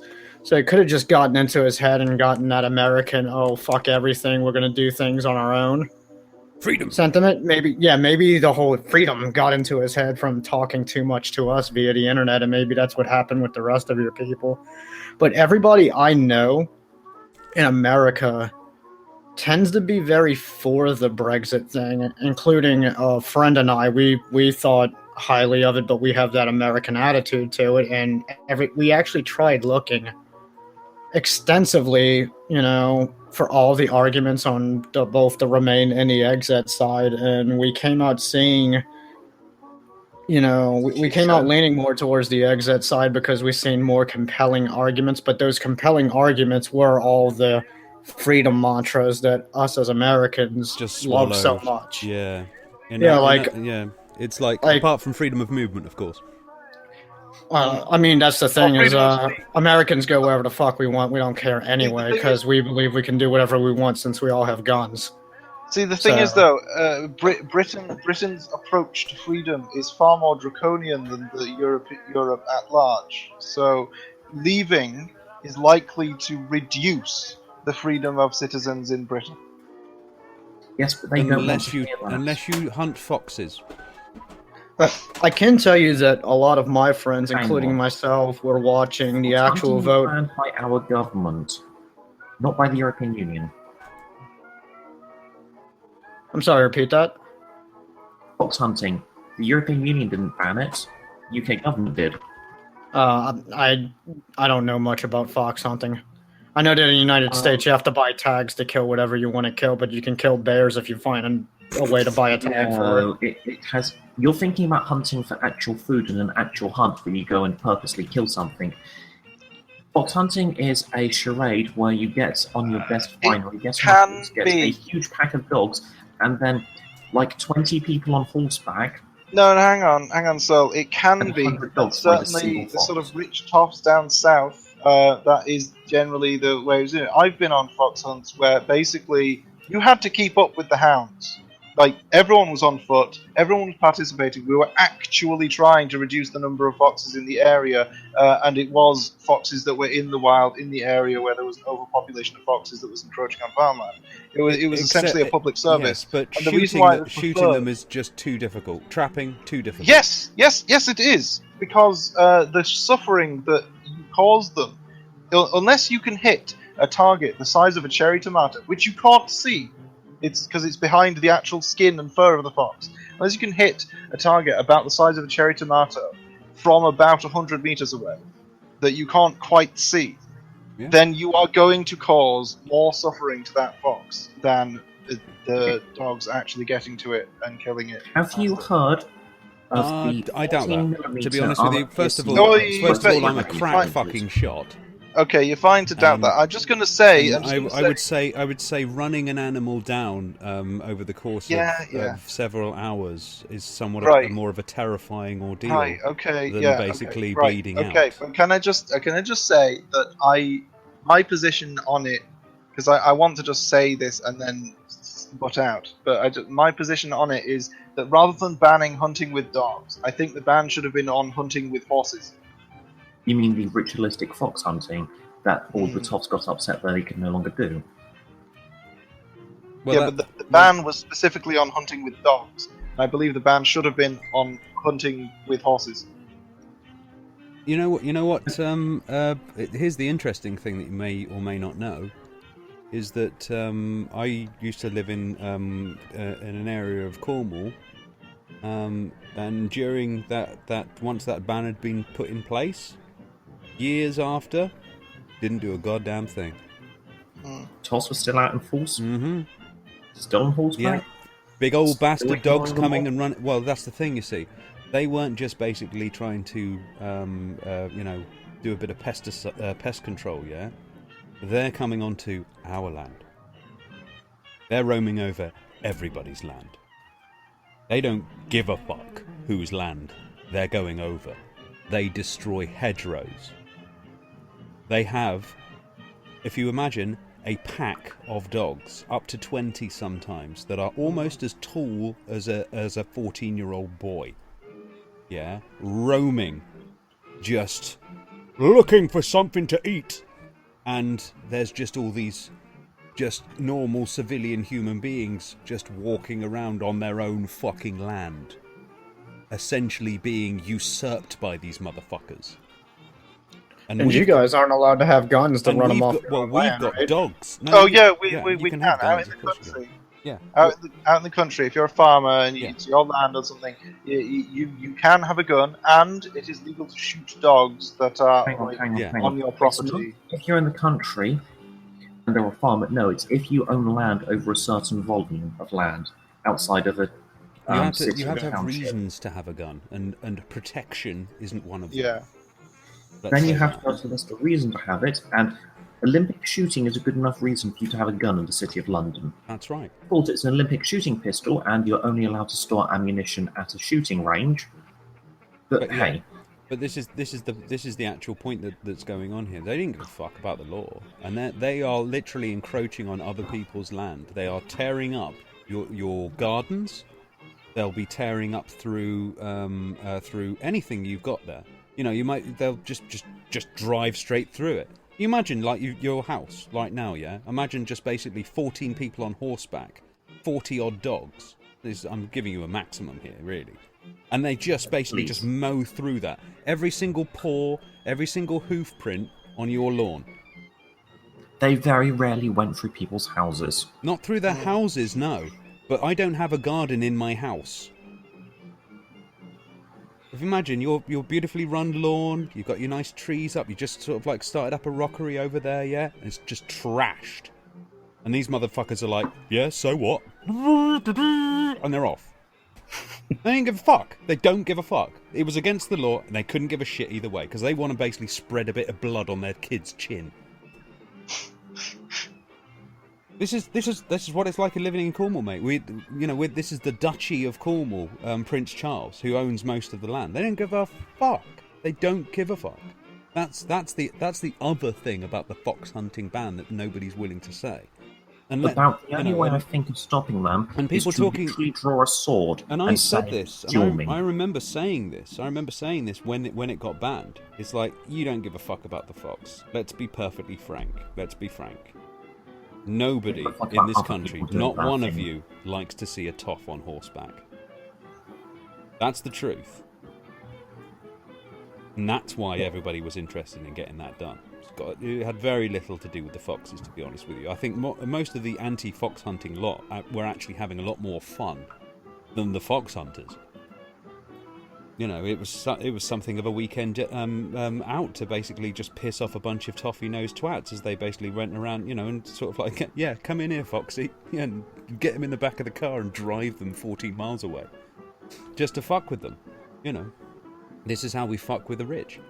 That's all we had at the time, But that's what they were doing. That's what they were doing even when the fox hunting ban was done. They didn't give a shit. Didn't give a fuck, and they were just trampling through people's land.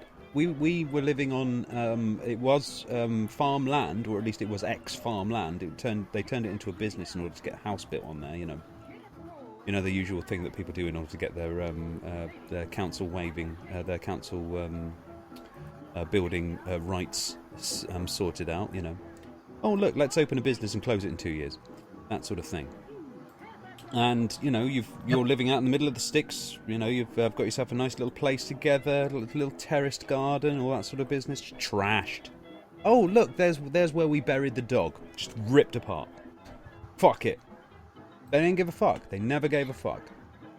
So this is basically just absolute trespass. Well, I can't say I've any experience of that. The foxhound, the fox hunting club, only the actual packmaster huntsman guy was in traditional dress, and no one was on a horse. Yeah. Well, yeah. In our case, when it was I think when it was happening most of the to people us, there were actually farmers. Yeah, as well, when it was actually happening to us, we had basically, I think it was about 3 people on horseback running through our fields, and we actually at the time were a nursery, so we're growing little baby Christmas trees on the field. They're just basically being run over, no problem. My stepdad is basically throwing large bits of tree at these fucking dogs to get them off of our land, and screaming at these motherfuckers, and they're just sitting there like, virtually just laughing and smiling. They're just like, just sort of like just shrugging it all off, as though, it's like, well, the only thing you can whatever. do is have a couple of mates with shotguns, have a title such as Lord, yes, I mean one of the inherited Lord titles, and have a sword and say, you will leave my land or you will face me in a duel. Yeah, I mean, dueling's illegal. I mean, at that point, I probably would have popped out a shotty and just basically popped one of those dogs in the back of the head. Yeah, in the United States, the dogs would be dead and the guys would have been probably shot at or dead in too. the United Kingdom, it is legal to have a duel to the first blood if both you and the other person have a heritable title. I don't know. That's obviously it's been a while since that's been enforced. Yeah, look, the thing is, it's right? legal to have a duel. I don't think anyone has used that law for a very long time. No. Look, because the law hasn't been explicitly repealed doesn't mean it hasn't been overwritten. We have this concept of abrogation in British law. No, it's actually one of the privileges of having a heritable title. You may have a duel to the blood versus someone else with a heritable title, but only if both people consent to it. Yeah, but the thing is, though, if you're involving consent, and it's purely just a risk of superficial harm, that's not a privilege. Anyone can do that as long as you've got consent. No, if a normal person did it, they would get in trouble for using a sword on another person. But I don't see where the thing is, though. Like, if you could... Okay, if me and you had a duel to the first blood, if you went... we would still really be in gonna trouble. argue about No. If you were having an event, say an event, let's say you had a little gala in a field somewhere, and you informed the police that you were going to be handling weapons, and you got a license for to have the weapons on the premises, and you got the consent, and you had all of the things to prove that it was consensual and that the weapons were used specifically for this one purpose, and that I actually don't see the problem here. Like, I don't see how that's a privilege. Okay, the difference is we have to get consent from the police, apply for stuff and so on, and they can literally just go and do it straight away. I very much doubt that's legally enforceable these days. Yeah. Yeah, but honestly, people with heritable titles have a lot of money, and this is what makes me laugh. Just to diffuse this bullshit argument that you guys are having right now. I'm just looking at somebody who's posting up a picture of the fact that the Middle East has 2 million slaves in them. They seem to forget that if you just look over to the left on the map, America has 1.2 million slaves. Will you stop talking about their prisoners that way? Please stop. It's guys. completely different, honestly. They are. It's like Europe, 500,000, Middle East, 2.1 million, America, 1.2 million. I believe Sub-Saharan England Africa. still technically Are they has defining none. our prison population as slaves? Well, only those those who are population that obliged to work. work Yeah, are. we would. I'm sure you call them clients. Oh god, that just reminded me of the fact that the benefits service in Britain, right? It refers to benefits claimants as customers. Yeah. I don't think you realise how bad benefits in the UK are. Imagine you received benefits in, say, somewhere up in the north, some small town outside of Manchester, and you didn't afford enough money to afford the bus and to Manchester every day and back, and you wanted to move into an apartment in Manchester that costs half as much as your place does to rent, and get a job there, and you have all of it lined up, the benefits people will just turn around and go, no, you can't do this. You're not allowed to move while on benefits unless we move you. Yeah, they don't want you too organised. They don't want you going and getting a job. Interesting enough, if you were to maybe try to start your own business or to work for yourself and stuff like that, they just basically just throw you to the wind. What are you talking about? They don't throw you to the wind. They stop your benefits for 6 weeks as you have an income to readdress you it. have an income, but every time you make money, they stop it for 6 more weeks. I remember every time you make a different amount of money I remember to address it. I remember when I was in this was what 90s. This was I was working in like doing administration in this office. It was actually more to do with like labelling and making sure barcodes are correct, prices, all that sort of thing. They'd done a really stupid thing with it. They had about like 6 different companies. They only had about 6 different products, but they had 36 different labels. Can you guess why? They'd put regulation. No, they'd put a separate barcode and a name of the company that they were selling the product to on their label. Now, can you imagine the logistics that comes with this? Yes. Nightmarish, yes? Muggins here went, guys, what this was a job that I was doing full time, okay, in order to get all of this organised. And I'm saying to you, not only will you actually save a lot of time in the label production end of this, but this will spill out towards all of your production. I'm saying this to the managing director here. First of all, what I'm going to do is I'm going to give you 6 labels for 6 products with 6 barcodes. And they're like, well, how are we supposed to do that? And you call the company, you tell them you're changing the barcodes, this is the new barcode. And they're like, all right, okay, fair enough. So we do that. So now, instead of them having 36 separate little tiny piles of all of their products, they now have 6 piles of their products.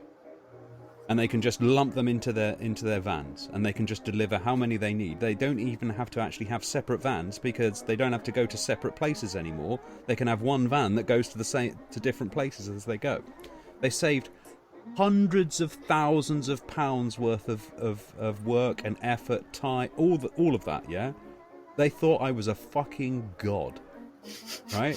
Okay? The company then gets bought out as it's starting to look really good. The financial twats that come in see me doing basically half an afternoon's worth of work for 10 grand, and they work out a way to fire my ass. And they're saying, well, you need to be doing more work. And I said, well, give me more things to do. And it's like, I was actually heading up this the production for this new line of labels and stuff like that. You've given that to somebody else. You've taken that away from me. You're doing that now. So you've actually taken my work away from me. There's nothing I can do. And they basically said, oh, well, we're going to fire you for insubordination. It's like, what? And then, guess what? They said that to the job centre. Job centre basically went, right then, if you've been fired for insubordination, no, you can't have any benefits. And so I essentially am at this point I'm stuck in Cornwall, with no money at all. The only thing I can get is a bit of housing benefit, and that's it. And the only way that I can actually eat is to find some job. And this was before the minimum wage had actually been put into place. So I found this factory. Do you know what curtain wire is? Yeah, I know the stuff. Yeah. Well, this is how they were they had this ginormous machine making this curtain wire, these really long, sort of massive reels. These reels were about the size of me, okay, in height. They were ginormous. Their idea for making sure that they make 1 meter lines of that is to hire one person to stand there and pull this wire 1 meter in length, and then bang down on something that just cuts it with their foot. For £2 an hour. For 10 hours. Every day. 7 days a week. £20 a week. £20 a day. Yeah? Guess what? Once I'd actually basically wrote back to the job centre and said, I am not looking to sue the company for wrongful dismissal. I merely am just trying to get my benefits. They did not respond ever again. And then, once that had actually happened, the benefits started to finally kick in. Because the job that I was doing was a very, very short one, and it wasn't going to be lasting for very long because they were moving, of course. And every last penny that I'd actually made there was taken away from said benefit. So, yeah, as far as you working, you are literally punished for that. Unless that job is going to be permanent, there's zero point in doing it. If that's how it was and how it is, well, it's basically unchanged. Yeah, and this is why you have so many people that are basically sitting there kind of going, if I go for a job, this will cost me. I cannot survive if I work.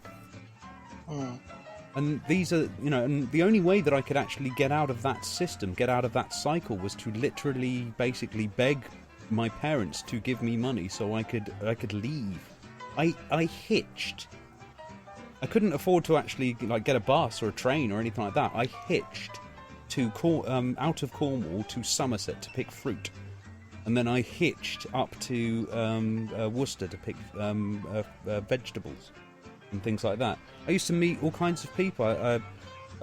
This was in the mid-90s or whatever like that. I met loads of Polish people. These are the first people that were coming in.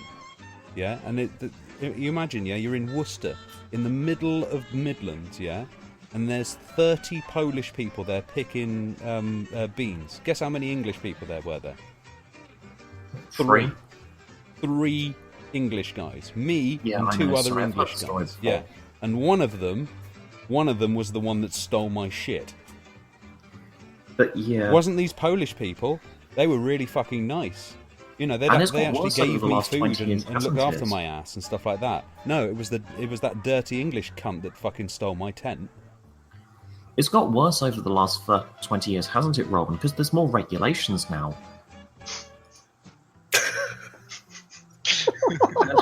The regulations make it so if you have a job, well, fuck, you can't claim half these benefits. You can be employed on a 0 contract, and they just had to bring you in every month to work for 1 hour, and you can't claim benefits. Yeah, what they do to encourage you to be employed is what they do to encourage people to fire you. It's beautiful. It's amazing that nobody realizes how much they're actually being fucked. You have to take your hand off and applaud. It's just that they've managed to really beautifully con the poorest people in this world into thinking who the problem is. And this is where things get really interesting, because I'm sort of glad of this. And they'll be sort of moving all of these terrible Polish people, stealing all their jobs away, and then they'll be like, right, so you're going to go and work on that farm then? They'll be like, no. Why would I want to work on a farm for fuck all money? Well then, sanctions. I don't want to work on a farm. Tough shit. We just got rid of all those Polish people so you could work on that farm, motherfucker. And they're going to be like, no, fuck that. And it's like, well, guess what? Guess who's the reason you're unemployed now? It's you. Have you seen the wonderful thing that happened 2 years back now, was it? The Tesco Job Centre apprenticeships. Delicious. Where you were expected to work 30 hours a week at Tesco's as an apprenticeship, receiving nothing. An intern Zero. for shelf stacking. Nothing. You were expected to pay for your own travel there and back, or you lost your benefits. For fuck's sake, really? Yes. This is the level that they're at, and this is the sovereignty that they've allowed these motherfuckers now, because they're going to go full Tonto. It's going to be absolute madness now. We're going to have riots, guys. It's going to get riotous. I've been on benefits for almost 10 years, basically, and I'm hopefully going to be getting into university when I get my results back for my A-levels in August. And I've managed to get my A-levels essentially by... I don't want to go into too much detail, but if I had done everything I was supposed to do, per se, and done everything in the way that I was supposed to do it, according to the way that you're supposed to live your life when you're on benefits, then I wouldn't have been able to do what I have done. And conversely, to do what I have done, well, strictly speaking, you're supposed to get cut off and starved out of your ambitions. But certain assurances No, you are were starved made. into your ambitions. So, yeah. You see, when you've got a dead horse, the best thing to do is kick it. That'll get it back on its feet. Well, that's the thing about, like, throw the eagles off the cliff to teach them how to fly. Except it helps if they have wings. Except for it helps that they've actually hatched first. Yeah, it's like, let's throw these eggs off the cliff. They'll hatch and learn how to fly. Fly, little birdie. Oh. So just out of curiosity, being that I'm missing my entire leg and I have a blood vessel disease, what kind of benefits in England would I end up having? None now. None now? Okay, because I don't have any in the United States at all. They'll punish you for not being able to walk to the job centre. Yeah, they actually will as well. Get punished for not being able to walk to the job centre. After you've finished suing them and finally got onto benefits, this will of course cost you about 50 grand suing them in total.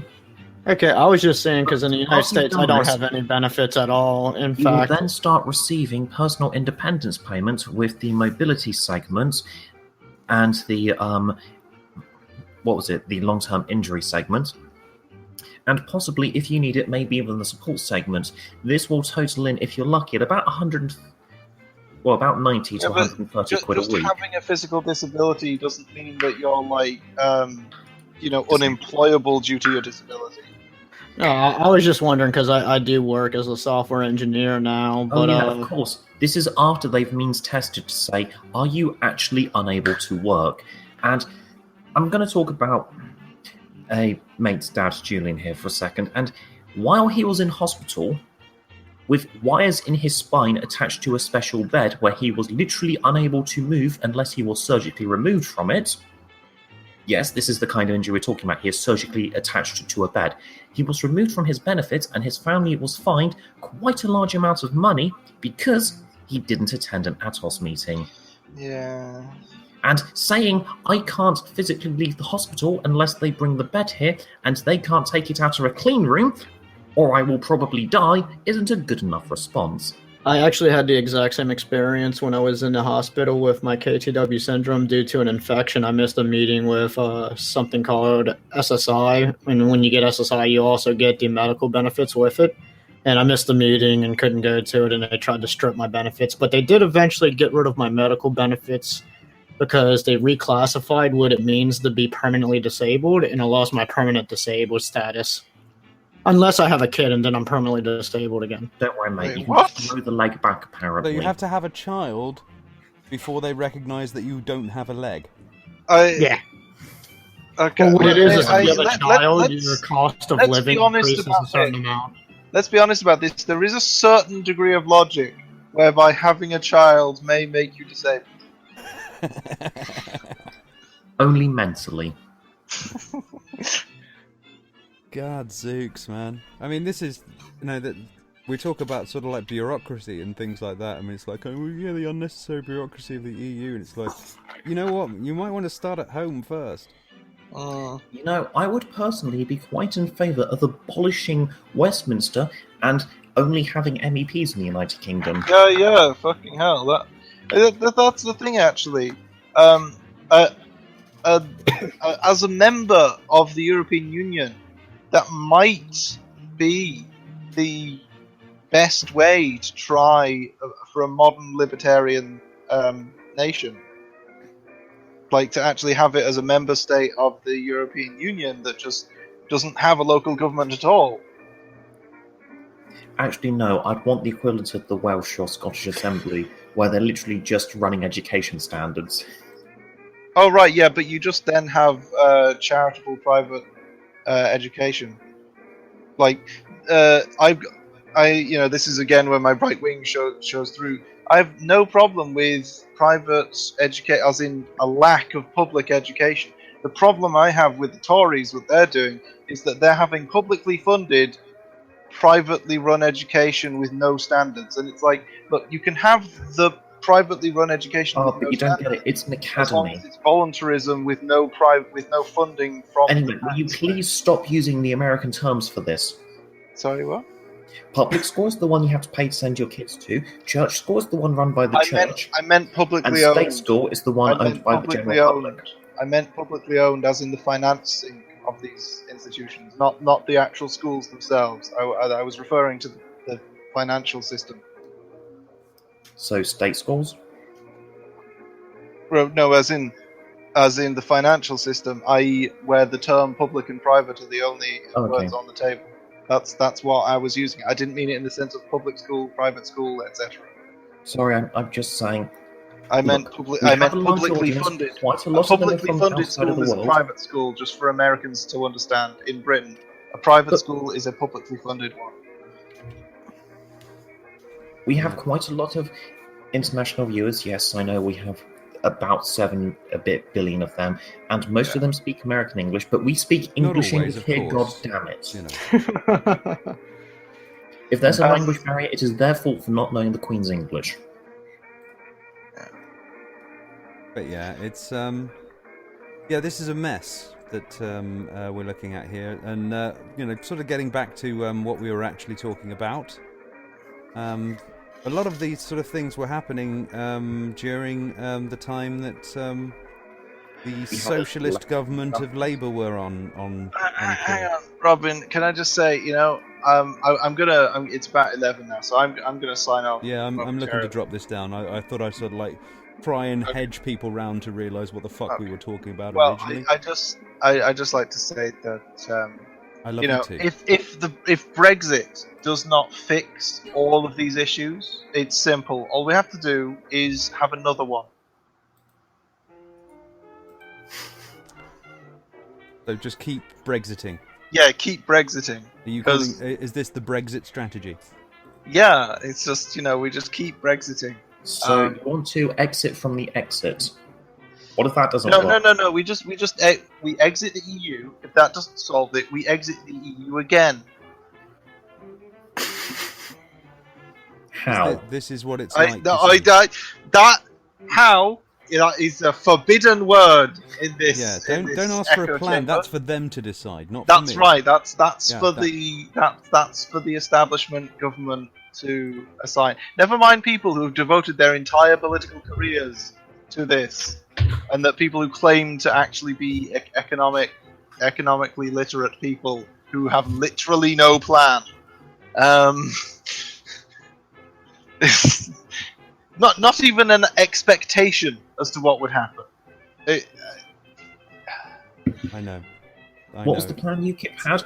We have achieved our goal, and then they stopped being a thing? Oh no, they believe that they will come into greater power.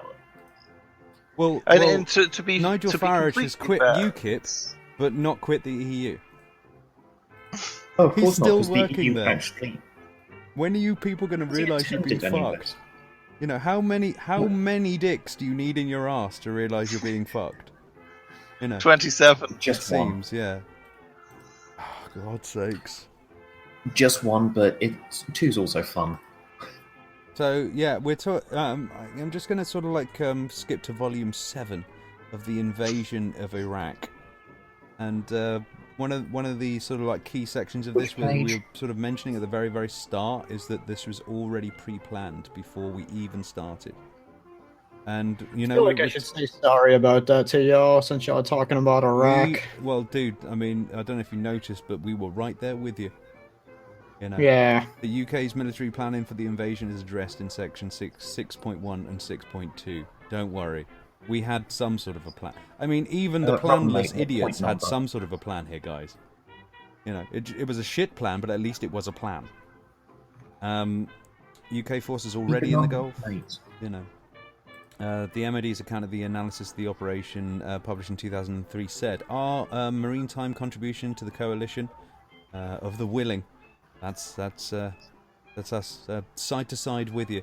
It does make me laugh that hey, look, America got attacked. Let's go and blow up another country and then complain when somebody from a country next to theirs comes in and attacks us. You mean that country next to them that now has a migrant problem, as well as the fact that we don't know where national. Well, who would have? You know, I'm sorry, but I if wonder why. if an American who is over in Iraq is complaining about Syrians coming in to attack them, I'm sorry. Go fuck yourself. That's not PTSD. That's guilt. So yeah, preparation, shape of the battle space, decisive operations. It was a quick one, mission accomplished. You know what would have been absolutely beautiful? To see the whole of the Middle East unify under a single flag and march into Afghanistan to drive out the imposing outside tyrannical force. That would not. Yeah, that would have been. Well, as I say, as I can't remember. It would have been a poetic beauty. Yeah, I can't remember the comedian who said it best. Mr. President, were you looking to when you were saying that you were looking to unify the world? Do you think you may have excelled and passed your own expectations at this point?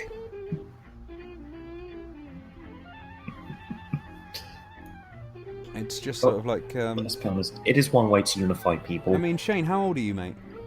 I'm 30. You're 30, so you were a young lad when the whole 9/11 thing kicked off. I was in my 10th grade, which was 14, 15. So you were pretty shocked by that whole ordeal, yeah? You must have been in tears. I actually wasn't very shocked. I grew up with a really traumatic childhood from my disease I was born with, and everyone in my family had been in the military, so I would hear about things all the time. So I seen it happen, and I was one of the few people in the classroom that was just kind of like not really disheveled by it at all. But so you were sort of sitting there kind of going 3 out of 4, well done. My response with it was, and of course I'm the kind of person that responds to tragedy with dark humor, is I immediately started making jokes, and I spent I would go from class to class. We have hourly classes, and I would say some kind of joke in each class and get sent to the dean's office. What kind of jokes? This is what we're after. Now we're in the right spot. I'm trying to remember, but I made something on the lines of, this was after the first tower hit. Nobody for sure thought it was a terrorist yet, and I just made a joke about how people just can't seem to fucking look in front of themselves and see that they're about to hit a building, and then when the second plane hits, I'm like, oh, it's terrorists, well, that sucks. And then when they started showing the people jumping out of the buildings, my response is to laugh, because I'm a horrible fucking person, and that got me sent to the office. To laugh. They're like, why are you laughing? I'm like, just the thought of a human body splatting on the cement pavement is hilarious to me. And I've watched a lot of cartoons. What? Well, I was in high school. Put it this way, growing up in high school, missing a leg, growing up in public school in New Orleans, you pretty much learn to hate humanity. Let's be honest. You were really saying the only thing you could. It is so terrible to behold that I have no choice but to laugh or embrace madness. And looks like the Americans went for the latter. And you took the gallows humour route, and that's why you're still able to talk today with people, and not come across as a lunatic screaming freedom. There's a lot of people that had different reactions. And smoke them out. And as a kid, one of the things that I liked about 9/11 is it gave me about 2 solid weeks at school where we didn't do shit. Like, all classes came to a pretty much halt. They were and I live in the South, so they were constantly calling us out to the courtyards to have prayers and shit. It's morning. Not allowed in public schools. They would do it anyway. Yeah. But because it's from it's the South. The South is much more religious. But yeah, that was my reaction to the whole thing. And I know you mentioned Afghanistan a little bit older, and I might get attacked for saying this, but I think military action in Afghanistan somewhat justified, in Iraq absolutely not justified at all.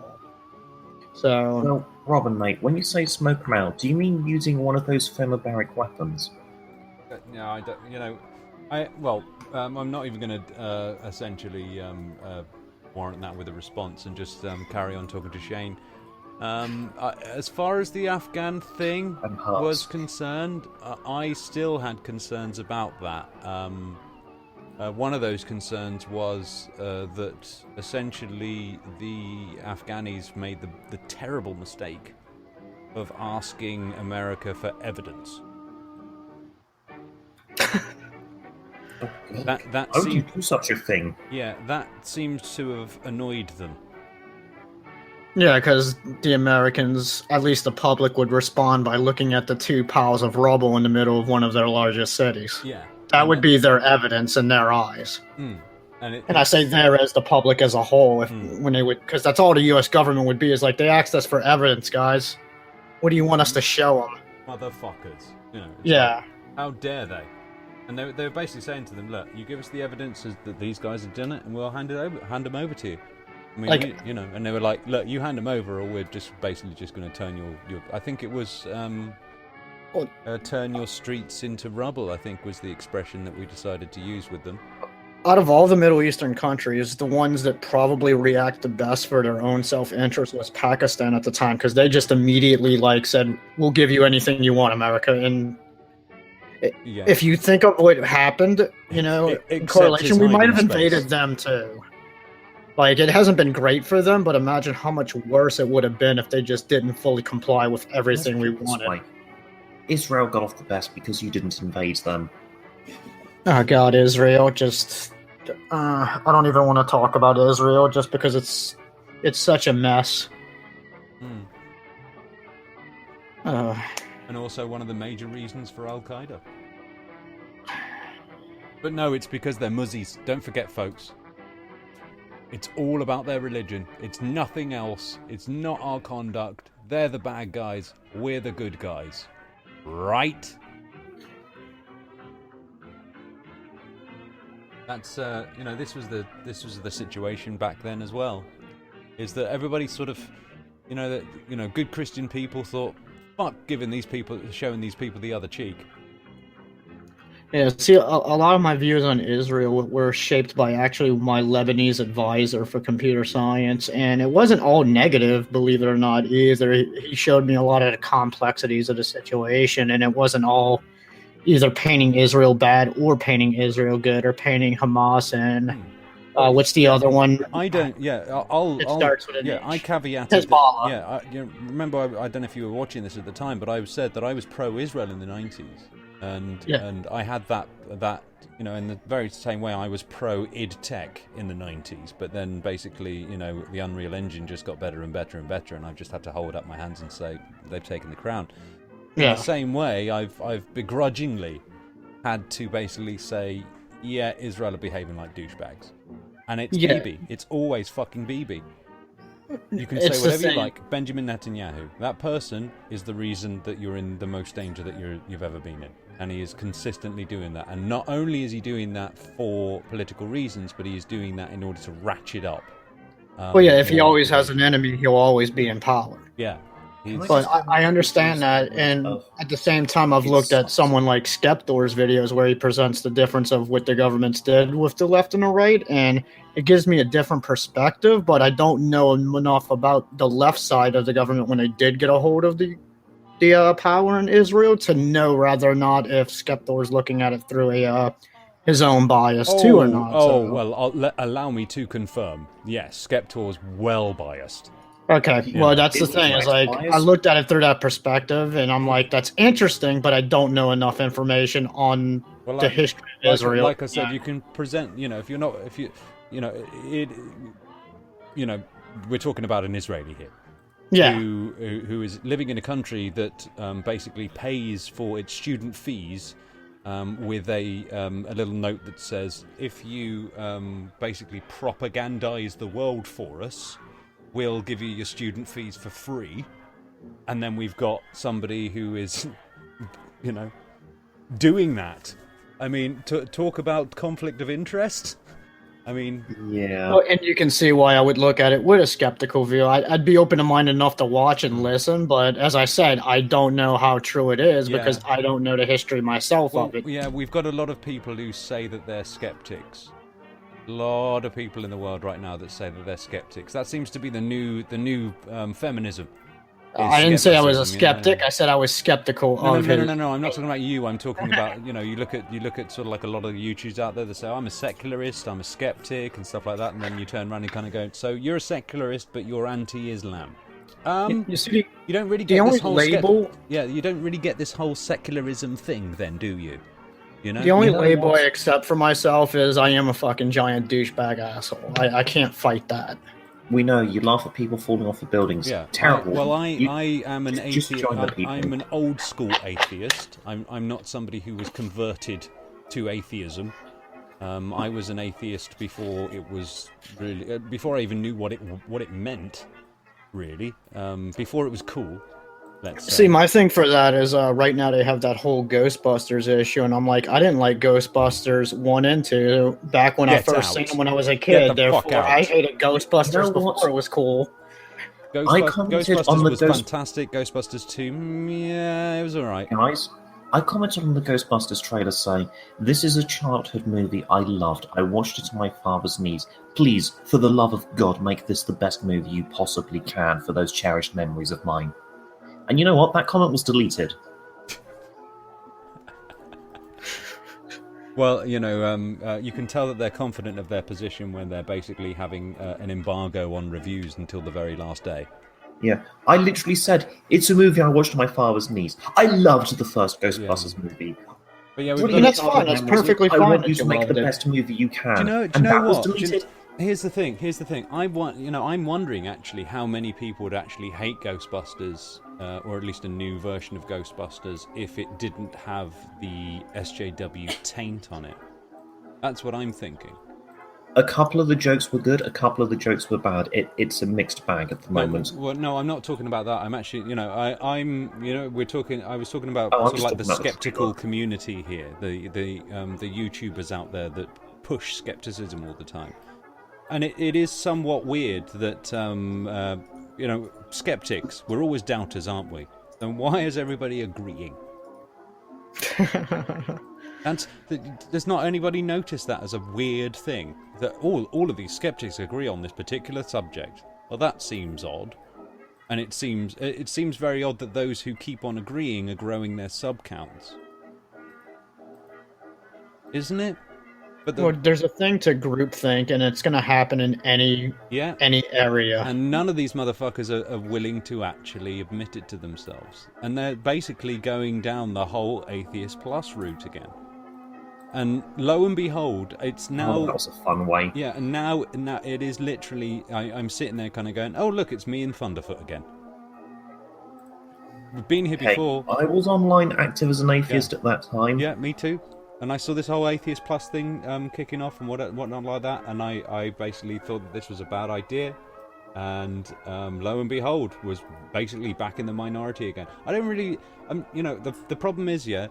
When I say something and I'm right about it, I'm always disappointed, because every time I'm saying something and everyone's saying no, it's not going to happen, it's not going to happen, and it fucking happens, it's usually something fucking awful. Well, it's And pretty I'm like, cyclical great, in thanks for nature. vindicating me. I feel so great that basically the world is worse and I knew it was going to happen. Well, you know?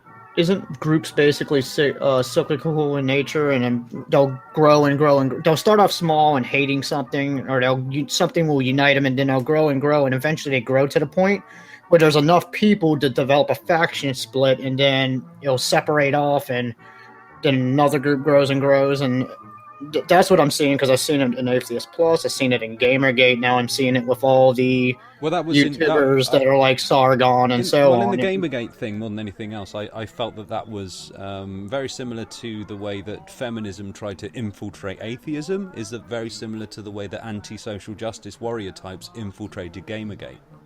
Yeah. So what they've done is they've basically perverted something that was just, you know, and extended it. I mean, if you were to ask Milo, you know, Milo being, we put him into talk about entryism earlier, weren't we? Yeah, throw some LSD down Milo's throat. You know, get a bit of truth serum in him, and go, Milo, would you like Gamergate to come to some sort of conclusion? You know, actually sort of like find a sort of like a conclusion and get it, and you're kind of going, fuck no, I want this to get worse.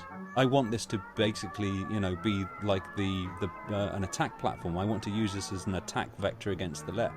I want to basically make this as bad as possible. I want Dude, this to what do you continue. mean truth serum? He came out and said he's in Gamergate to hit the left Yeah. at the fucking start, Yeah, and this then is started not trying to cover exactly a those secret. tracks. Yeah.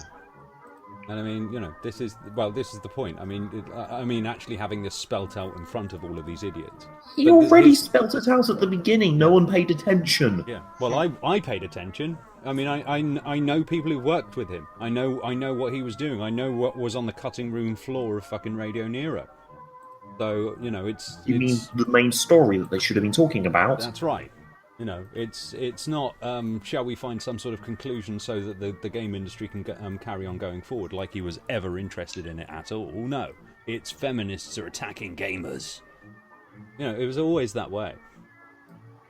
And like I said, this is what we've got here, and this Some is feminists were attacking gamers, and they were horrible people, and they were called out. Oh, have you seen Liana Kursner's Gamer's Guide to Feminism series? That's quite good. And she was attacked by the anti-social justice warrior. Why? Because she was a feminist. I think she was attacked by both sides, though. Correct? No. How about I talk about the order of my two stepsisters for a second? She's been a gamer, she reads comics, she's a massive fucking geek, and also a feminist. Now what? This is the thing. And I've said this before. Liana Kursner came onto the open house. She was one of our earliest guests. And basically got attacked by Milo because she asked him to back up his claims. That's what she asked her. Basically, she was asking him for just a little bit of journalistic integrity, and she was. And then he was like, "Look, nice we're going to have to engage in bombing runs over your territory." Yeah, and he basically went on an attack vector towards her, and basically sicked his little shits on her. And I witnessed that. I witnessed my channel go from, say, like 2 or 3, 4, 5 or 6 people, whatever like that, watching it, to basically about 500, with swathes of people posting up videos about her, and they were basically treating her like Anita Sarkeesian suddenly. And all she'd done is basically kind of going, so Milo, where did you get this information from? Where, could you back up this for, veracity's sake? And he was like, fuck off, what are you, just showing your tits off for life? And it's like, there we go. This is the level. Well, let's be honest. Showing off your tits for money is good, honest work if you're doing it properly. But this is somebody who was basically a cosplayer. She likes cosplay. Yeah, and cosplay is actually pretty fucking hard work. She enjoys it. That's her hobby. And he basically said, "Oh, you're just basically somebody getting your tits out for a living." See, this is the Milo that I know. And this is the encroachment of these anti-social justice warrior types, who are basically just turned it into a shit fit. And I warned everybody about it. I said to everybody about it, and nobody listened. Nobody listened. Why? No, we could have both. You can't have both, and now you can't have anything. So early on in the Gamergate thing, I don't know that I was anti, but I was always very skeptical of it early on, in particular before. I didn't really know a lot of the stuff. Most of the information I got was just from the kind of people that wrote the Gamers Are Dead articles. So I was a bit biased initially. But one thing that I remember remarking to a friend of mine, that when I was beginning to sort of see the nuance, I was like, yeah, well, there are some people who are like, yeah, we've got ethics and games journalism problems here.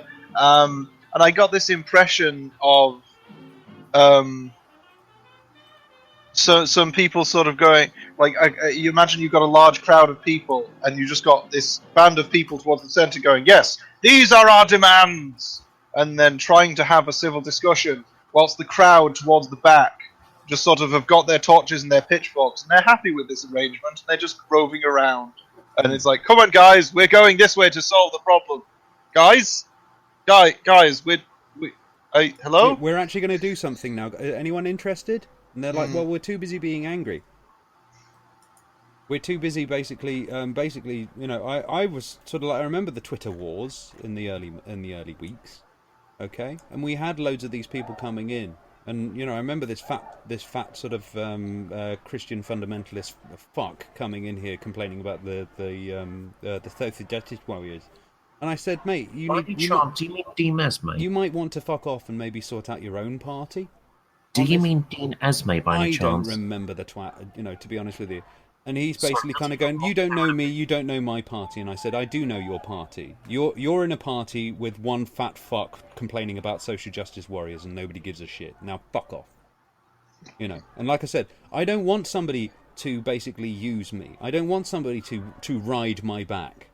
Okay? I'm not your fucking, I'm not your I'm not your vessel. I'm not your vehicle here. I'm trying to sort out my fucking end. You are the dictator. Yeah, I'm trying to sort out my end of the loonies. Yeah, you fucking sort out your own end of lunatics. And this is why I've said this to the left and to the right. Yeah, the left are the ones that should be responsible to sort out the left's loonies, and the right need to be the ones to sort out the right's loonies. But they're too busy complaining about the other's lunatics.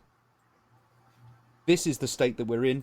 This is why everything is to shit in this world. If you want to blame anyone, blame yourselves. Like me. And it's all them immigrant criminals as well that are the ones committing the crimes and taking the jobs. But this is me basically stating something that you will all know. You will all know this. Give yourself another 10 or 15. You'll all know this, and you'll be. And you know what? You'll never do. You'll never come and see me. You'll never come and see me and kind of go, you know what, Rob? You were right. And I don't care. And you know what? When I do get, if anyone does, I will say, what does it matter now? It mattered then. Too late. I'm getting the impression of you being like grizzled war veteran in a movie where the upbeat protagonist's everyman child has to convince you to get your mojo back and come back to the fray. And I say, fuck off, kid.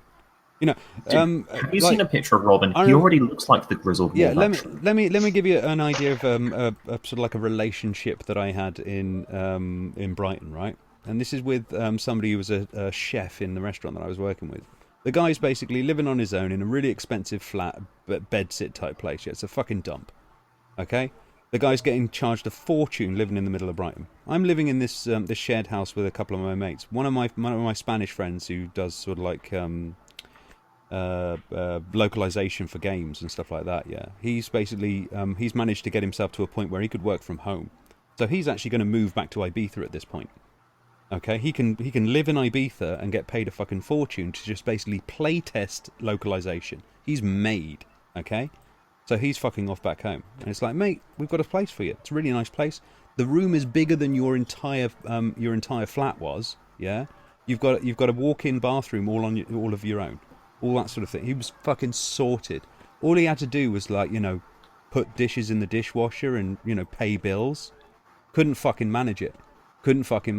His rent was less than he was paying beforehand. He had spare cash to buy weed, games and computers. But for some reason or another, when the council tax came round, he couldn't manage it. It's like, I'll do it next month. And it's like, well, yeah. And then what's happening next month is you've got to pay it twice. Who's going to pay it this month? And it's like the guy just basically was just a twat about it. I got really fucking pissed off with this guy, yeah? And eventually we all lost the flat because of this guy. We lost our home because of this guy. Okay? Months later, he comes up to me and kind of goes, Rob, I'm really sort of sorry about all of this, and I've learnt my lesson. And I turn around to him and kind of go, yeah, but mate, this isn't Hollyoaks. Why should I give a fuck if you've learnt your lesson or not? You've already fucked it up. Do you know what? I've learnt a lesson. Never to trust dickheads like you. Thanks. Now get out of my face.